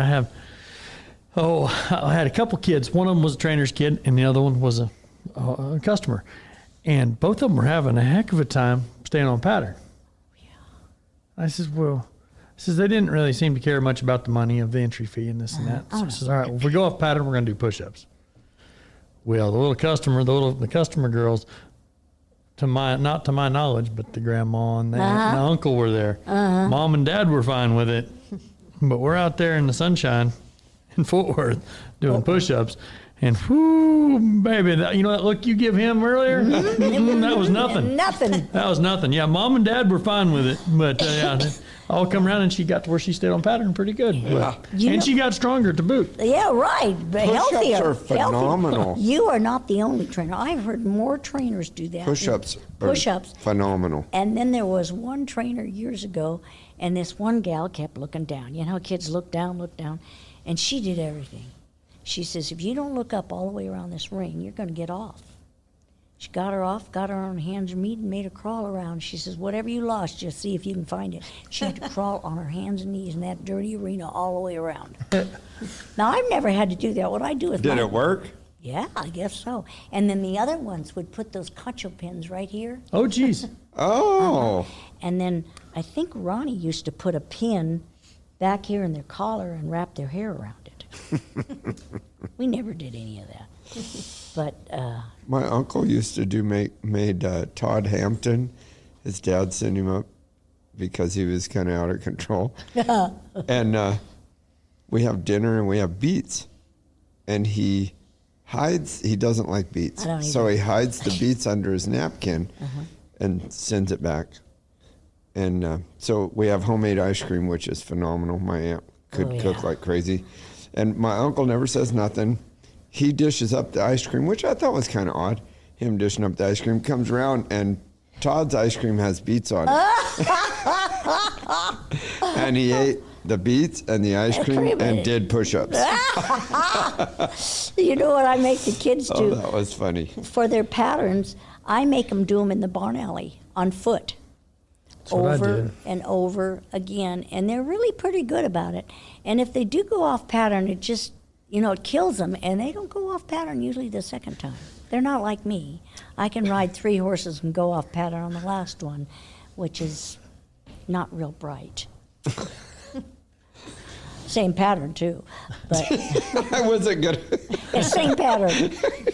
But I think what it was is he was so good, I was just cruising. Right. And I just stopped thinking. That'll happen. And I did it, and my other horse won. He'd have been second behind him, but I felt so bad. I almost went off pattern in Fort Worth. Yeah, you did. Thanks to my wife, the only thing kept you in there, I think. Dear Lord, I was doing a rundown. You're supposed to be going around. I wasn't supposed to do rundown. that. It was a really fast approach to a run around. Tell me again how old you are. I don't remember. Well, you went off course today. 82. Are you really? No. I didn't think so. You're trying to make me feel good. He just looks older than you, Cynthia. Yeah.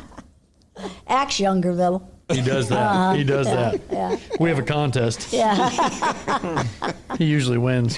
But kids, I think, are a challenge. I think they're fun to work with. Absolutely. And they say, did I give you guys the story about what the one little girl said to me when I gave her a lesson? About the quarter? You did. Oh. Oh, did I? Okay. Yeah. And then her brother. And but they'll say the darndest things. It's unbelievable what they'll say. And it's really funny. And I have this one little girl started riding with me this year, and she was supposed to be 4 years old because I think it's pushing it, And she rides with me for a couple of months, and she says, oh, Saturday's my birthday. And I said, how old are you? And she says, 4. But she had everything it took. She has every horse in the place memorized, their name. That's awesome. And they're just smart and they're fun. And so at 4 years old, I finally got off behind her and I let her off another horse so that she could make the horse turn, and then I'd put the rope over the mare's neck so she would go over the obstacles and turn in the box and stuff like that. 4 years old, little girl was, and it's the old mare that all she wants to do is obstacles, so if the kid can't make her do it, she just stands in one place.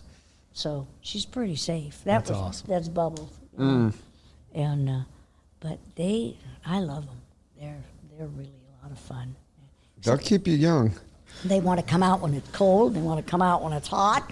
They want to come out when you don't want them to. I know. They want to come out when you want them to. Yeah, the wind's blowing. And do you really want to ride today? So, Miss Cynthia, I've got a guy that works for me, and he loves cats. Oh, me too. Yeah, his name's Gabby, and he loves cats. Oh, brother. It's Gabby's doll. We call it Gabby's Dollhouse because that's a kids show about the cats. Yeah. Anyway, I heard he heard that you used to take cats to the horse show. I still do. And he wants to know what tips you have for carrying his two cats, Simba and Scar, to the horse show. This was a phone-in question. Okay. So here you go, Gabby. Here we go. My first cat that I started bringing with me to horse shows was a little calico cat, and she was a kitten. And she was the man that worked for me to ride colts.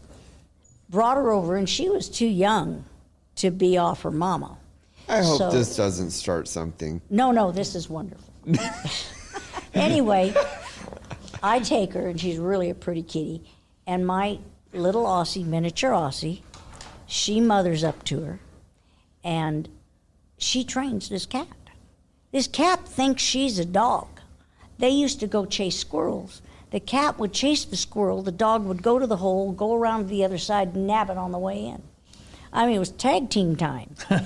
And I put her, she was too little to leave at home with anybody, so I put a harness on her, and I put a little drag rope on her, and I taught her to lead. Well, wherever Bonnie went, she went. And she'd whip dogs. I got a good story to tell you about that one. But she'd sit on the table in the trailer, and a stranger, now she walked by, she wouldn't do it. You walk by and she'd go, "Oh," and growl at you just like a dog. So I take her on the scooter, the motorcycle, everything. She rides in the basket. She rides under my arm on the bicycle. So I'm up at Oregon, and I'm done showing for the day, and I thought, well, I'll take the dog and the cat up to the Coliseum and see what's going on. Well, they were either done or it was lunchtime. I don't know, but there was not anybody up there. And I take her in, and I've got her on her leash and the dog, and two little corgis come over. Now, she doesn't mind stray dogs unless they get pushy. Well, unfortunately, these two corgis got pushy. And I mean, there was noise and screaming and hair flying, and these dogs couldn't get away from her, and she was whipping them.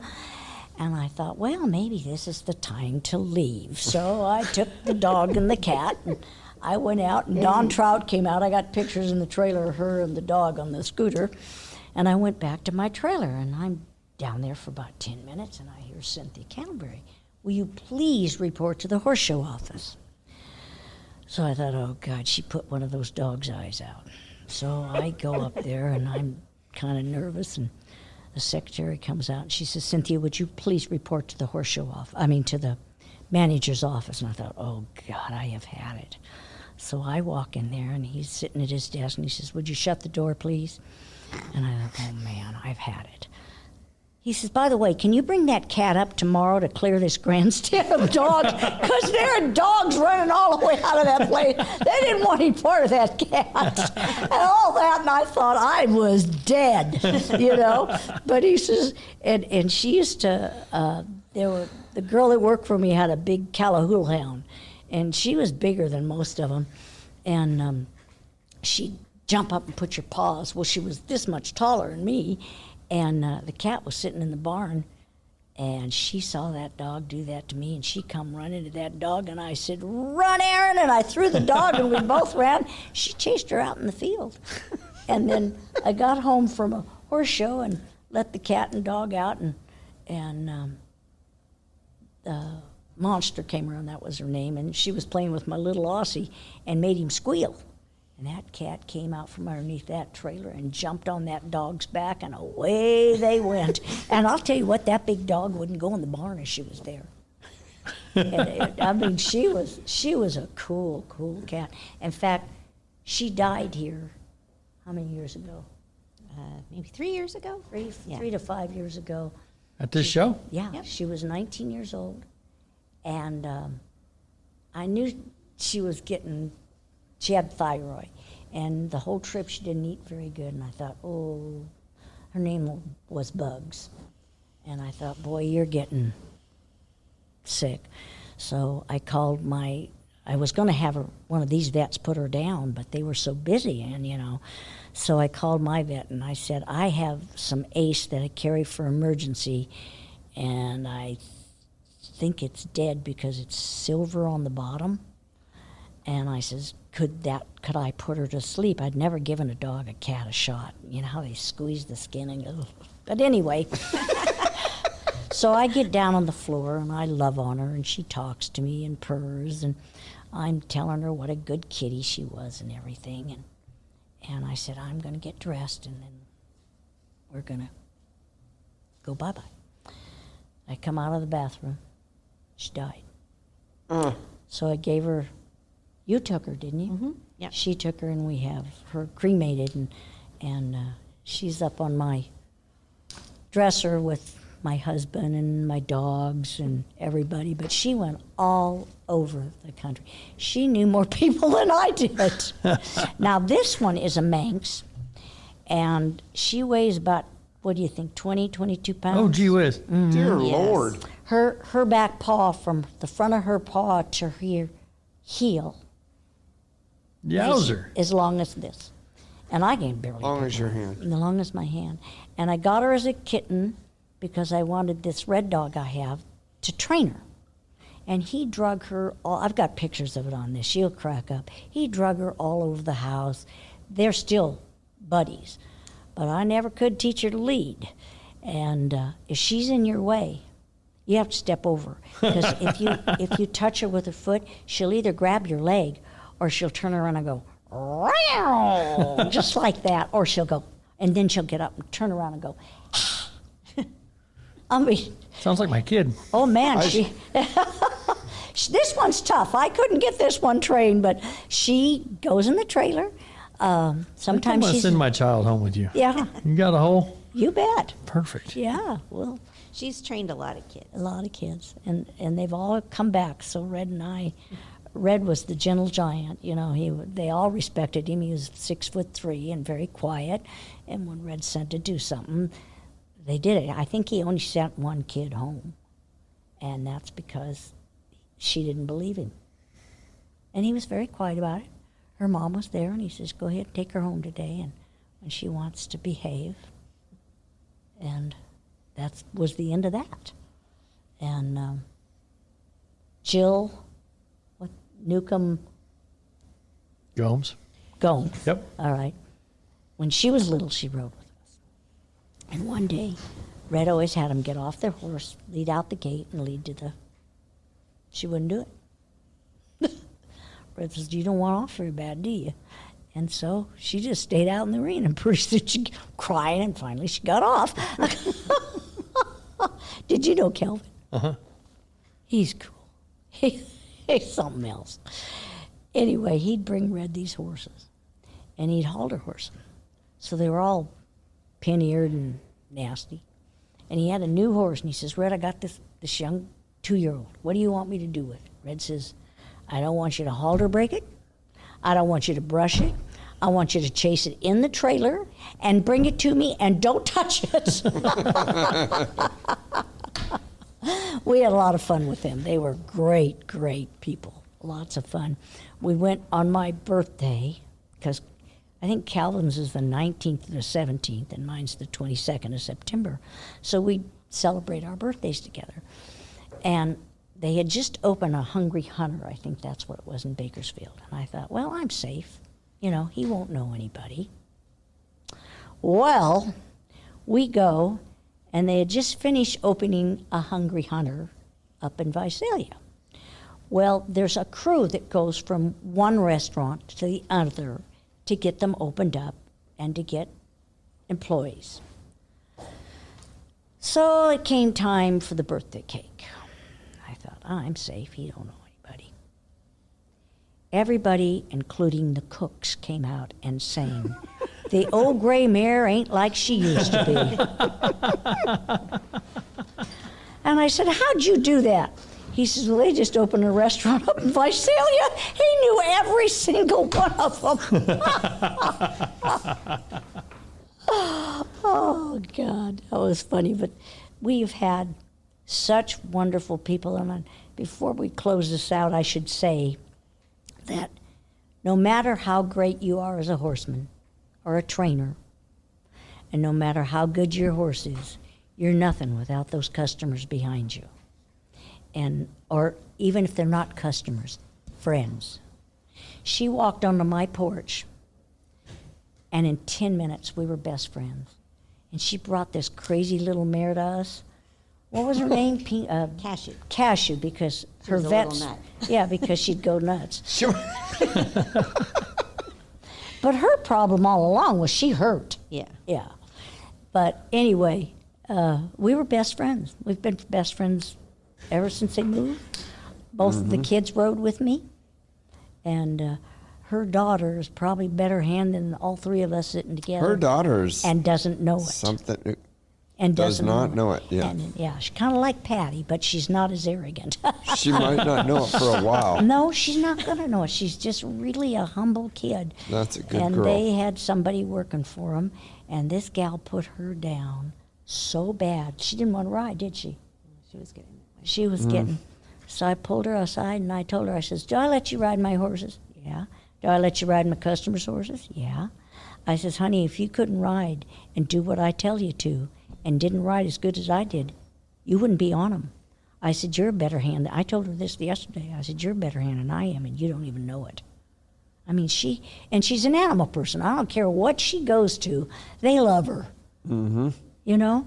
And her son, I didn't think he'd ever make the hand he is, and he is doing really Phenomenal. Oh, God, yes. And he was so smart. I'm bragging on your kid now.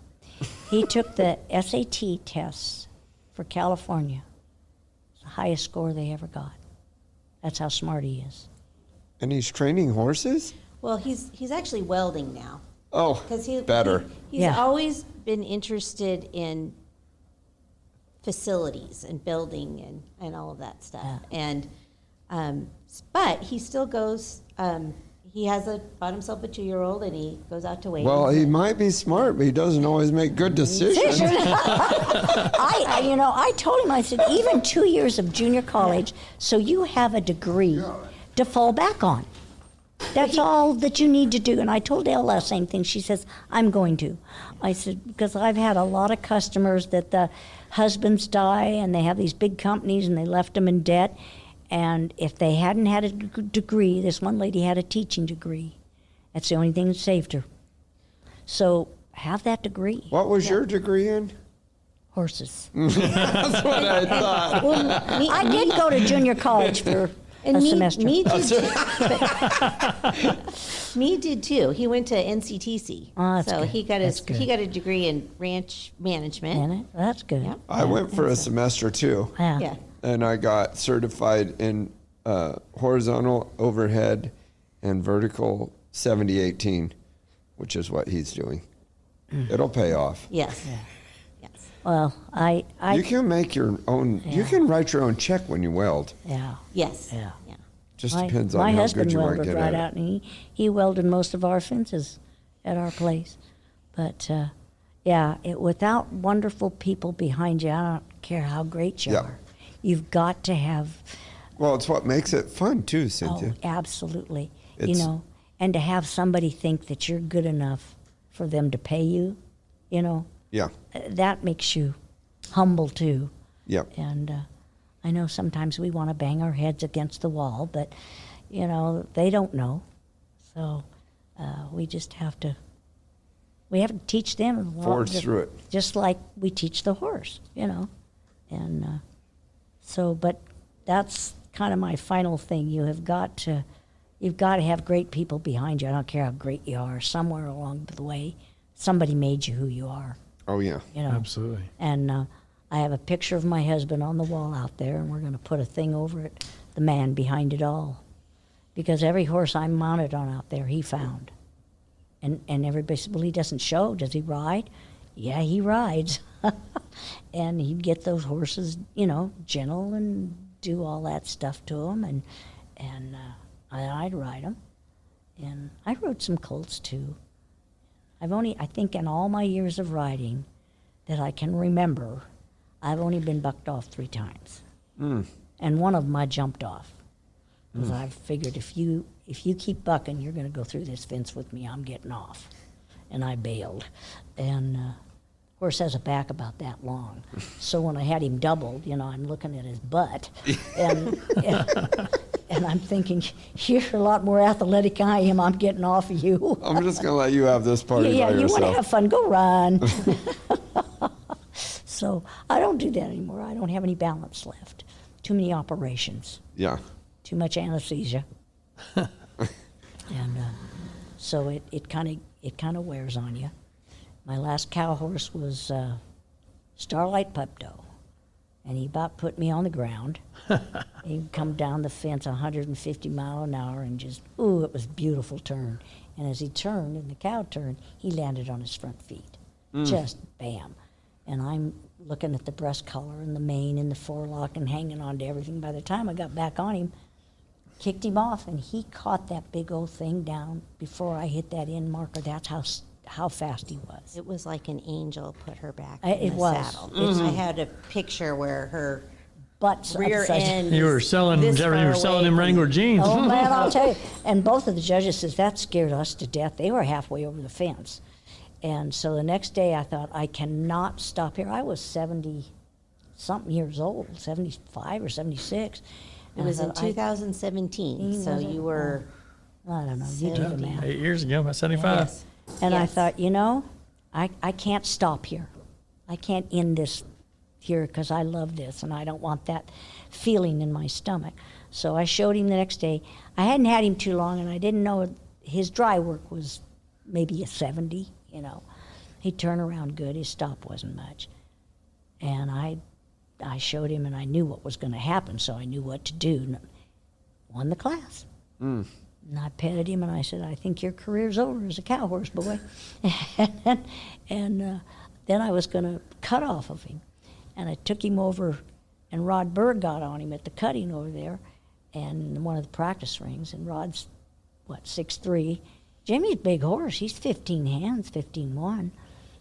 And his feet, they weren't 2 feet off the ground.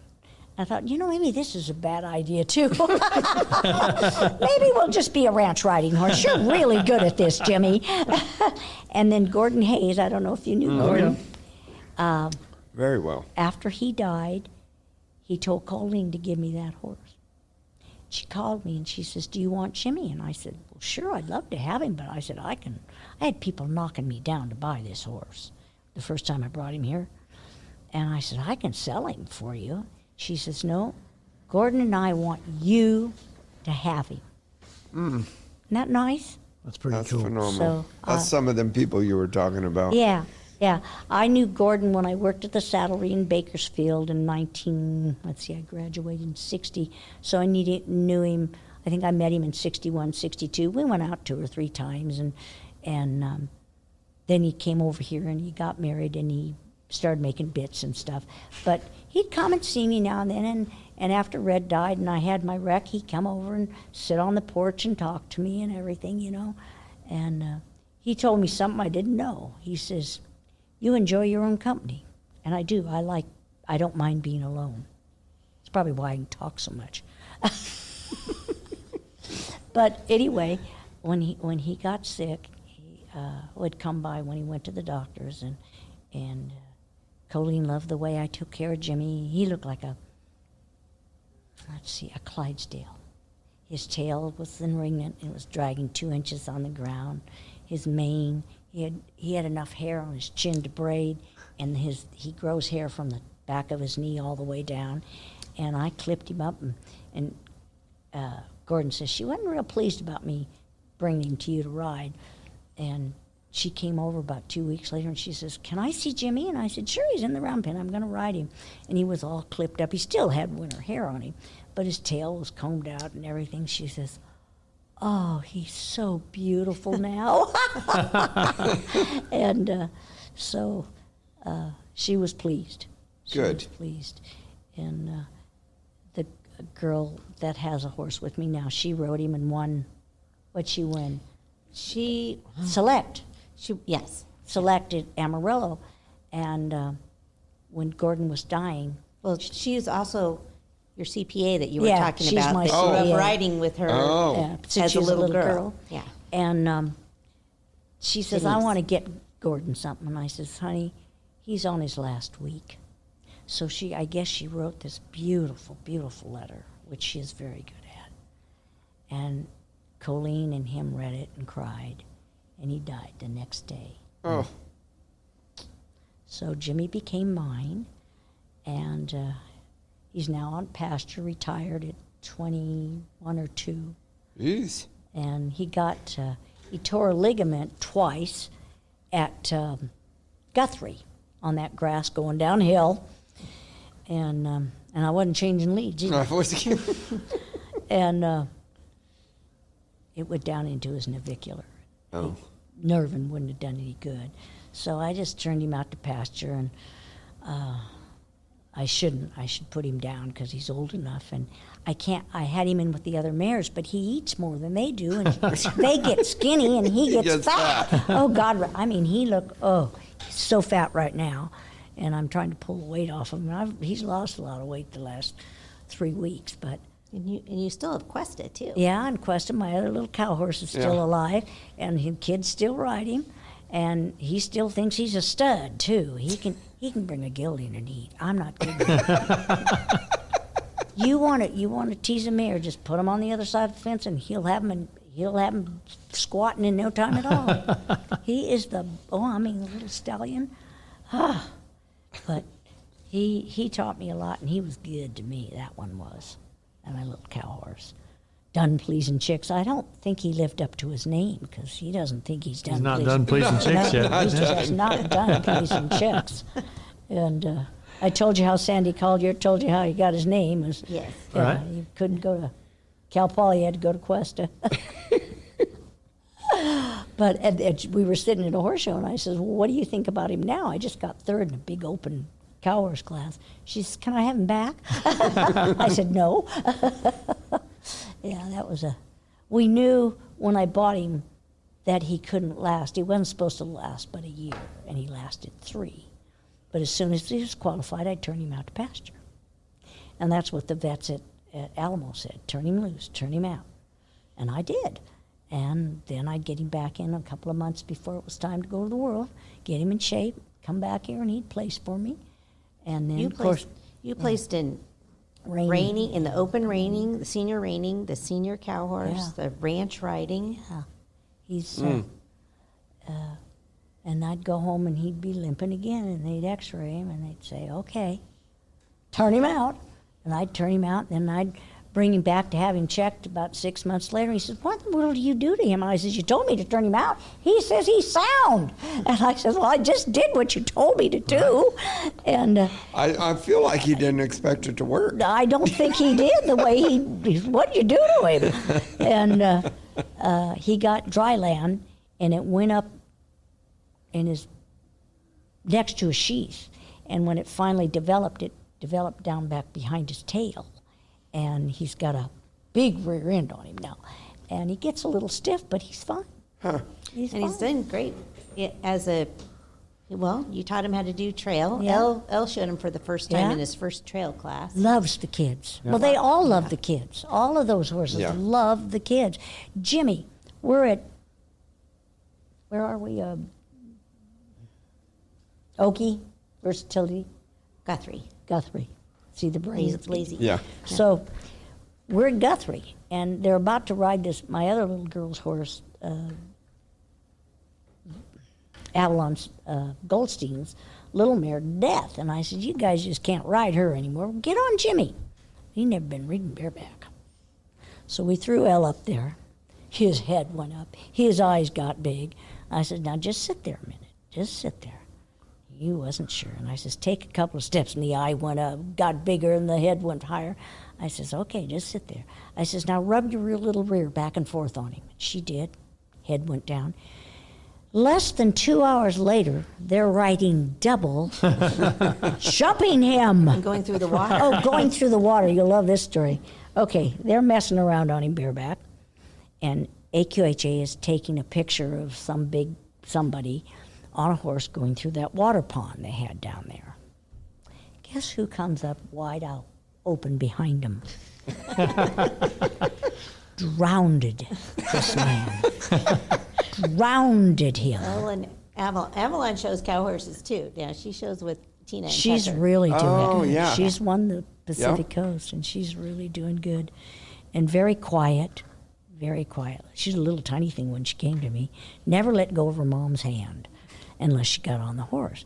First horse show, her and Elle became buddies, and it was c'est la vie, mama. And she's taller than Elle now. Oh, yes, Oh, yeah. quite a bit. And but they about drowned this poor man. And they come back to the barn and they go, I think we're in trouble. I said, what did you do? And they told me, and I went, oh, God, hide him. And then we had a golf cart. Oh, yeah. Oh, my God. They almost totaled it, I don't know how many times, and everything else. So when Avalon got her driver's license, I says, Summer, that's her mom. I says, does she drive the truck any better? She says, no, she scares me to death. But she was such a quiet little girl. And Tucker says, she's quiet and deadly. And it made me feel good because a judge up at Tulare, that's where they have a lot of their shows Yeah. up there now. After she was done showing, she came up and she says, young lady, I want you to know you're the prettiest cow horse rider I've ever laid eyes on. Because both of those girls just sit up. Well, like Doug Williamson. Yeah. He looked like he was in an ec class when he'd go down the fence. And they do too. And just goes to show you, teach them to ride the butts in the right part of that saddle, and the middle of the balance is there. And so, anyway, that made me feel good. And her mom called and had to tell me. That's fantastic. Yeah, they've done good, really good, all of them. And so it's kind of fun. Kind of fun. Fun to see all your Yes. fingers branch out and all the places you've touched and Yep. all your students coming up. And like I say, and it's, I don't know, you've been the poster woman for AQHA for a long time. I Yeah. don't know, I've had so many wonderful friends. And trouble is, no, I can't, she helps me. I can't remember names. Well, So we have a little thing that we go through that she takes care of. And, she introduces herself to him. Yes. you've been there too, huh? Oh, good. My wife can't remember names either.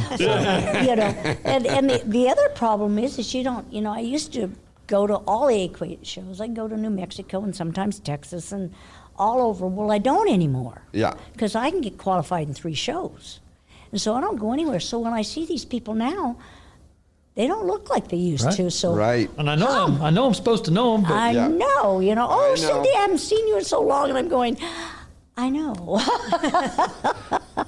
But I'm too embarrassed to say, who the hell are you? I know.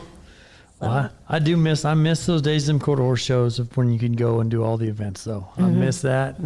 I mean, like I said, just, I don't Yep. know, just getting to have conversation. I mean, we've never really sit down and talked before, No, I don't think. no. But I've known who you are a long time, and I've always looked up to you. Oh, thank and, you. And it just takes me back to that time when we were going to those quarter horse shows, and you could go and you could get in the trail class. And the pleasure The class. pleasure, you just go through the day. Maybe you might even show them the cow horse for crying out loud. Yeah. And, I think that's a day we're missing. Yeah. I yeah. think our young horsemen coming up are missing that. Yep. They I think our horses specialize. are missing that. The horses are missing. I had a horse, I could ride English pleasure. I could go back to the barn and I dress, so all I'd do is pull those pants off, or no, I just put the jeans on top, take the coat off, put another blouse over the top of that one, Western hat. I'd pop the braids out while I was in the lineup, and I would never miss a class, and I wasn't the last one in the thing. I had it down to a science. Yeah, no, that's an lost art. And Yeah. like I say, I wish that there was. I don't know. There's just not I really don't a know if place it'll to do come it. back or not. no. But The VRH is a really great place because you're doing herd work. I mean, if you do the all around, you're doing herd work, you're doing trail, you're doing the ranch pleasure, which is Ranch riding. ranch riding. You're doing you're going down the fence, and if you're an amateur, an open, and you're going down the fence, you're going down the fence and you're roping, and you're doing the reining. So you can do Right. all of it, yeah. all of those, Lots and then of- there's a confirmation class. Well, I think I know I've got a customer in that I've kind of been encouraging her to go branch out and do other events besides just going to Cowhorse shows and just fighting it out. It's I'm like, fun. hey, just go ride your horse. Yeah. It'll Like help you you. just got to ride. Like the more you can ride this rascal, the more that you and him both can go in that show pen. Yeah. And it doesn't matter what event it is. Like I said, but I think everyone's mentality is so specialized also. It's like, hey, it doesn't matter if you suck. You suck at this right now. You're gonna be good you're at going to it. get better Yeah. at all of it. Just Yeah. go Just go do it. get after it.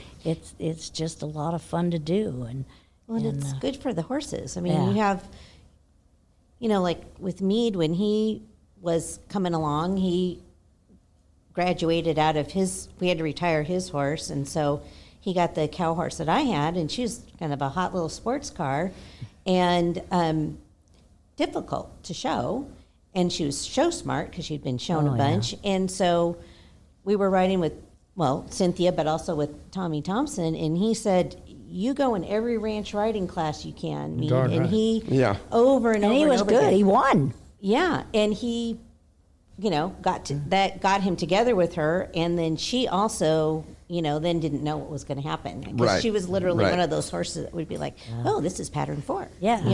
Yeah. Oh, she knew. She brought her to me, and I rode her for a couple of months, and I had her so quiet and nice. I thought, she's going to be great. Walked into the show ring, and this old mare just went ballistic.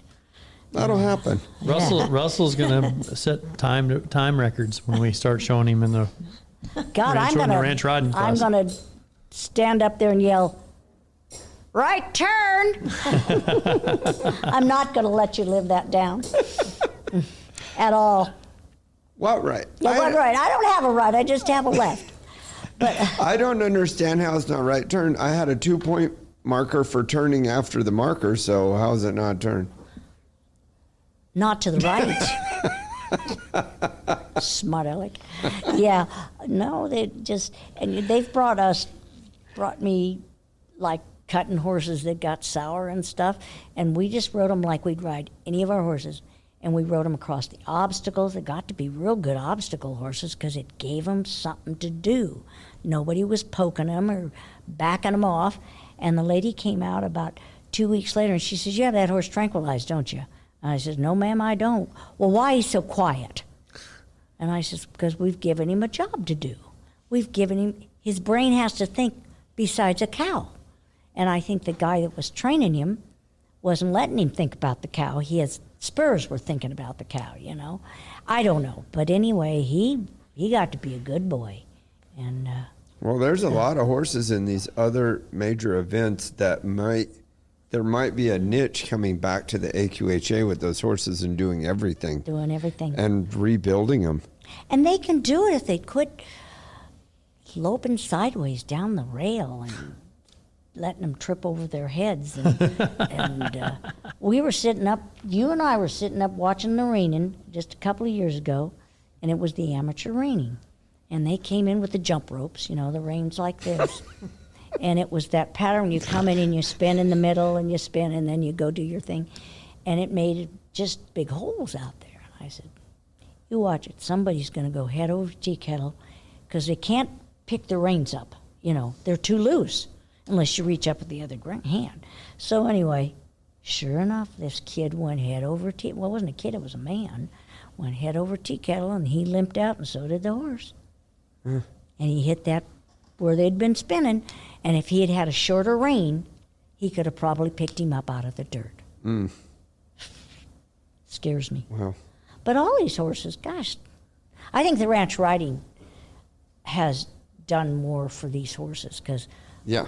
One of the, well, two of them are what? Toots isn't, but Earl and Foxy. Foxy both are cow horses.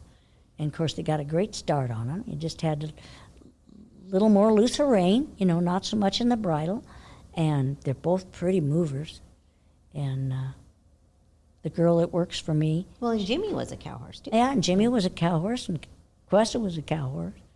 And some of the reiners have done good, but some of them still have that little tiny lope with their head Yeah, down. yeah.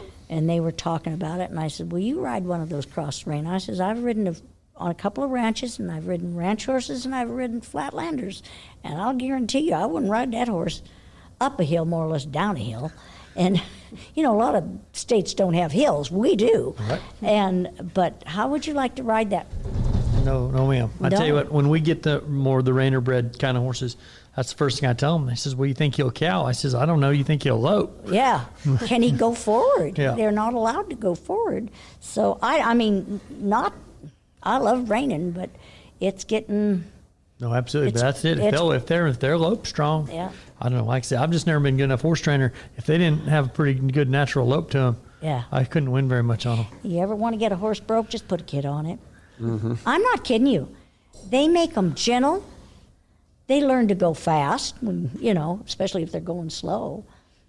My husband bought a big easy coasting horse at Cow Palace sale one year. And the people up at the ranch up in Glenville said, "Red, whatever you do, don't let Dr. Berger buy this horse for his kid." He says he's bucked every cowboy off on that mountain. Big, beautiful horse. I mean, just breathtaking. Well, Charlie bought him. And he was pretty good with us. Of course, Red would ride him, and he'd always put him in the round pen first, da-da-da-da-da. He never did anything wrong, but one day Chris came out of the tack room, and he was tied to a hitching rack, came out with his saddle like this. Oh, Easy Over his head. Oh, Easy sat down, I mean on his tail. And he just stood there and threw his head side to side, and pulled and pulled and pulled. Chris just stood there. Finally, he looked at him and went, okay, stood up, saddled him up, and rode off. Me, I'd have run back in the tack room and hid, you know. But those kids, they don't know what can happen. Right. And so that horse was waiting for him to go away, and he wouldn't go away. Yeah. God, he turned out to be a good horse, though. But I'll tell you what, he sat back. So it's amazing. Kids will. Getting them ready for that bear training. Oh yeah, Yeah. I guess. I I guess. hope they don't bring that stuff back. No. I don't know that I would have a horse. Toots maybe. Who else is? Most of my cow horses and The cutting cow horses horses. wouldn't- Cow horses Would like not this put the up whole with it. time, and you have to go out and say, "Now look it, buddy, you and I are this together, and I'm not going to hurt you, and that's not going to hurt you." It takes a little longer, but once they figure out there's no punishment behind it, I mean, not that I can't spur one, not as good as I used to, or over and under one, but sometimes if you just let them Yeah. go do it, then it's not a big thing anymore, and so that's kind of Red. He had a lot I was a very Yeah. easygoing man and beautiful. Well, he had to be. Yeah. Married a Scots Irish. You're not going to let me live that down, are you? Indian. I Hey, I'm know, an American because- Indian. and You don't get Indian. this nose for nothing, honey. I know, because Tana married one. So, but he had really good hands on a horse. He'd get a horse lean on a bridle, and Red could pick him up. Never jerk him, never nothing. Next thing you get on, and they're light as a feather, and you're going, "What? I do that all the time, and it doesn't work." So he was pretty special kind of guy, and the whole thing's been around good horses, and he always had me mounted on good ones. And I've been lucky because the people that have brought me these horses have ended up being good. I got a little 22-year-old cutting horse, has turned out to be a hellacious trail horse, Huh. and not afraid of anything. Yeah.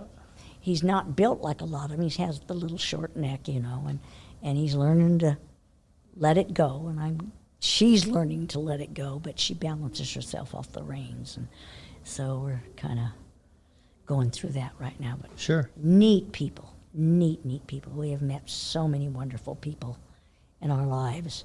And Jack and Sylvia McDaniels, Jack, the horse trader, and he's had some really nice horses.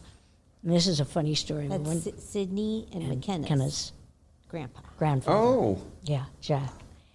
Red and Jack used to go to horse sales, and Sylvia left instructions with me that they were not to bring another horse home.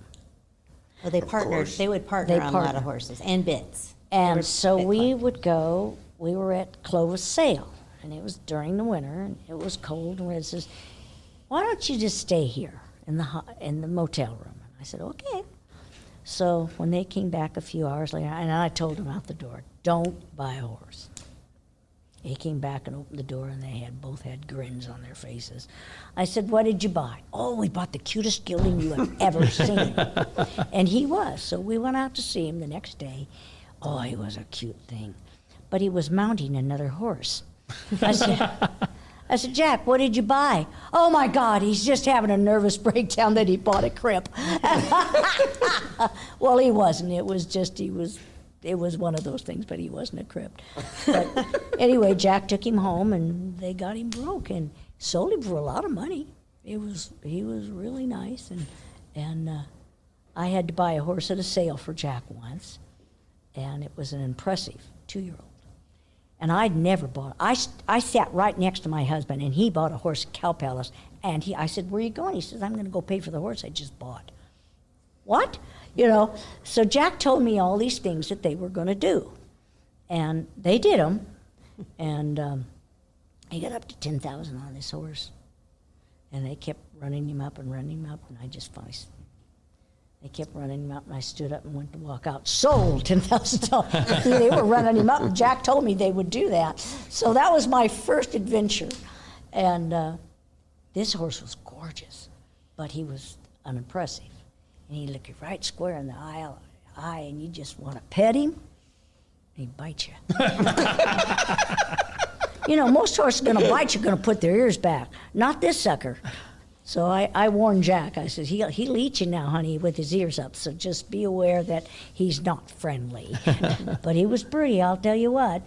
And that was my first adventure, buying a sale horse by myself and bringing him home.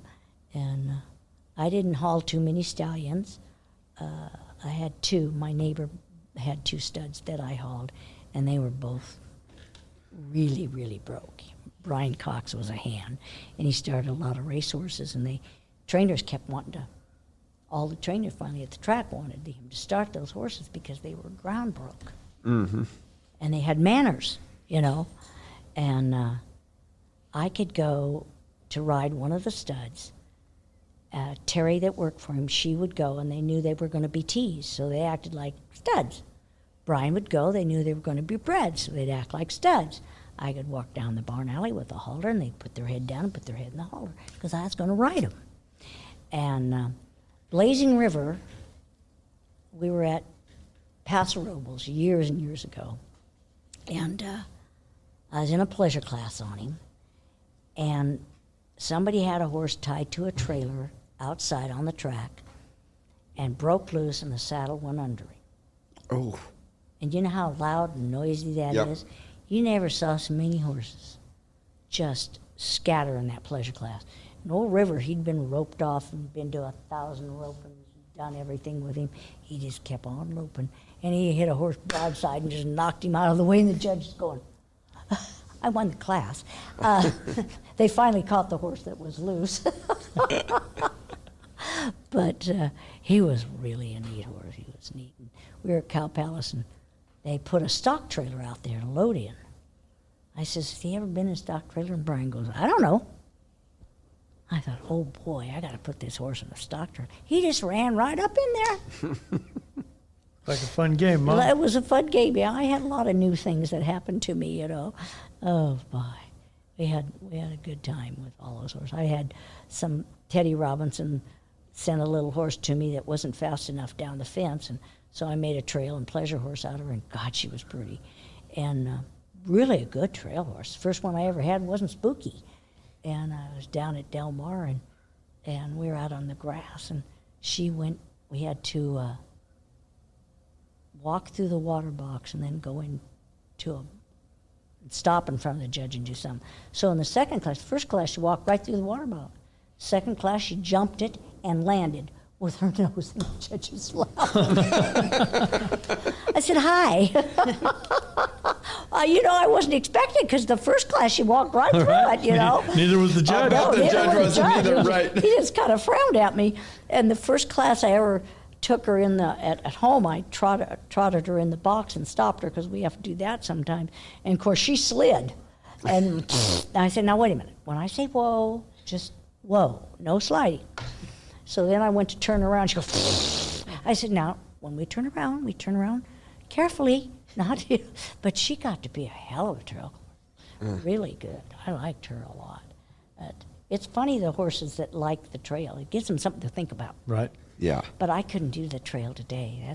That's too slow, and They ought to change the name up to Precision. They call them city trail. Yeah. City trail and city, and they're beautiful horses, but I don't think I could ever go that slow. The ranch trail is the way It trail used to be. Yeah. Used to be. Minus the bears and the llamas, Yeah. and Well, coyotes, and coyotes and dead chickens. and things like that. And one year we didn't go up there, and they had to put a calf across the front of their horse, and I guess that got a little messy. That'll get messy. That got messy. And Had to do that. we were up there, and another That calf. gets messy on both ends. Yeah, well, that's what I'm talking about. You get them up there, Yeah, and it's right. a mess. So we were down below practicing, and this old man in coveralls came. What lucky calf got that job? I Just don't like know. the kid. The kid refused to Kid- do the it, so kid they went was and got a scared. calf. That's it. The kid's like, hey, that poor I'm kid. not going. That crazy lady from California will I show said, up you get out in again. the saddle, you're going to end up. Oh God, he was just. I could feel him shaking behind me. But we were down below practicing one time. Another California trainer, Mac McHugh. He used to do some drawings for the AQHA. But anyway, we were down there, and Max says, we're kind of showing off to this guy, and we were doing all kinds of stuff. And this old timer came up in his coveralls, and he was on a pretty good looking horse. And he says, you mind if I try that? And Max says, no, go ahead. I think we had a big tractor tire, and we put their front feet in it and go around, then put their hind feet and go around. And then there was some little tire. He just went up there, and he did everything like. Max says, well, I'm kind of ashamed of myself. I think I'm going to leave now. It was funny. It was really funny. But he is a good horse. But met a lot of nice people up there. They don't have back gatemen. They call them whippers in. Whoopers in. Whippers in. I'm probably not pronouncing. Nicest bunch of people. And of course, the accent even makes it better. And they don't yell over the PA at you to get up here. They go and find you. Your class is in 2 classes, and your number's so-and-so to go. Nobody acts like that. Wow. Yeah. This is in BC? Yeah. Uh-huh.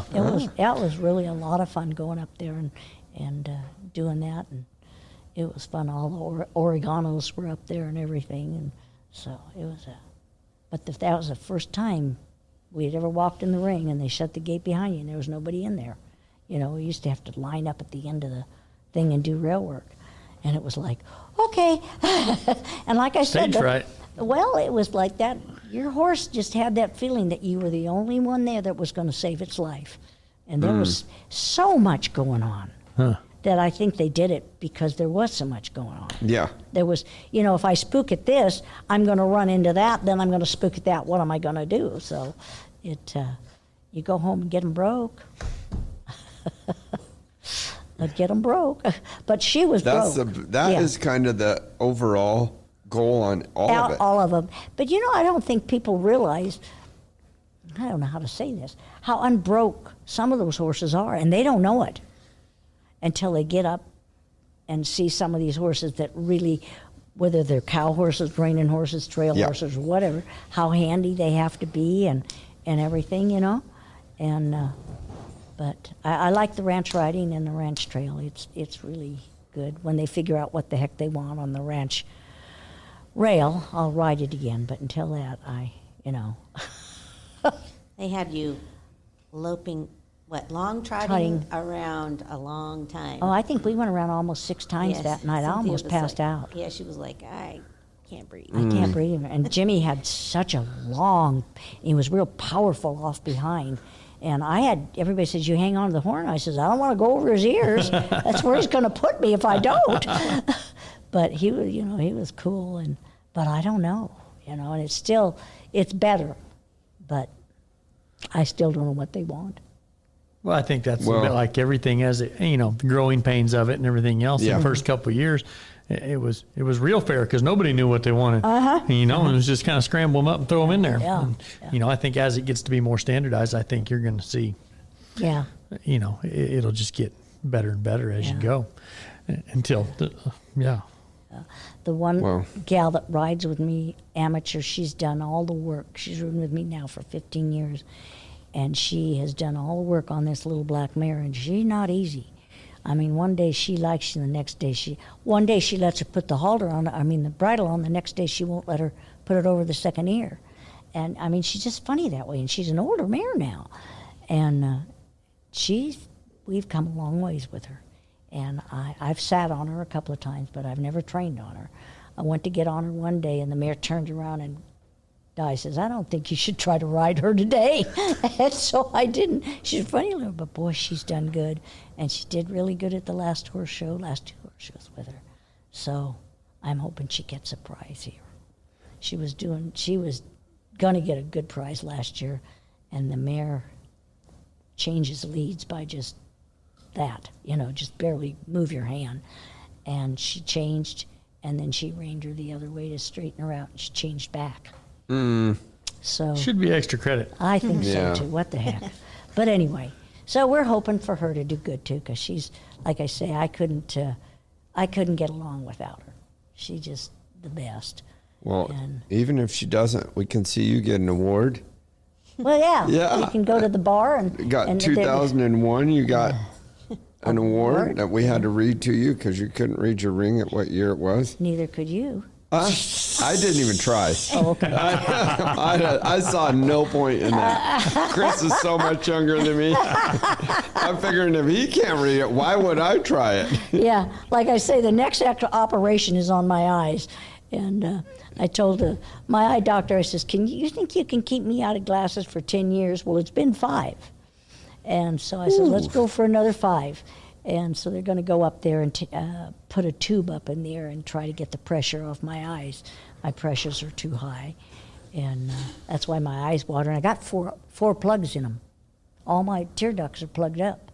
Well, just keep. if they give you that award, you can just blame that on if you start crying out there. Oh, yes. Say, it's just my tear Yeah. ducts. No, I'm going to say I'm crying. I'm not a crier. You get me mad enough, I'll cry. But or sad dog movies. Those will and get me horse- every time. I don't go to see them. I don't care if they win 12 Academy Awards. I am not watching them. I won't even No watch them. Redford grows for you. No. Oh, Yeller, that was the last one I watched. Oh, that was bad. Yep, don't do Oh, it. man, I can't do that. Speaking of where the red fern grows, one of the little girls that was in that movie, that starred in that movie, shows quarter horses, and I bet she's became a veterinarian, and she has a Really? bunch of horses, and she shows here. I usually run into her. I used to work with her. I'll be I used to darned. run with her every year, but she was in that movie. Huh. You don't know her name? Yes, Jill Clark. Clark, huh? I played High Noon. She Really? helped to organize the. How did we miss this? Yeah. Cynthia was in High Noon. I didn't know that. Yeah, you did. I knew you were. I knew you had your SAG card, but I didn't know you Yeah. were in that movie. My family uncle, not a real uncle, he was a producer of the Buster Brown show. I don't know if you ever knew what that was. Did you ever see it? No. You're old enough. I didn't have TV till I Oh, was okay. 20. Anyway, they had little half-hour shows, and we had the little red cart pony, and they did a movie off of it, and my brother doubled in the movies, and he roped a mountain lion going downhill. Yeah. That's tougher than changing leads. I bet. And anyway, I had my Screen-Gill card. And How did they run the mountain lion straight? don't ask how me did- these questions, but the mountain lion took off down that hill, and Pete took after him, and he swung a rope, and he caught him. Wow. So I guess they shot him before Pete got up on him to rope him. That's what they wanted, was the scene where the mountain lion running. Oh. He was just the catcher.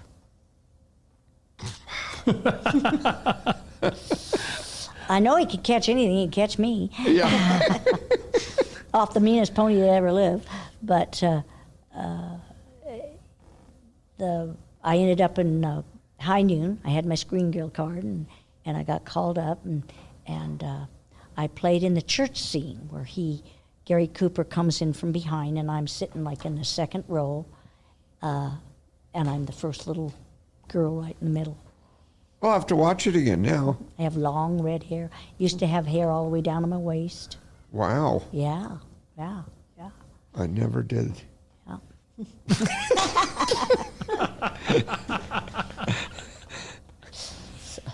So anyway, that's my That was your film career. That was my film Oh, career. that's a pretty good one. Nice. Better than most. Did a lot of commercials for Buster Brown. Had a lot of Mary Jane shoes. And it was Buster Brown was a little character that was in the shoe. I mean, there was a picture of him. So when they'd open the thing, this thing would say, "I'm Buster Brown. I live in a shoe. This is my dog Tide. He lives in there too." And Midnight the cat, I don't know where he came in, but he was always on the piano, and they had him tied with wire so he couldn't move. It was something. No animal rights laws those Yeah, days. no. And another funny thing that happened is the Art Linkletter show where the Right. kids Yeah. said Say the the darndest darndest things, thing. yeah. Well, my brother and one other cowboy, I don't know why they were there with their spurs on, but they came down the slide with their spurs on. They didn't appreciate it. Anyway, yeah, that was fun. Huh. Yeah, and I modeled at the what's the bowl down there? The Rose Rose the Bowl? Hollywood Bowl. Yes. When I was a little girl, we had a recital, and I recited down there. She also was a synchronized swimmer. Yeah, I did. Really? I had 4 swimming classes, and the only reason I didn't stick with all of them, I was on the swim team and Aquanets, which was the synchronized, is they interfered with Saturday and Sunday, which was horses. I'm Right. going to the horse show. I also was in the marching band in junior high, but that had interfered. If I was going to parade, I was going to ride in it. I didn't want to walk. All right. You know, that's Right. I'm with you, all sister. right. So I had to give all that up.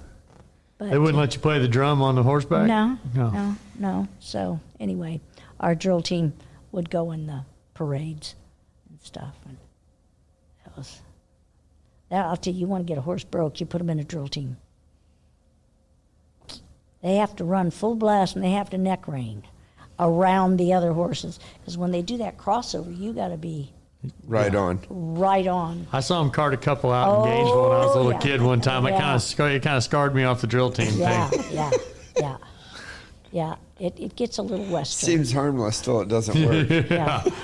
Yeah, that little deal where they come to the middle and then they run down there next to each other. That's a little precarious corner right there. Too close for you, honey. Too close for In the comfort. drill team, especially if you have Clunk. flags and the flag. Oh yeah. And my girlfriend and I, she was quite a cowgirl, but we always rode. We were the last 2, so we had to go the fastest. So we had to have the most control, and which was that way we didn't run into anybody. But it was a lot of fun. We learned a lot. We got to go a lot of different places and stuff, and that kind of started me riding with Red. And he'd put me on those. So that was all before 10. Yeah, I was 10 years old, 11, 12, and I just kept it up. So, anyhow, and my first experience on a ranch, I worked at the saddlery, Fleming's. You've seen Yeah. his bits, Yep. all right. I did a lot of those drawings. And a lot of them were copies, but I had to draw them, and we changed things a little bit. And I worked in the wholesale department. I shipped everything Western all over the country. And I met a lot of ranchers. I was 17 years old, fell in love and out of love every time one took a hat off, and they were bald. And That would have kept me out of it. And anyway, one of the guys, he invited me up to the ranch to ride up there. And I said, okay. And I had a colt I was riding. He was 3 years old, and he was a flatliner. But I used to lope him up and down that canal, which was 2.5 miles long. That's 4-5 miles a day he get. So he was fit. So I get out there, and we start up the trail, and we go up the mountain, and you know how you turn, and you go up the mountain. Well, about the third turn, this thing is sopping wet and dying.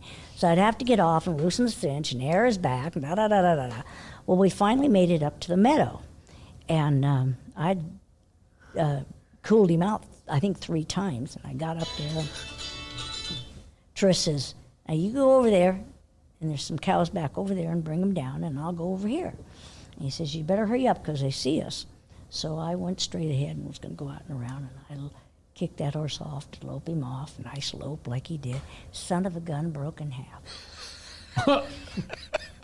He probably to this day still has welts on him from me over and under him. All right, so we get the cattle and we all start down, and it has to be 8 or 9 miles up to the top of that, to the meadow.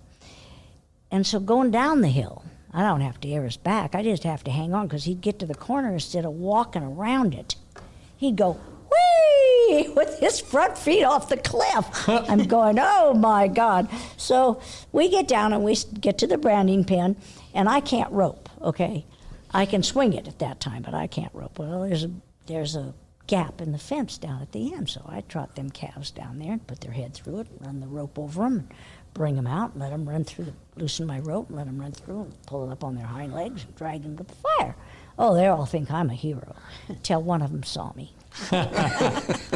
He says, you're cheating. I says, you're getting the calves, aren't you? And he never said another word. So we get in the house, and we're doing calf fries. Well, I've never had mountain oysters before, and I think there's 12 men and me. The only woman. Trish says, here, try one, because I'm out there cooking them. I said, no, that's all right. I don't want one. Silence. Absolute, total silence in the whole house. I thought, oh, God, I've had it. So I tried one. I went, oh, yeah, they're really good. Then they went back to talking. They were going to make me eat one or else. So when it was time to go home, Trish says, I'll tell you what, we're going to have another Brandon and come up and help. You did a good job. But I'm going to put you on a ranch horse. Don't bring that damn thing up here again. So the end of the story is not much better. I had borrowed an old trailer that wasn't much wider than this table. Wooden floor, had cracks and holes in it, and canvas top. It was a single horse. And I mean it was a single horse. No escape door. So I get halfway down there, and it's probably 10 miles to the freeway. I have a flat tire. So I get out. I take him out. I get it jacked up. I change the tire. He won't go in. He won't go in. I tried sugar cubing, carrots. I can't walk in with him because there's no way out. Yeah. Not even between his legs. Can't get by him, right. And he ain't going in. And I thought, what the heck am I going to do? Of course, I'm tired now. I'd been up since about 3, 4 o'clock in the morning. So I climbed on him bareback. And I kicked him up, and he walked in. I grabbed the top of the thing, swung the gate shut with my foot, and climbed down. Of course, about 20 years later, I thought about that, and I thought, how come you're not dead? I mean, that's a good way to get killed. That worked. It did work. I'm not going to try it again. I'm going to leave the son of a gun along the freeway. He can walk home. But that was my, and then when I went up again, he put me on an old ranch horse that was half crippled. But it's amazing. They can go downhill, and you'd swear to God you were on flat ground.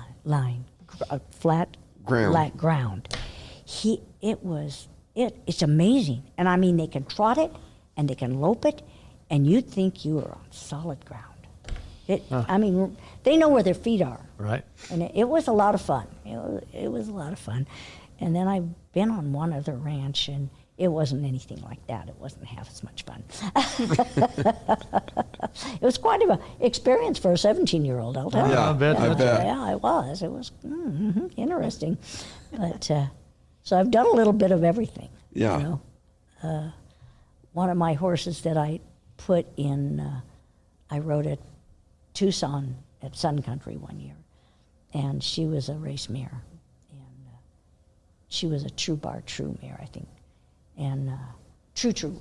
He was a racehorse. She had a heart girth on I think it was an 84, just huge, and she took a little bit of riding until we found out what was wrong with her, and her B count was gone, and once we got that right, she's like a pussycat. What's her B count? It was down. All her white blood Vitamin cells. B. Vitamin B. Oh, really? All her white blood cells were down. But anyway, so I'm messing around with her at home, and I jump her across a little jump cross fence. And man, she's nice. She sits back and she rocks my legs up. It was fun. So I went to Arizona that year, and I'm riding her under saddle. So I go out to the working hunter course out on the grass. And they got some fences set up. And I thought, well, see what you do. And I loped her up the wall, and she went over it. Brick wall, stone wall, fences. And I thought, wow, this is cool. So I went and got Colleen McQuay. And she had some warm bloods and hunters and stuff. And I went and got her, and I said, would you watch me and help me? She says, well, count strides. And I says, Colleen, I don't know how to count stride. I've never counted a stride in my life. So she tried to teach me how to count strides, and that didn't work, and I screwed everything up. She says, you just go ride her like you ride her. Went in and got 4th place, never been across a hunt course in her life. And that's something. She was just a natural. She loved it. She was different. And once we found out that she had that blood count problem, this is really interesting. She broke up in hives. She kept breaking out in hives. And I had to go to a horse show down at Pomona, and they doctored her up, and about a week later I went down there, and she was fine the first couple of days, and the 3rd day she broke out in hives again. And I can't think it's Dr. Oswald or Dr. something or other. He's a vet. He had really nice pleasure horses and halter horses. And I said, would you come and give her a shot of some kind? And he says, yeah, I will. And she was always nervous, always pawing, always moving. And he said, can I draw some blood out of her? And I said, yeah. And he says, I'll call Red. I think her B count is off. And so he did. And he called Red, and he said, now this is what you're to do. And we did it. And it was just a few weeks later that this mare was like somebody had tranquilized her to death. She was quiet. Her coat of hair was shiny. She had big, huge dapples on her. And a completely different animal. I guess her blood count was so far. You know when you're tired and you run on adrenaline and you just got to keep pushing? Well, that's what she was doing. That's why she seemed like she was so high and nervous, that's what kept her going, was the adrenaline. Sure. So once she got that blood flow right and the right count, she's just gentle as a kitten. I'll be darned. So I learned, like I said, I've learned a lot going to horse shows. And we took her to the world, and Red says, you know, her stride's not very long. So I called Harold Farron, and he said, this is what I want you to do. And he says, you do it all the time. And I said, what do I do? And he said, well, I've followed you down the rail a lot, and I've been in corners with you, and I know you do it, you just don't know you're doing it. He says, I want you to kick her rear end, out the outside leg, into the inside, and arc her, and make that left hind, I'm going to the right, left hind leg go up. That's exactly what these guys are doing today, up in front of her, in between your 2 front legs. He says, you keep doing that to her, and she will eventually stride out. I came back here and got 6th place. So it worked. And another handy hint, I got a horse from, I'll think of it in a minute. Anyway, big guru, really neat guy. Died in a motorcycle accident. We bought, Rod Weimer? Guy Stoops? Yes. We got 5 horses from him. He said, now, any of these horses you can't get along with, you just ship back to me. But this horse was 3, and he was the most beautiful moving horse you've ever seen. But he couldn't trot. He couldn't bend his front knees. He just, a horse that does this, Yeah. it didn't work. So my neighbor is a gator horse trainer. I said, Bob, what am I going to do? He handed me a pair of weighted bell boots. I put them on him. And the other thing we did to another horse that a really fancy Western pleasure trainer sent us, because he couldn't get it done, I loped it out in the field in the tall grass and over the checks. And all of a sudden the horse started using itself or kill itself, one of the two. Yeah. But we put these weighted bell boots on this horse, and I took it across Cavaletti's, and I kept raising him. And the guy that rode him, broke him and rode him, saw me back here. He said, what did you do to him? He says, he'd have won the futurity, but I couldn't get him to trot. And I told him, he says, I'll be damned. He says, I could win on that horse now. Yeah. But he was quite a Western riding horse and a trail horse. He was a character. He was really funny. And he'd put anything and everybody in his mouth. I mean, if it was there, he'd play with it. So I sold him to a guy back in Michigan. And I told him everything about him. I says, he'll take his blankets, he'll put you in his mouth, he'll bite you when you're putting the blanket on, unless you walk up and hit him with your fist in the mouth. No. And then you walk in every night, and you do this, he'll leave you alone. I says, he eats and drinks good, he poops in the corner 5 times a night, and he'll do anything you want. I says, he's a super horse. So I see this, they sell him to an amateur, and I see him, I guess I see him here. And he comes up and he says, I've never had anybody tell me about any horse to the letter. To the letter. And the lady that bought him won the championship novice amateur on him all around at the Congress. And that made me feel good. Yeah. But he says, how do you know so much about him?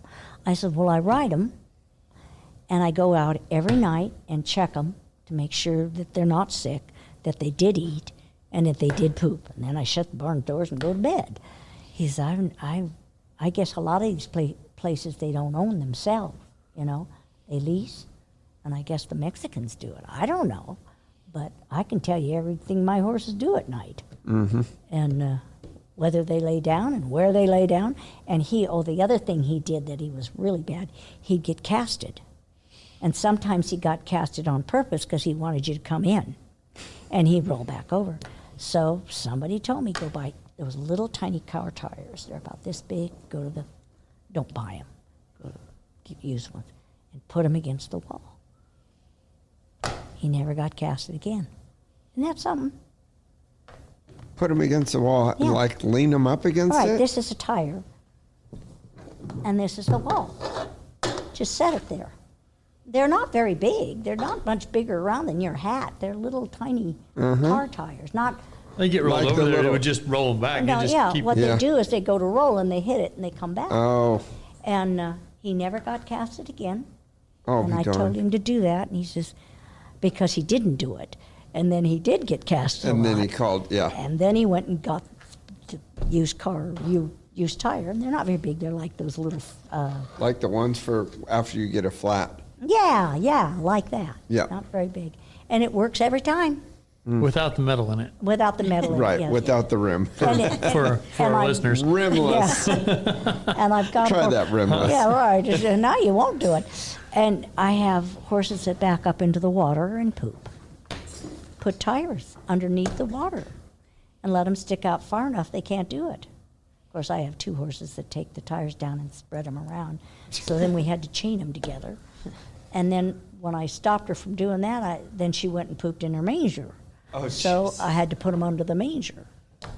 And so just little silly handy things that work, Right. you know.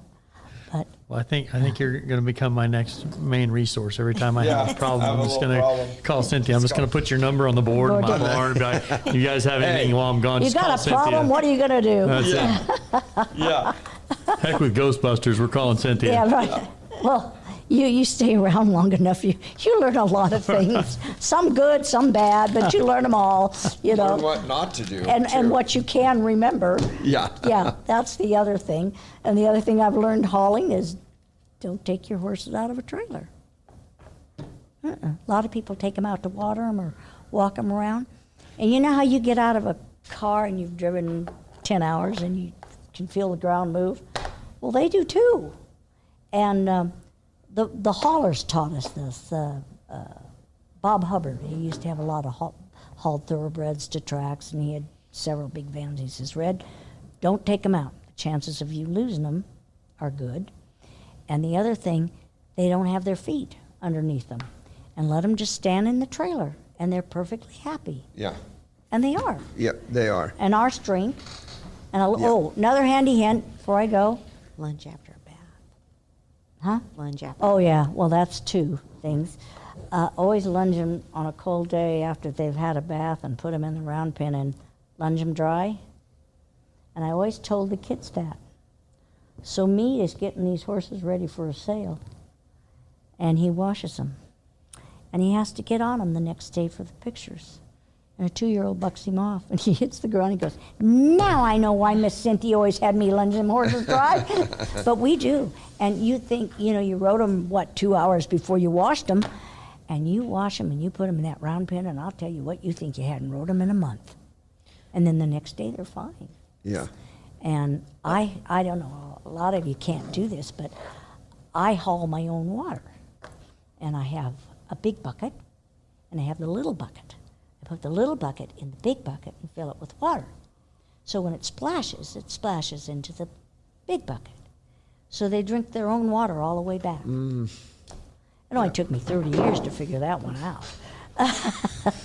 But that works That's a pretty really. good one. It does. If you have the room to do it, it really is good. So I don't know what made me finally think to do that, but I finally. When I come back here, most of the gas stations have the water turned off because of Yeah, winter. right. And so there was, I've got now, so I can't walk 12 miles to get a bucket of water for them. And then they don't drink it; they just splash. Yeah. But after the second day, they usually drink. Yeah. They usually drink the first day, they don't. But handy hints by Cantleberry. I love it. We're Yeah. going to have a whole new TikTok channel. Yeah. Right. Well, dang, Cynthia. That I'm was telling you, sure cool. I'm telling you, we could stay here all night, too. I mean, shoot, fire. But We've been say- here 5 hours. better part of it. Are you going to open your eyes now? You're sitting over there blinking asleep. Poor old fella. He can't keep up with us. I know it. You'll have it on them bigger jobs. Yeah, right. Well, I have enjoyed it thoroughly. I haven't talked too much. No. That's the point. It's The point of a point is you're podcast. supposed to talk. Oh, okay. And I'd like to take this opportunity to thank all of the horse trainers, and there probably isn't anybody here that hasn't helped me somewhere along the way, really. Yeah. I mean, especially when I was doing the cow horses, I never had so many trainers around the thing helping me in my life. Oh, gosh. So that's been fun. But, I mean, from day one, people say, try this, try that, And so I've had a lot of people help me. And now I ask a lot of the guys to get on the horses because the little legs can't spur enough. This one horse I got, Rod says I couldn't make a cow horse out of him. He works the cows beautifully. Can't get the dry work out of him because he won't go fast enough. And I thought, come on, Rod. I'm sitting. Not a joke. Oh, not Not a a joke. joke. I'm sitting at the back gate at Arizona, the fall show. Judges are looking the other way, and I'm the next one to go. And I reach up and grab them reins, and I over and under that thing about 3 times as hard as I can hit him. Huh? What do you want? And that was Nothing. about it. So, and I can't spur him hard enough. So he said, use a dressage whip. So he used a dressage whip on this horse because he knows what it is. He knew what it was. He knows what it is.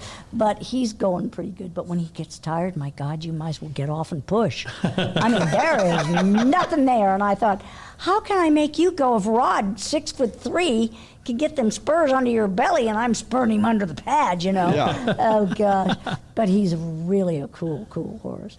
But, yeah, Everybody's helped me, Yeah. one way or the other. Just get on my horse and help me. That's as much of a part of it as anything. Absolutely. No one figures all this stuff out on their own. You think about little sentences here and there that you saw somebody doing in a practice pen or they told you. Yep. That's what Red used to say. He said, "What'd you learn this time?" And I says, "Well, they do this and they do that and they use this and they use that." I don't like that, he'd say. So we would apply it. Might apply that method to the way we train, and it would work. Yeah. You know, we didn't have to do it the same way No, they did it. no. Yeah. Just mixing it Yeah. in. And he'd get all these little gadgets these guys used, you know, these little hackamores with the cups and all of that stuff. And the minute they made a sore on a horse, Red throw them back in the corner, and he wouldn't use them again.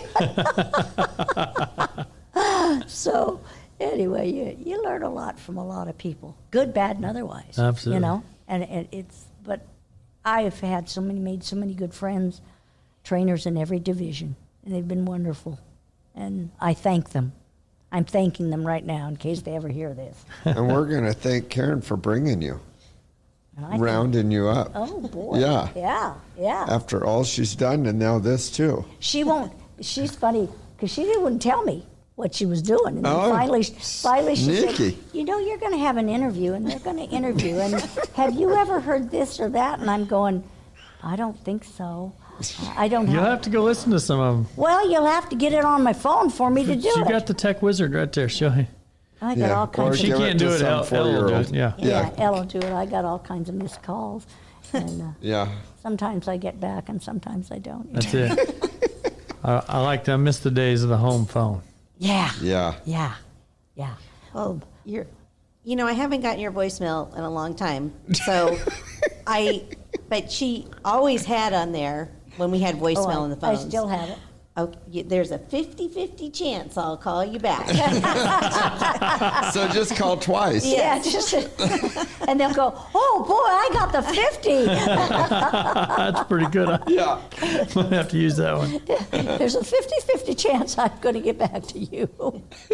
That's outstanding. Oh, God, it's Well, so funny. Miss Cynthia, we cannot thank you enough for your time and everything you've done for this whole industry. Yes. And yeah, just an icon. And Oh, thanks for coming. you're all so sweet, and I don't know what I've done, but I've stayed around longer than anybody Well, else. you've done it for a while. I've done it for a while. Must have done something right, huh? Right, that's right. Yeah, yeah. Well, I've enjoyed it, and I've enjoyed all the horses and all the people, and the life itself is wonderful, and I enjoy life, and I enjoy getting out of bed in the morning.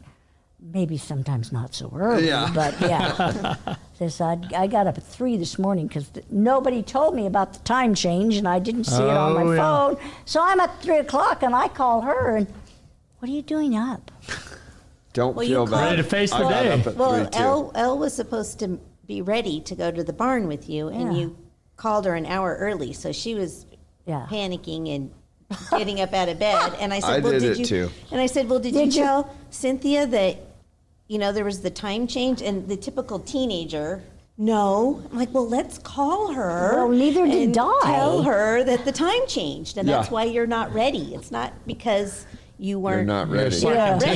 teenager. Well, it rang and rang and rang and rang, and I thought, what's going on? Maybe she's on her way down here. And then she answered it, and I said, "Are you up?" And she goes, "Uh-huh." And I thought, no, you're not. No, you're not. Oh, God. And the kids I've had, some of the adventures have been unreal, and that helps you grow. And you're proud of them as they go.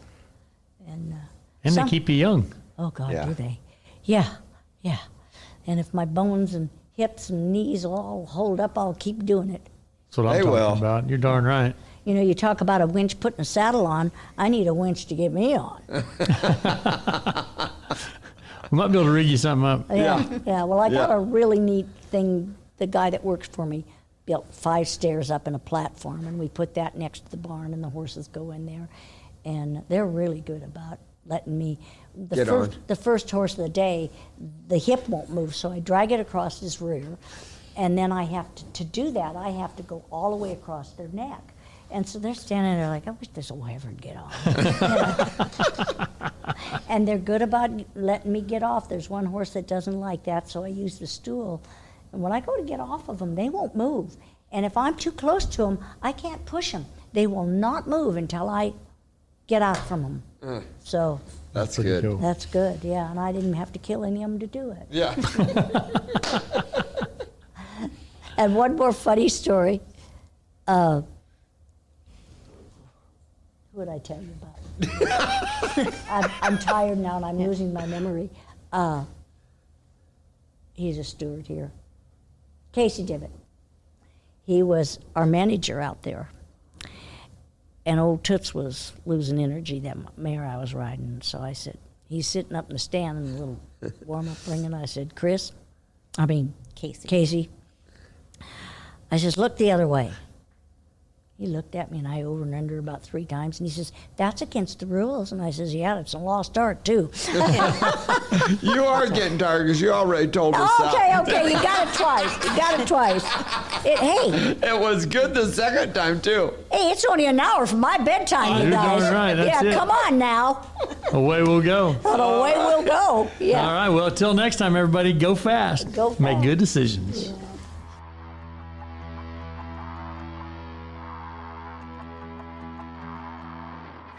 Thank you for listening to Cowhorse Full Contact.